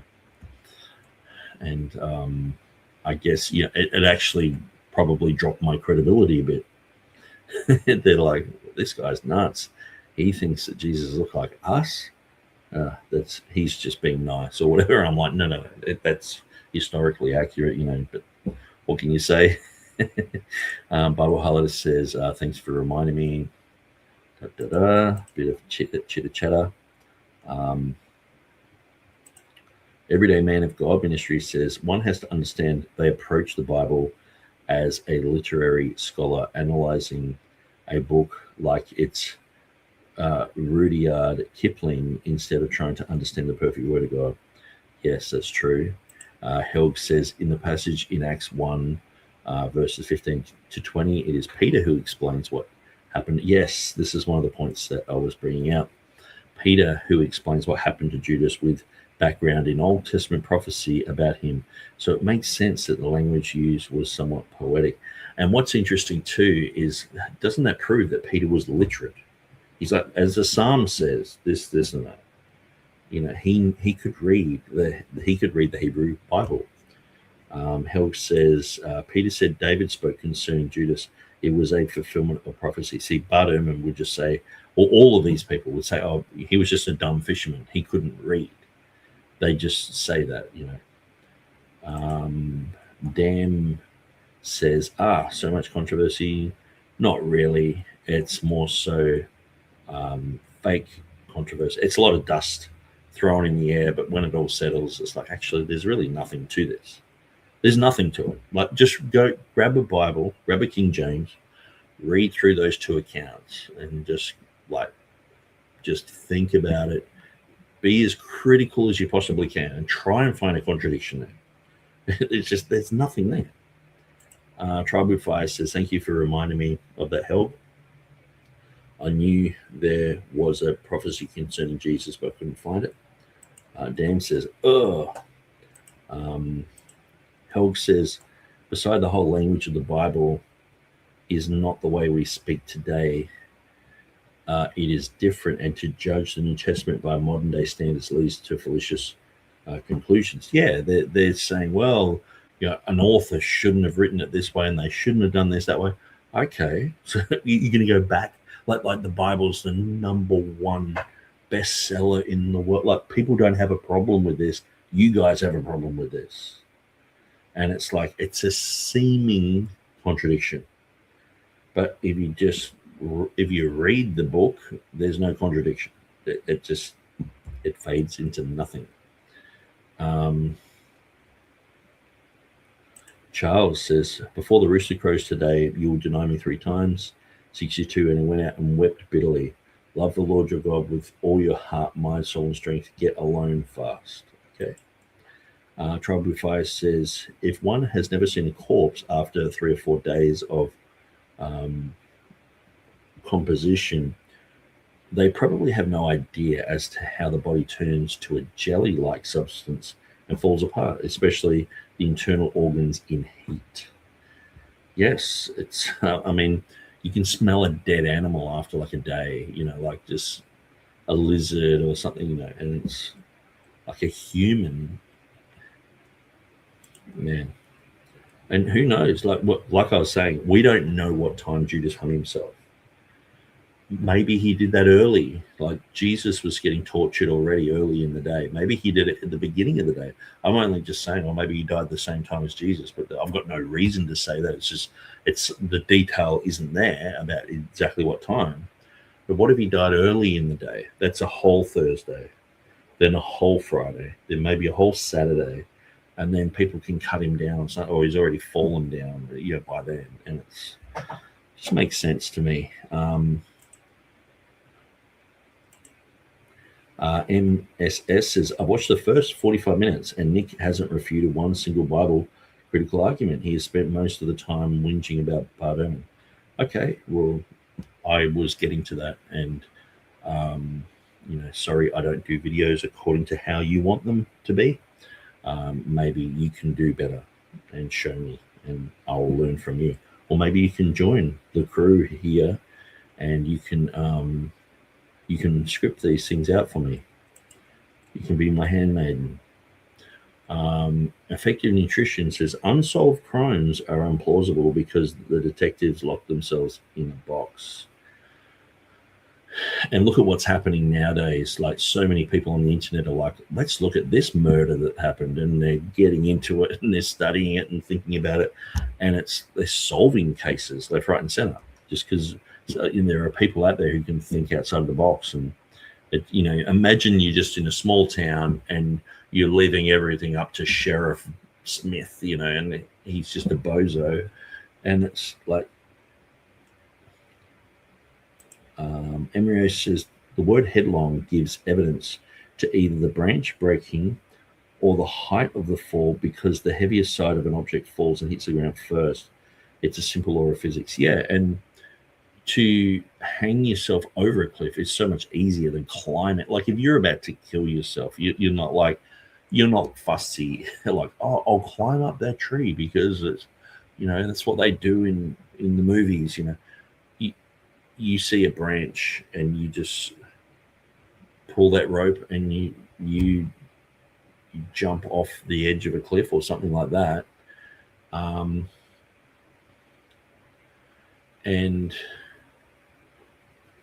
yeah, I mean, the word headlong is very interesting. Yeah, thanks for that. Do you have a video on the day Jesus died? I have done a fair bit on that. and even with the Bart Ehrman lectures, the 4 that I did, he does touch on the day Jesus died. I think it might be the 3rd one, or perhaps even the 4th. I think it's the 3rd, where if you go into that, I'm talking about that. But I do want to do something a little bit tighter and something that's like, say an hour long. And I'm going to try and cut this back to be about an hour long. I'll leave this live stream on, but I'll just have like something a little bit tighter. MWS says, I watched for an hour. I'm done. This is just apologetic slop. Nick likes to accuse Bart and other scholars of nefarious acts, but gives no examples or explanation to what they did or why it is bad. Okay. Whatever it did. Everyday Man in God Ministry says, I would probably lose my faith also if I went to the seminary. I'm thankful I went to the Bible. Yeah. So many people go there and get so confused. Emryo says, did Judas use the same money, 30 pieces of silver, the reward of iniquity, iniquity being his betrayal toward Jesus? Did he buy his own place? How did the money get back to Judas's hands? Yeah, and that's the thing, and that's why they say, oh, the whole thing's just contradictory. You know what I mean? But he purchased a field. It's like, oh, okay. And so that's the thing where you have to sort of think, you try and get into their mindset where they see these two things as completely contradictory. Well, it takes a lot of effort to think that.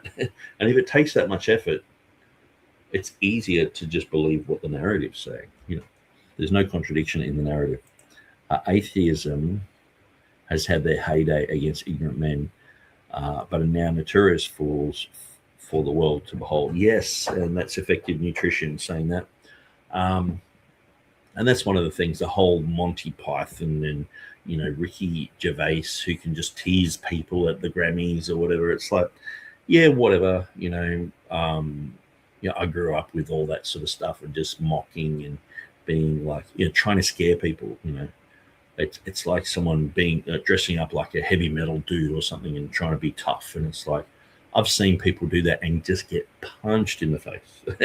Like tough guys, you know, all looking all strong and everything, and they just get bashed.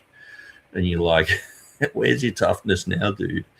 And yeah, in the spiritual realm, I just see these guys are like, hey, I've been to seminary. I know all this stuff. And it's like, yeah, you went to seminary and learned all the wrong stuff for starters. And you're actually trying to debunk people like Dan Wallace and thinking they're all like Metzger and thinking they're orthodox. And it's like, man, you're already so far from truth. You know, you have, yeah, anyway, it's kind of hard to explain. Sifted Sand says, I hope all are enjoying the stream thus far. Seeing how long this stream is, this is a true Nick stream. Yeah, I do get a lot of comments about the length of my videos, and even one of those videos there had Jonathan Burris there, and that's usually the first thing he says is, some guy in Australia is going to do a 4-hour video rebuttal on this, and it's like, okay, sorry to... And I've often explained it, like, I'm a busy guy, but like I get certain periods of time when I can do stuff. So I just jump in and do it, or try and do it all in one hit.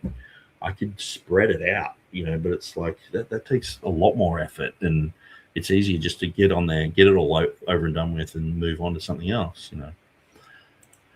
And if you don't like it, like the thing is too, like I was listening to Everyday Man of God Ministries yesterday, and we had a great chat and everything, and it was really edifying. I enjoyed it.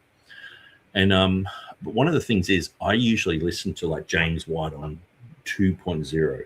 I listen to Dan Wallace's stuff on the same. I listen to Mark. Sometimes Mark Ward talks a bit quicker, and so it's like, you know, 1.25 or 1.5. And so I'm used to listening to information and getting it in quickly. And so you know, some of you guys listen to me live, and I know I can. It's like with Jeff Riddle, I make him go fast. James White, I wasn't able to like 10 years ago, but now I can put him on double time. But there are people who talk really quick, and so I understand. And I take my hat off to you guys who are here.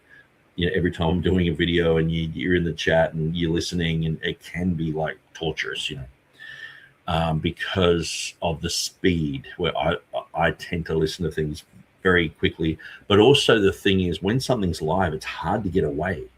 Like say Everyday Man of God Ministries yesterday, I was really interested in what he was saying about stuff, and then me and my wife went out shopping, and I'm listening on my phone walking around, and I didn't notice that she'd done her nails, and I was like, I'm like, oh, sorry, baby, I'm focused on this guy. He's very interesting and all the rest of it. And it's like, I think that's the thing. If it's interesting to you, you're going to put in the effort, But I do appreciate you guys sticking through. Now, I'll try and hurry this up.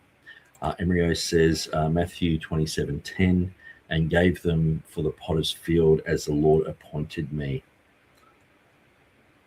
Yes, as the Lord appointed me. Wow. Effective Nutrition says, here we go with that word implausible. Yeah. And the more that I go through Dan's material, Bart's material, these guys, what they're saying, we'll be able to go through it like we do James White stuff. It just seems they just have this air of like scholarship. But even with Bart Ehrman, a lot of what he says is he just has a few terms that he uses, and it makes him sound more scholarly than the average Joe.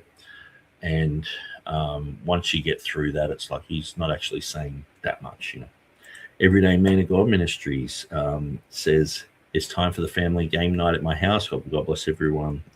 Yes, thanks for joining. Effective Nutrition says, men without faith have a hard time with plausibility and possibility and probabilities. Inference is really a difficult tool of logic for them to use. Very good comment there. Tribal Fire says, good night. Emryo, you're absolutely right. The key is the sequence of events. I fish in a tie says, I had to walk away. Did he ever read my chat?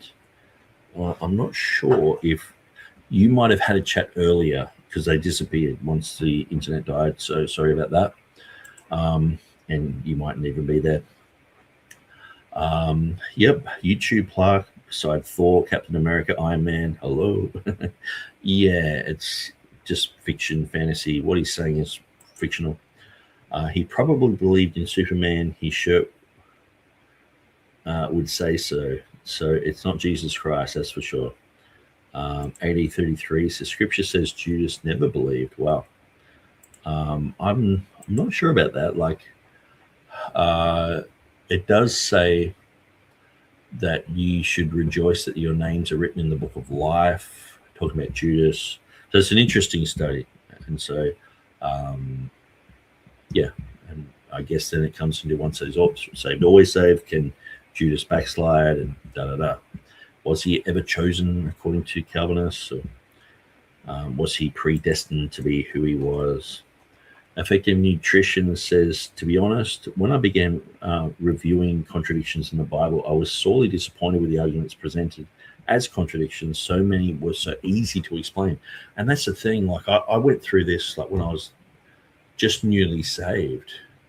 It was like, oh, there's a contradiction apparently. And I went through it and I was like, it doesn't seem like a contradiction. And then a few years later, I was confronted with it. So I had to sort of do a study on it. And it was like, there's just nothing in this. And that's what I'm seeing today. Like these guys, this is the big wave your flag. We've arrived. We have the contradictions. Look at this. And it's like, is that all? Okay. I thought you'd have something a bit better than that. Tribal Fire says, what planet is his god from? Oh, yeah, that's right. Kolob. Ahana Kolob, it's associated with the creation of the universe and is considered the closest star to God's residence. Yeah, you can be your own God, populate and have spirit babies. If you're a woman in Mormonism, just popping out babies all the time. Interesting. The hymn, if you could hire to Kolob is a popular Latter-day Saint hymn that reflects the vastness of heaven and desire to be near God. Wow. Emryo says, he just said it. He doesn't believe that God is the author of his words. Man is God's writing instrument to put down his words. Ahena says, I did not know about Kolob things. Yeah, there's some strange things. You know, the Mormon underwear, check that out. Mormon undies. Effective nutrition, the more arguments I hear against the King James Version, the deeper it causes me to go into Scripture. In the end, I am overwhelmed with the immensity of the KJV work as well as the awesome testimonies of the Bible. The Bible is great. I suggest you read it as much as you can. It'll change your life. Hannah says, Nick, it is the advancement of our society of midwittery. That is how these guys get here. Midwits. I guess it's a synonym for half-wit. He paid for Tergiversate.